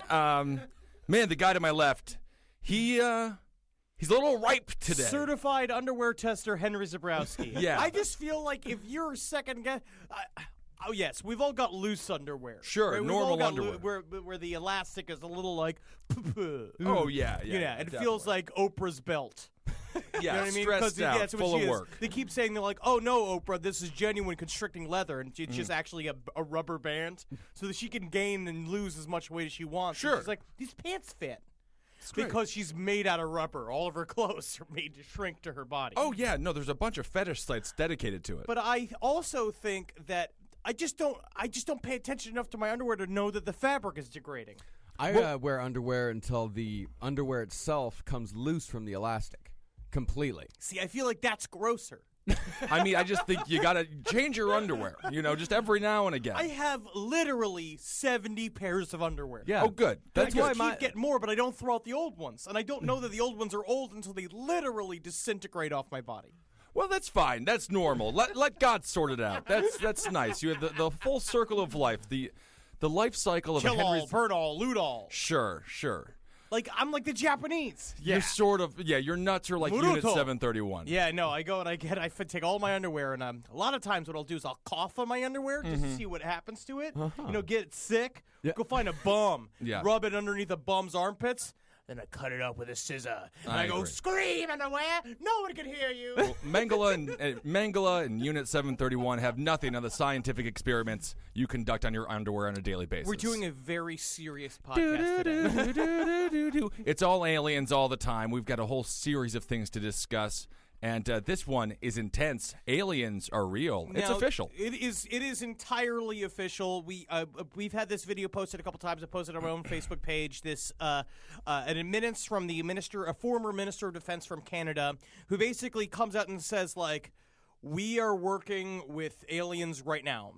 We are working, and this kind of was precipitory to the very beginning of the Citizens Disclosure meeting that happened in Las Vegas, Nevada. Outside of the Camelot casino there, the one that's like a big castle, right? I stayed there when I was a kid. It was great fun. Very nice. Yeah, of course. Excelsior. Excelsior. By the way, it's called Excalibur. I'm sorry. Not Camelot. I'm sorry. I like Excelsior is better. Of course, Henry is referring to the former Minister of Defense of Canada. So I'll tell you one thing. Not busy. Not the busiest Minister of Defense in the world, but his name. What he was up to while he was getting his massive waves of alien sightings. And of course, this elderly fella's name is Paul Hellyer, and he spoke in front of the Canadian Parliament, and a lot of them mocked him, and a lot of them made fun of him. But he was saying some very he would powerful also things. every time someone brought him a new UFO thing, he would like look at the sighting report and go, Hellyer, Hellyer, Hellyer. He's like the white Tyler Perry. It is. Hellyer. That's a Hellyer. You want a beer? You got to believe the aliens up in that sky now. Hellyer. Yeah. Is that Medea? Is that what she sounds like? Sort of. Back up. But that, I gotta be nice. Oh, I be wearing a dress, but I'm a man. And once again, we've gone into Miss Cleo territory, so give Henry a call at 1-800-OVERWEIGHT, gonna die soon. It's a long number. So let's and he'll hear read some your words future. from Mr. Hellyer himself. Yes, Paul Senior, Hellyer. is that how you say? No, it's honorary Paul Hellyer, not senior. Although as Minister of National Defense, I had sighting reports of UFOs. I was too busy to be concerned about them at the time because I was trying to unify the Army, Navy, and Air Force into a single Canadian Defence Force. And that itself was a kind of battle to the finish. So this was not high on my agenda. Well, But about 10 years ago, I started getting interested due to a young man from Ottawa sending me material on the subject. I told him I was too busy to read it, but he had confidence that someday I would. What are the odds he had sex with that guy? What are the odds he wasn't banging this young man from Ottawa? That's the problem. Every single time you get a tip from a young man and you are a high-powered politician, a lot of times it's the tip is, oh, you got to get the good ice buckets at the end of the hotel highway. You know, sometimes the bad ones leak. It's like, thank God, now we got something to keep all the. Oh, the old scotch I keep in a boot underneath the bed. Roll around in it. I like to pour scotch all over the bed and have my new young friend from Ottawa in bed. And I go, you're my little Scotch bonnet. That's how I call him. And then, I play his dick like it's a flute. And by the way, he did succeed. Oh, you like aliens, little boy? Oh, that's good, boy. Yeah. You want some flapjacks? No, sir. We don't eat flapjacks anymore. Oh, well. I made the maple syrup myself. Oh, it's an alien.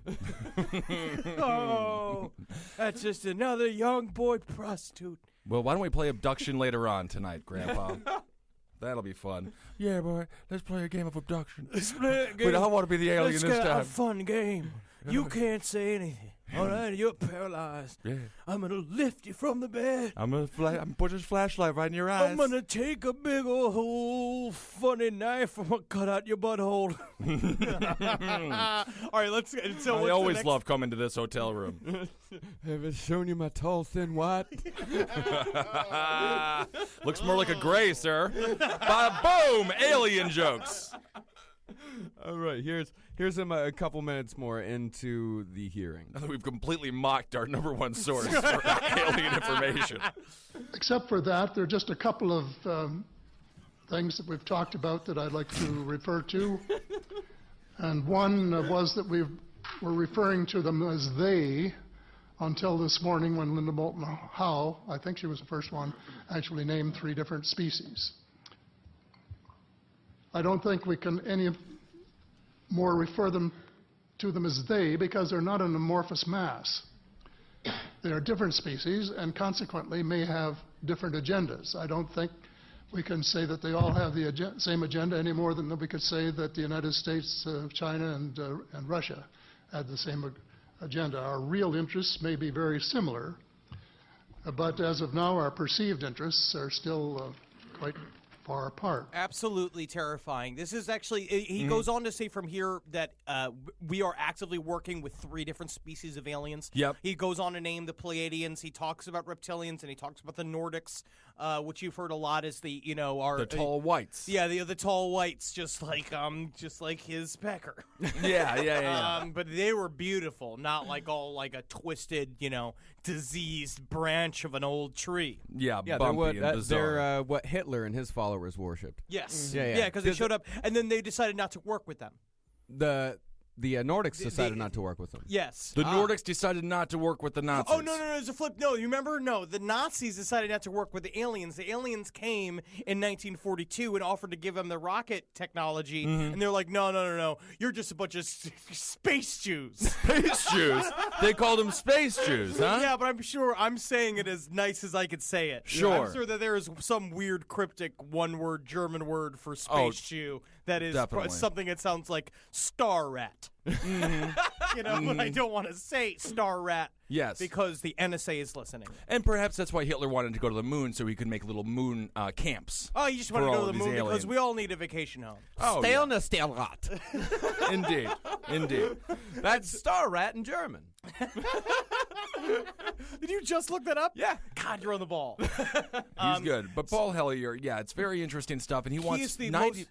What was that? No, he's the most high-powered person to ever come out and say that aliens are real. He just came out and said it. He said, like, it's tacitly agreed on. All the governments know it. We're working with an alien. We got Glip Glop making the new family van somewhere in the Pentagon. It's an and he is not getting benefits. No. First of all, I think that's a civil rights thing. I the agree. ACLU was on that. They'd be like, oh, you mean to tell me he can't get a week's vacation? But at the same time, when Give him a vacation. He's got to put on his plastic suit in order to pretend to be a person. He's going to Disney World.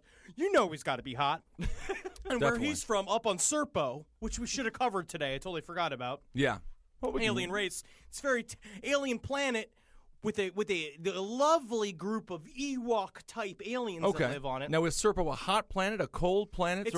They said it was a relatively temperate but dry planet. Oh, okay. Sort of an Arizona-like planet. Yeah, they sucked on plants. Serpo sounds gross. Okay. Oh, yeah. It's like they said it's like a permanent like Adobe planet. Okay. The whole planet's made out of it. It's like Tatooine. Oh. I think they mean Tatooine. Like when they were talking about it. I think they meant to keep bringing up Tatooine. But this stuff's really crazy. It's mind blowing. Yeah, I think the most terrifying point of it all is that when he says that they all have their different agendas. Yeah. Oh yeah, because that's what we talk. That's to me probably the main reason why the government is not talking about aliens. This is what I believe in. What did Hellier? He wants 95%. What's 95 to 98% full disclosure, and he just equates it to the idea. It's like, sure, you're going to be shattered. Humans are going to be upset.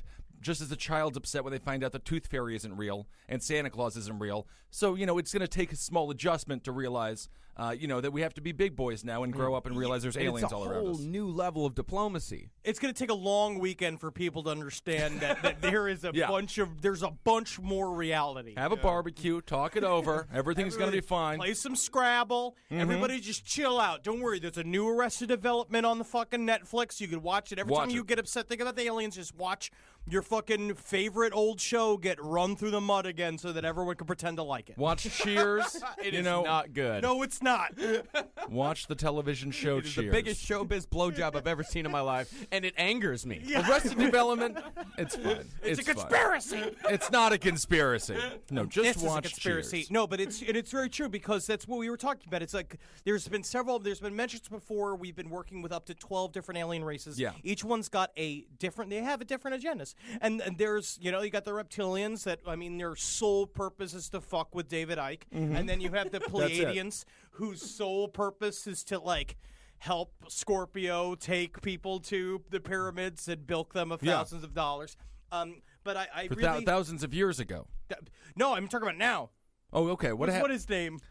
Oh, What's Cobra. his name? Cobra. Yeah, not Scorpio. Cobra. That's right. Yeah. I'm sorry, not The Scorpio. Pleiadians, the light aliens. We know about this. We did an That's episode right. on it Of a while course, back. we know about Cobra. Of course. Who was our savior before we found Lord Rael? Rael. Yeah, by the way, praise Lord Rael. Thank you so much. Thank you so much for Rael. today. And thank you, we haven't had a tornado hit Brooklyn in a week. And I just want to say thank you so much for that, Lord Rael. You're a wonderful man. I'm just wondering what the Canadians did to deserve all those floods. Because obviously, Rael did it. No doubt. Yeah. We'll have to ask him when we get him on air. I'm sure we can find him. They just keep housing those evil beavers. Yes. That's the problem, is that beavers in their agenda. That's what no one's talking about with the government as far as I'm concerned. That's very, very true. So all of this leads to discussion of Dr. Stephen Greer, which we talked about, who put together the serious documentary about the tiny alien baby Yes. that he quote-unquote found, which was an incredible documentary that's really the perfect example of everything that's going on in modern UFO theory right now. So if you haven't watched it, watch it. It's great. But Dr. Stephen Greer, who also believes he could speak with aliens by shining lights at UFOs, and he thinks that they have psychic congress with them. Sure. Which I was listening to a Coast to Coast. I forget his name. The guy who was the former editor-in-chief of UFO magazine. He's like, Dr. Stephen Greer runs a cult. It's a cult. He doesn't like him. He hates it. Oh, yeah. That's one thing I've also, this specific research bout I went through, they all hate each other. Right. All of the different UFOologists hate everybody else. Well, they're fighting for a very small piece of the pie here. Yeah, for that tiny piece It's of nuts. It's a pie tough market. filled with dead flies. Well, but that's a good pie. I mean, that's what you get when there's an entire scientific field based purely on speculation. Yeah. I mean, pseudoscience. I'm not going to say that. I will not say But that. nonetheless, okay, so we got implants. So the Citizens Disclosure meeting Right. started on May 13th. It was led by Dr. Stephen Greer, and this was an opportunity to get some of the highest caliber, what's the term? We're getting high profile alien witnesses and abductees that Not are just all local yokels. Credible. Yeah, they're credible. These are people who are showing up and they're putting their reputations on the line to talk about some cockadoo stuff. And Well, I don't it's know if they would pretty appreciate that cockadoo term. No, but you know what I mean. Like when you show up and you're like, and when he laid me down on the table and he stuck his finger in me, like you can't be a Yeah, someone's colonel gotta and be get her out of taken this movie. seriously after you've been raped.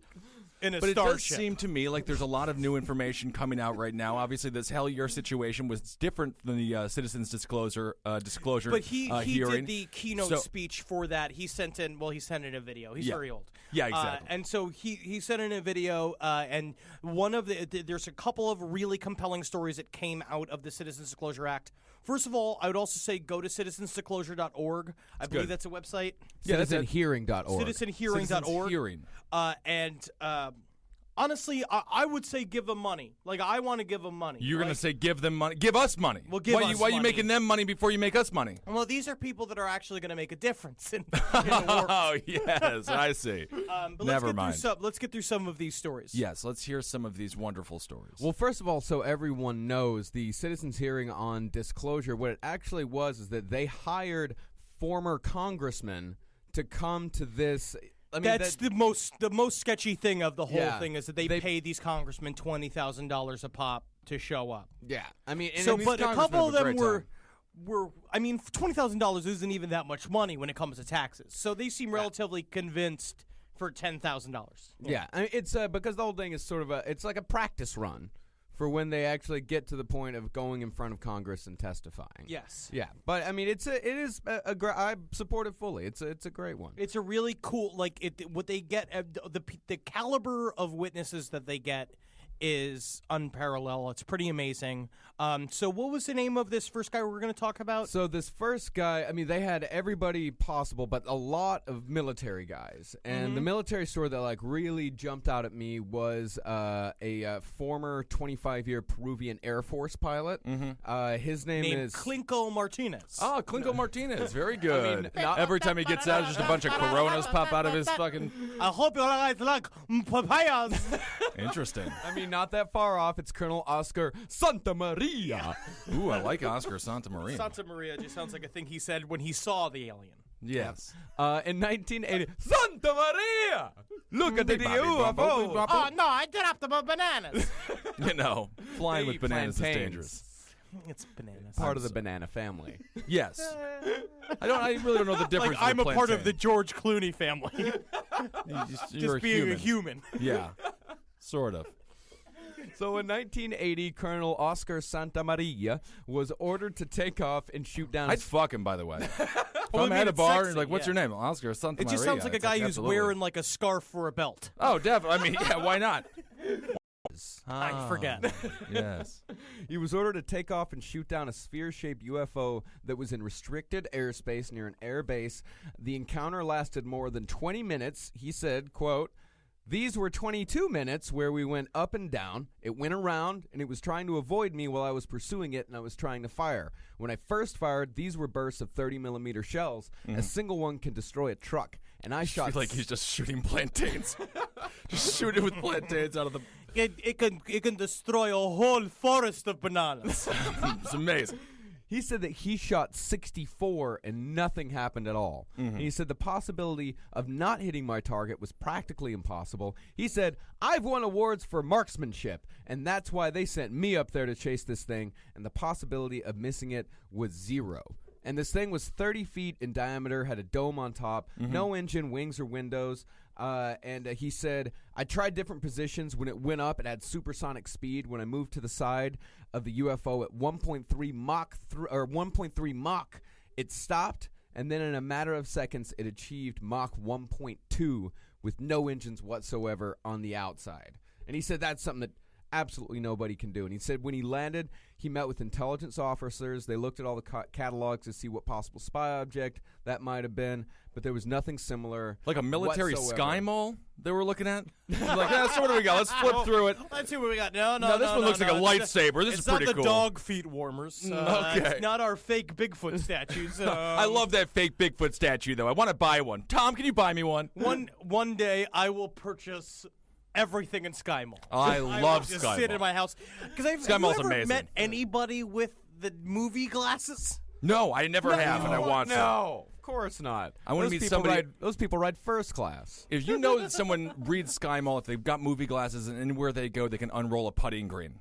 Because I'll tell you, they sell so many great putting greens in that Sky Mall. So they looked through the catalog of military. They looked and they things. found absolutely no technology in the entire world that was similar. But I mean, on the other hand, I mean, I think this is interesting because in Peru, as we all know from our research into ancient alien technology, that Peru is where the Mayans are, also where the what are they called? They found the tiny airplanes. That's right. They found the tiny airplanes, the Nazca lines. Those are also in Peru, which is also very interesting. You just can't tell what it is except if you're from space. You have to know that you're making something that can only be seen from the sky. Yeah, there's a lot of UFO activity around Peru and has been for hundreds of thousands or thousands of years. Literally, thousands of years. A lot of this stuff is a lot of this activity is connected to natural water sources. Yeah, that's a big thing. Is that that's why civilizations were built there. Civilizations were built there because the water was easy to be found. It's in the middle. It's like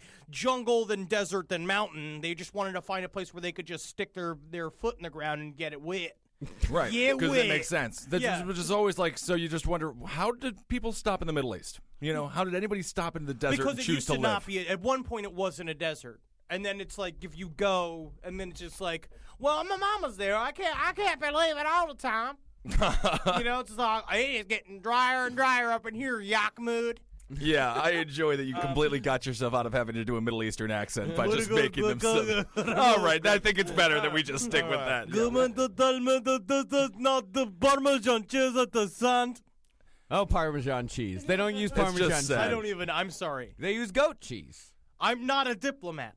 God, I just wish somebody busted through this door and beheaded you right then. This is a great story because it's a dogfight with the UFO. Yes. And it sounds like the UFO is just kind of playing around. Yeah. He knows that whoever's inside knows that there's no way that this primitive technology can hit him. It's great. Right. There's a lot of the same behavior seen, and another thing that's covered at the citizen disclosure hearing, which is commonly referred to as the Roswell of the UK. It's the Rendlesham Forest incident, and they had two of the events took place on a U.S. Air Force base that was stationed in England. Again, the same exact thing. It was kind of in the Stonehenge area, like what they were talking about. It's a natural water foundation. But the other thing was a lot of people talk about the gigantic burst of sightings that happened after humans got the ability to harness atomic power. Like once we figured out how to drop the bomb, we started seeing aliens all over the place. And then we were having a discussion last night, pretty booze soaked, but we were saying at each other that at top volume that it's just a matter of maybe just perception changed and we started seeing more of them, but there's something connected with nuclear armaments. Well, now this is something that I was just thinking about. As far as it seems like these technologies, these aliens have an unbelievable ability to just avoid all they're just they seem like they can avoid, and their defenses are extremely high. But do they have any military capability? Did they come down here to get our nuclear technology? No, I think they just came down here to just it's just a part of. Maybe it's like the civilization has come online to begin. It's the steps of either the more new agey idea is that we're either headed towards our ultimate destruction, or it's the first steps toward galactic travel, and atomic power is the first step towards that. And that if we don't change our ways, that we'll just destroy ourselves, because it's just kind of this idea that we every race has these pinnacle things, every species of every intelligent life all over the universe comes to these sort of crossroads where they can either destroy themselves or evolve. And that all starts with you people. So take a look in the mirror. Yeah. Put on some Michael Jackson. Put down the burger. Put down the burger. But it does seem like their defensive capabilities are always better than their offensive capabilities, because I've never once heard of an alien spacecraft bombing, Idaho. Yeah, so this again. So the Rendlesham Forest, there was an Air Force base there that was housing nuclear weapons. And basically, we watched, at the Citizens Closure, they had a man there who was a guard at the base. Mm-hmm. His name was Peniston. Peniston. I know it sounds like a medicine. Penis Town, but I will say that his name is Peniston, John Peniston, and his supervisor, Charles Halt.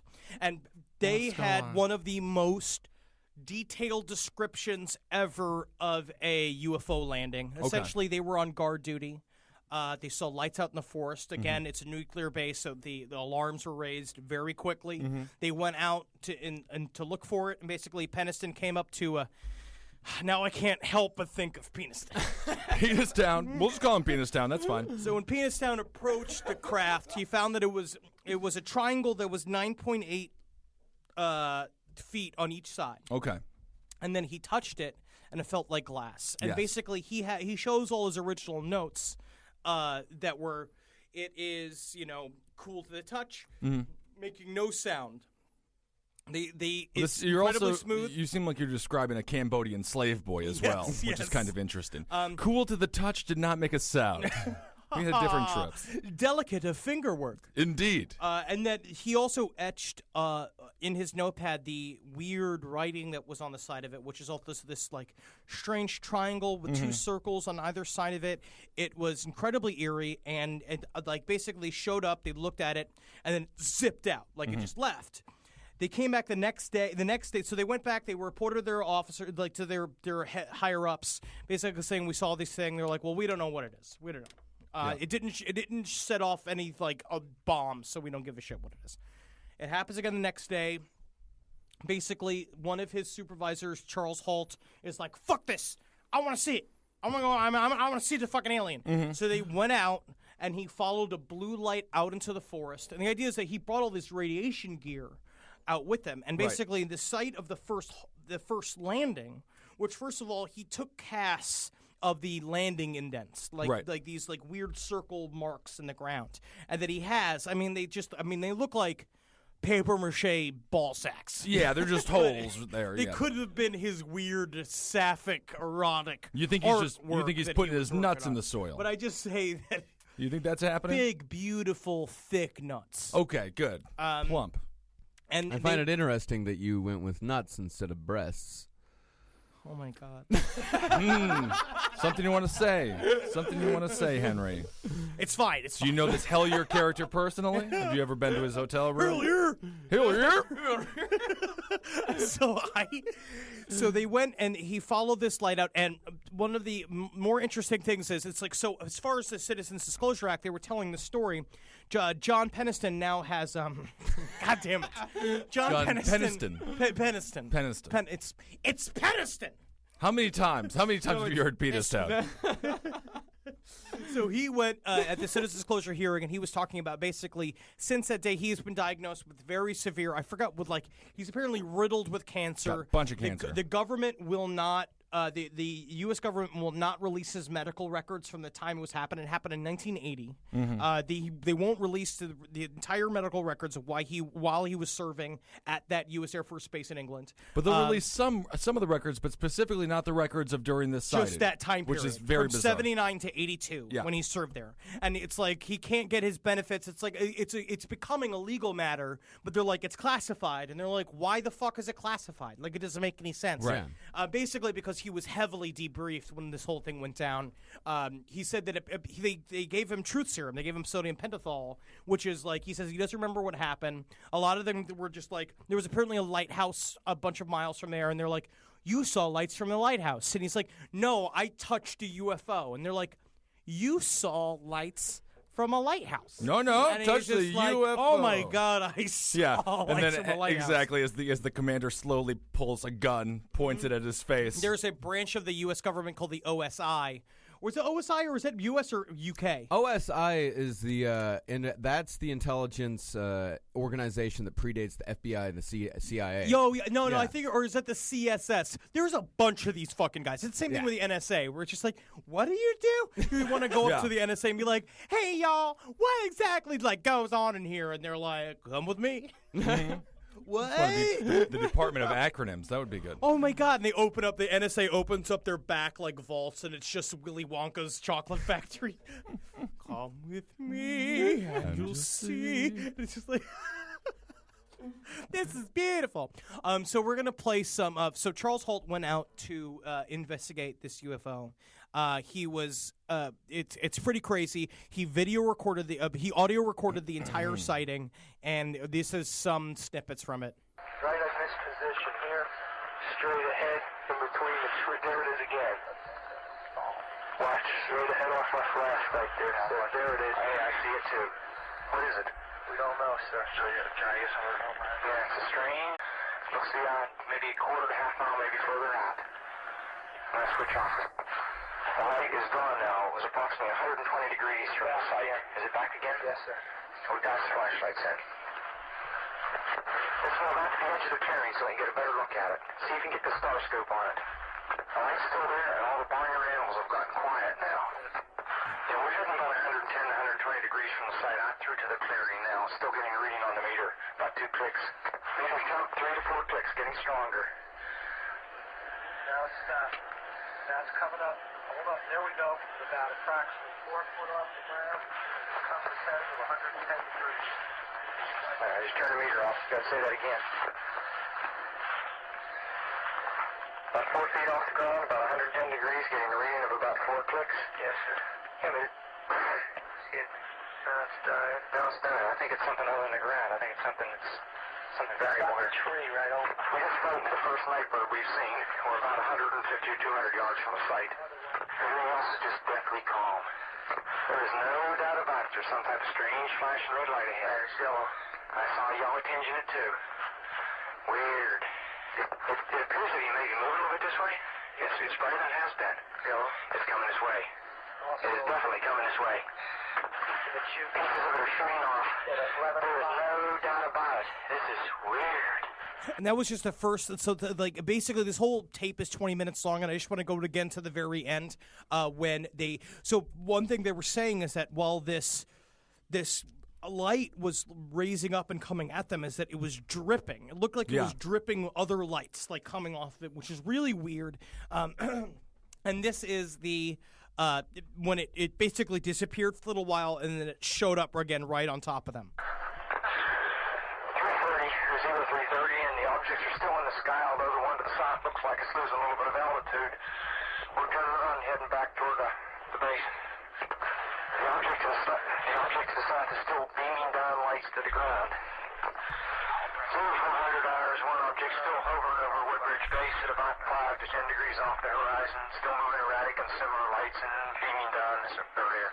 Yeah, it's very cool. It's really, and that is, it's just real. These are the most credible people that you could have talking about this. These are guys that worked as security guards for a top secret nuclear base. Like, it's not even just like hanging out in Georgia. It's like you're in another country. These are John Peanistown had worked for 7 years. He was a 7-year veteran. All right. I just think you can, and you know, really with that. With the radio communication, anything sounds very intense. I would like to have hear them have the conversation of who farted. Who farted? Who farted? Coming in first. Who farted wins. Who farted wins. That must be an extreme military violation to fart inside of a cockpit. All right. I just feel like it's very offensive. But that was some of the more illuminating things from the Citizens Disclosure hearing. Yes. They also talked a lot about just Roswell in general. It's real. The phenomenon's real. It's happening. It's the one thing that is real for definite.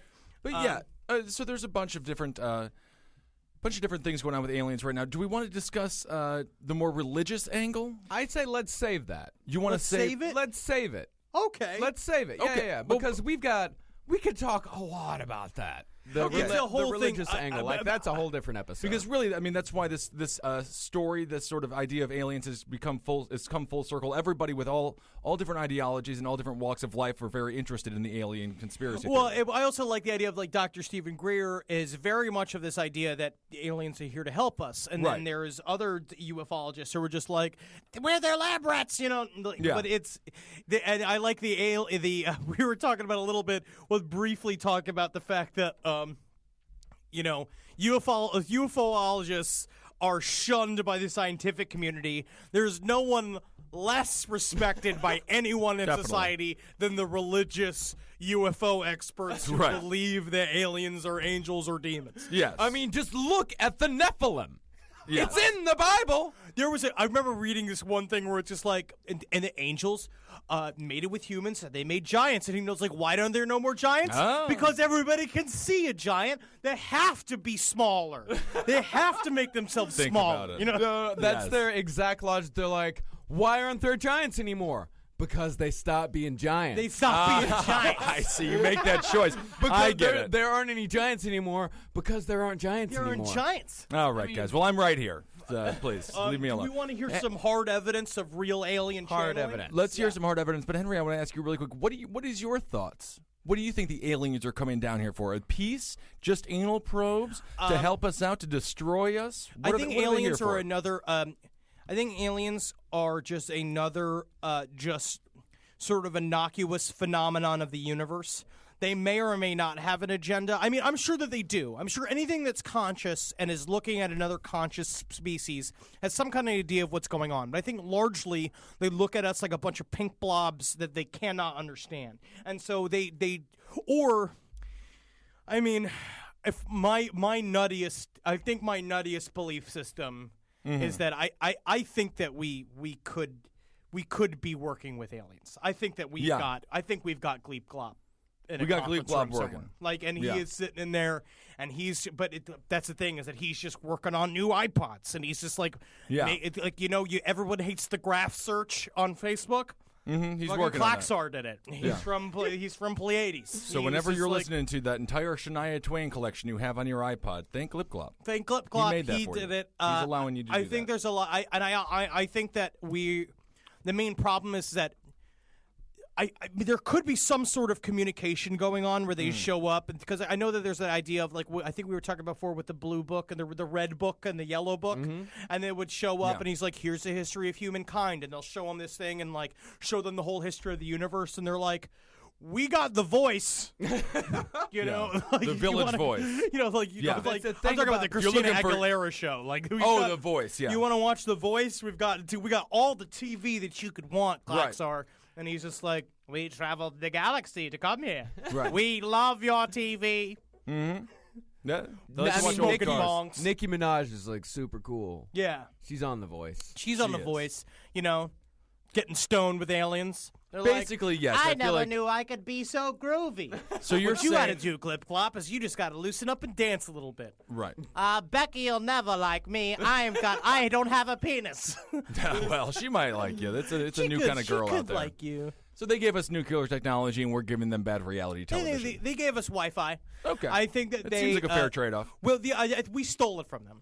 Like their spaceship landed at Roswell, and we took it and we built it up, and then there may have been one alien alive, and he was just like, I'll give you all the secrets, and I think he's just literally porn you could want. I just think he's been giving them the runaround for 6 years. Just been singing like a canary. No, I'm sure he's like, we'll just I'll just give them porno and bad reality TV, and I won't tell them the true secrets of what I can take. I think the most important lesson is that the universe is a lot bigger than we thought it was, and it's not bigger, it's deeper. It's that there is, I don't know if it's intrinsic meaning, but I think that there are many dimensions. I think that it's, fuck you. Jeez, you laughing at me? I'm not laughing. I'm not laughing. I'm laughing because I just like the term, it's not bigger, it's deeper. Like, that's what I would tell a woman if I had like a super tight vagina. If you're a chick out there with like a super tiny tight pussy, be like, it's not bigger, it's deeper though. And be like, it's not a grower, it's a shower. Just gotta get in there and really figure it out. But there's something to it. It's the same thing with the idea of elemental magic. When you can control your environment, a part of what aliens kind of show us is that you have to. It's the first thing is to sort of open your perception, and that's how you can change the universe. These aliens have kind of harnessed probably this idea that there is a direct connection to the thing that goes inside of it, like our psychic energy, to how the universe functions, and that like maybe that's a part of where they're, God knows, maybe it's gravity, however they're flying their spaceships or poking through universe, like the dimensional fucking fabric in order to pop into our world. Wormholes. It's a wormhole. It's a wormhole. I really do believe that wormholes are the most plausible explanation, or the most plausible way into interstellar travel. Yes. It's quite possible. Well, but the idea is that what they're also talking about now is the strapping a bomb to the back of a rocket ship and just exploding the bomb, and then it shoots the rocket ship up. Huh. Sounds dangerous. Well, if we ever want to get laid again, let's just move on from this conversation. What do we got? We had some more. We have one more thing to listen to. Now, guys, we've covered a lot of serious stuff. I think this is probably the most serious stuff that we'll cover today. We did make Hellier a pedophile. He was. I mean, just he said. I guess the boy was of said age. Boy. Yeah, Just said okay. boy. I mean, you can have a 22-year-old boy. Oh, you can have a 40-year-old boy. Yeah. Well, it's definitely. more like attitude. You could be a 48-year-old boy if you got enough skip to your step. Sure. Yeah. I think once you can't be a boy after 25. Age is just a number. You know. I'm just a little boy. You're a 55-year-old man at the Citgo. Intriguing. So this is so an alien entity has finally decided to speak out loud, and I hope all of you are mentally prepared to hear this. It's pretty shocking stuff.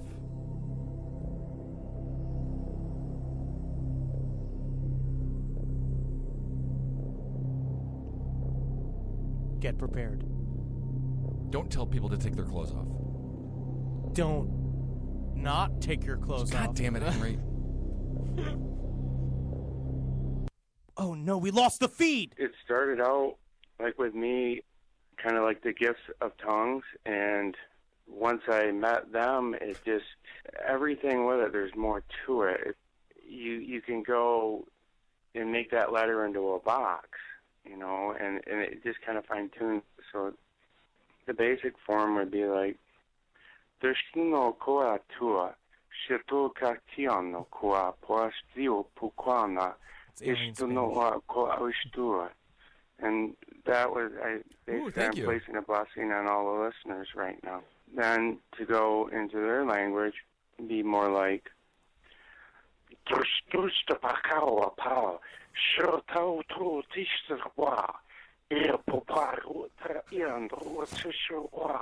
it.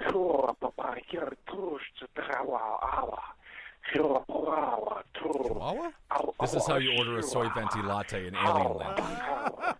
It just sounds like what's his name from Enemy Mine.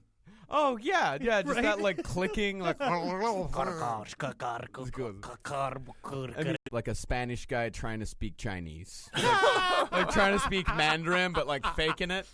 But probably, yeah, he's just Clang, sipping on a stop. milkshake and just like gurgling through a milkshake. I mean, but still, it sounds more. It's a romantic language. Right behind French. Yeah, that's good. What did you say, Gygor? I don't know. I hope I didn't call some aliens here. I think you did. I think you just called a bunch of aliens a bunch of dipshits. Oh, Henry! Oh, come on. Hell yeah! I mean, I will say, though, it's more convincing than any speaking in tongues that I've ever heard. I in my agree. life. I actually really thought that was Tongue awesome. to waka to go pikata laka sigavaka lokabal tol ketabun. And Marcus apologized for you calling them a dipshit, so I think we're going to be fine. The world's at peace, everyone, so don't worry about it. And in a later episode, we'll get into the alien, the more religious angle of the alien theories. The only true religion. Satanism? Hail Satan, everybody. Thanks so much for listening. Heil Geen. The truth is in my fucking shoes. It's not in your shoes. I made it fun. Magustalations. Magustalations. I don't even know how the truth would be in your shoes. Heil me! If it's written on my feet. But you gotta be a bit of a fetishist to enjoy. My toenails are painted. Let's All get right. on here. All right. Hail yourselves, everybody. We'll talk to you soon.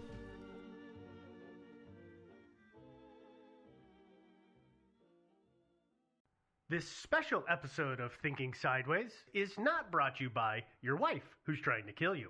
Instead, it's brought to you by TNT's new limited series, The Alienist. When a series of gruesome murders grips New York in 1896, Dr. Laszlo Kreisler and his team must investigate, analyze, and capture the killer.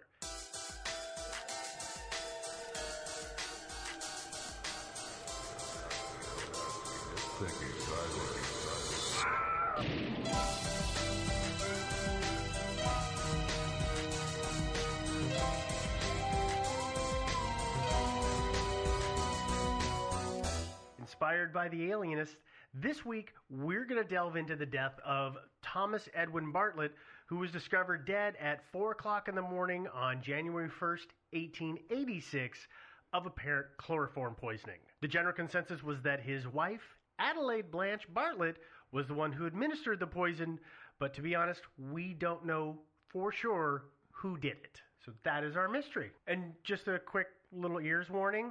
There is going to be some talk about sex in this episode, so if you don't want the little ears hearing that, save it for later.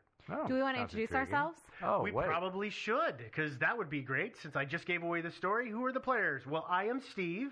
I'm Devin. And I'm Joe, and this is Thinking Sideways. The podcast! Hey! Okay. Good job. It's like we do that all the time. It's like that, yeah. We're enthusiastic, damn it. So let's dive right into the story. Yeah. Give a little background. Yeah. On the players that we've got. So there's three main players in this story.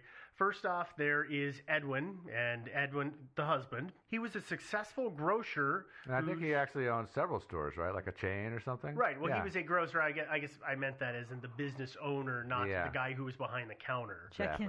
Yeah. He was a successful bag checker. Bag or boy, bagger. Yeah. Bag boy, yeah.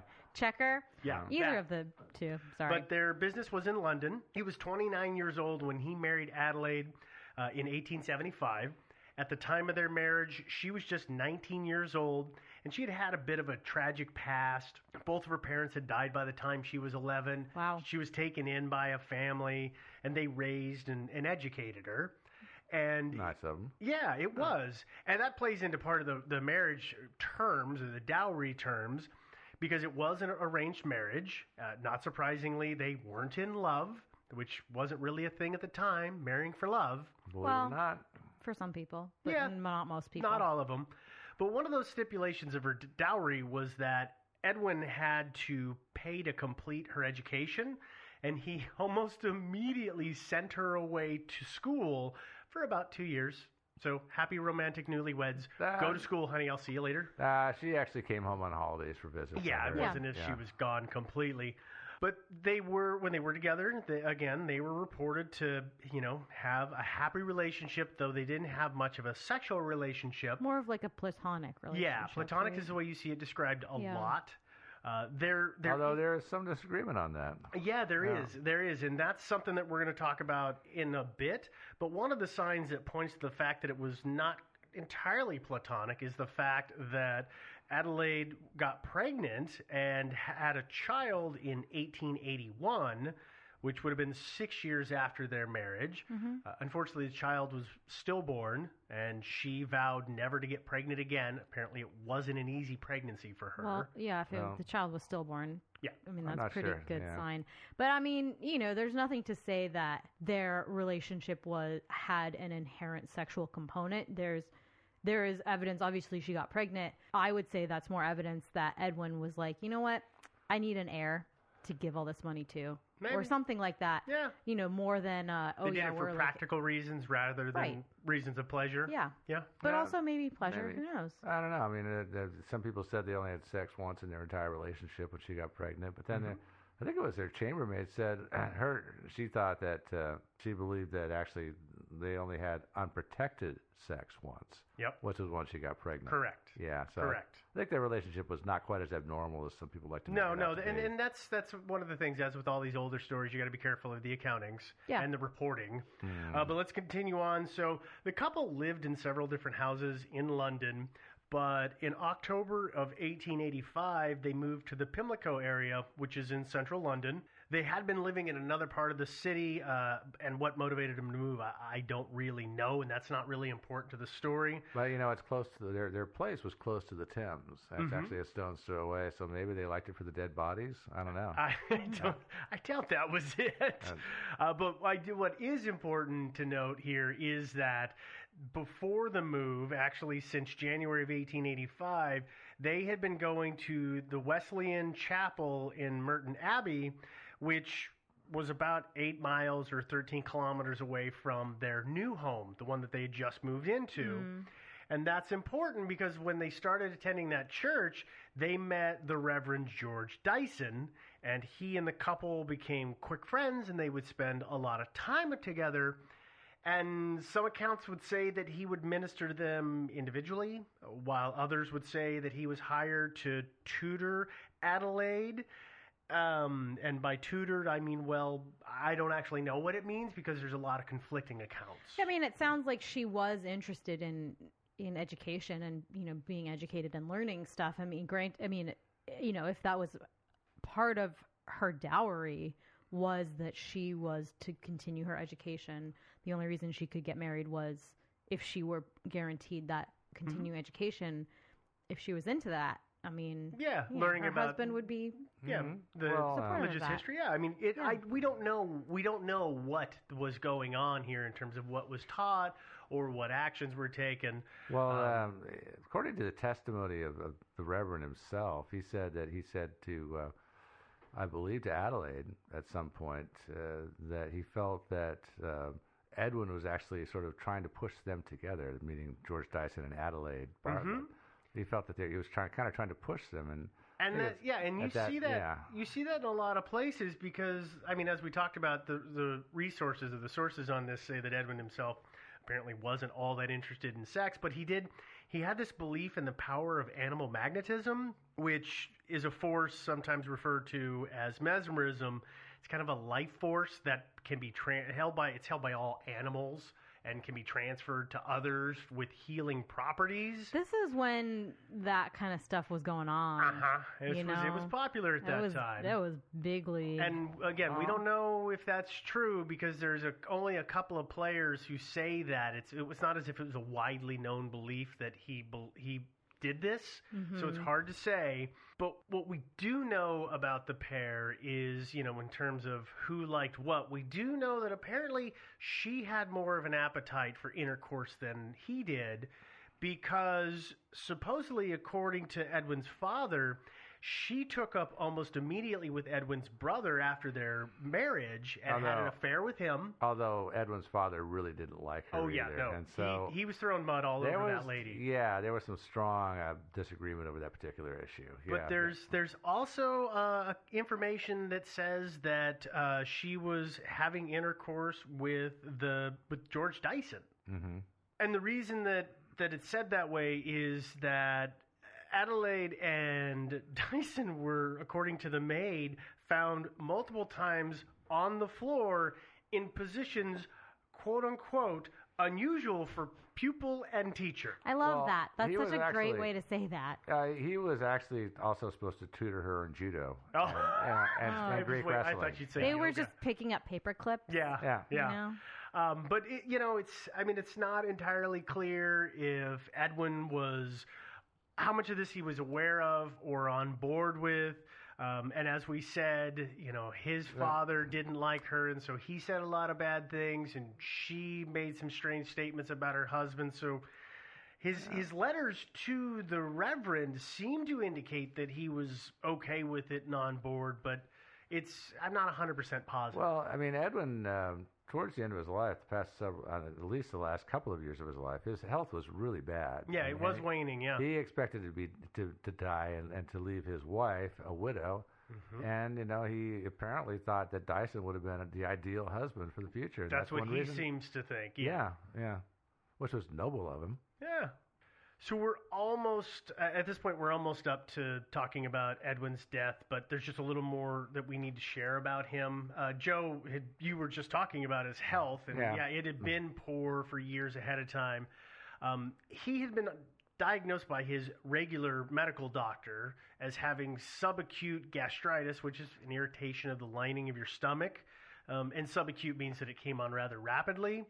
He also supposedly had issues with his gums and his teeth, left him in a lot of pain and discomfort, at least for the latter part of the year of 1885. And part of the reason for that is his choice of dentist, because he picked a complete and utter nut job for a dentist. Well, they didn't have the internet. You couldn't look up reviews on your dentist. No, I'm afraid. I wish that he could have, because this guy believed that the best way to prepare Edwin's dentures was to, I kid you not, saw his teeth off at the gum line.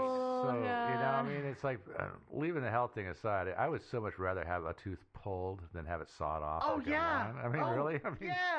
I'd rather have it broke out. That's And besides leaving the health considerations aside, you would think that having rotting stumps in your jaw would not be a healthy thing. Oh God, no! Exposed Yeah. nerves. No, this whole thing sounds bad. No, it Yeah. And does. and think about it. It was a handsaw, not a power saw.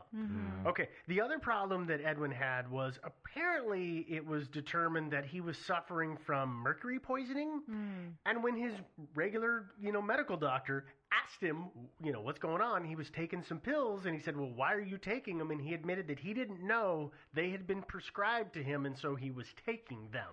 Well, And so he was getting mercury poisoning, which is not good. Well, also back in the old, mercury was used in amalgam in dentistry for fillings for True. a long, long time.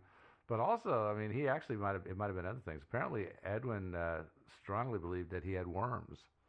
That's he right. was totally convinced he had worms, and worms, and mercury actually in those days was considered a good treatment for parasites. Mm-hmm. So he might have actually been taking mercury. Mercury kills everything. Oh yeah, it including you. Including you, yeah. By the way, not recommending this, Yeah. even if you think you have worms. But and apparently he didn't have much of a real doctor. Exactly, his wife kind of was his nurse, and he didn't exactly have. Right, a he would go see his regular doctor once in a great while, Yeah, and that so was it. that was about it. So I'm not surprised he had. People took mercury for syphilis and like I said, parasites and a bunch of other stuff. And Yeah. so- It was kind of the Yeah. fix-all. Yeah. Well, the trick is it will fix everything, and that Yeah. you will not be suffering from those things anymore because Absolutely. you will be dead. Yes. Right? You're right. I mean, I don't know. I guess there's something to be said for having that unquestioning kind of demeanor of, well, maybe this is just, I've never been to another dentist. Maybe this is how things are done. But you would think after the first one. I was Get going a to say, you would second think the opinion. first time somebody started sawing your teeth, you would be like, just kidding. This Yeah. can't be right. I just the whole idea of it seems kind of awkward to get a saw into somebody's mouth. Also, Well, I'm sure it was the little dental saw. Well, yeah, I'm sure, but still, it just sounds like an uncomfortable Sharp as a time. butter knife. And and of course, not much in the way of anesthetic. Look, let's move away from the tooth sawing, okay. please. Yeah. So all of this is going on, and Edwin is getting sicker and sicker. And then all of a sudden, in the month of December 1885, his health seems to rally. And the couple are seen around town, and they're happy. And he goes to his regular doctor, apparently, who says, "Oh yeah, I know you're doing much better. Good prognosis." And then on New Year's Eve, Edwin went to see his quack dentist again for what reasons I don't know. And then came home, and he and his wife, they spent the evening together in their house.